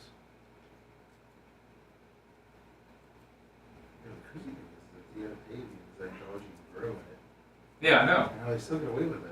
That's not what I understand. Because it's a multi-level marketing scheme. It is in a church. It's an MLM. It's the Amway of religions. You don't pay to be at a Baptist church. You just show up. Yeah. No. Yeah, it's interesting. Because it's not a real religion. I mean, that's the reality. I mean, maybe I'm wrong, maybe because I've been in church in a while, but I've never seen a church where, you want to go to Bible study on Tuesday? You got to pay to learn the Bible more. Yeah, I got to imagine like 70 to 80% of American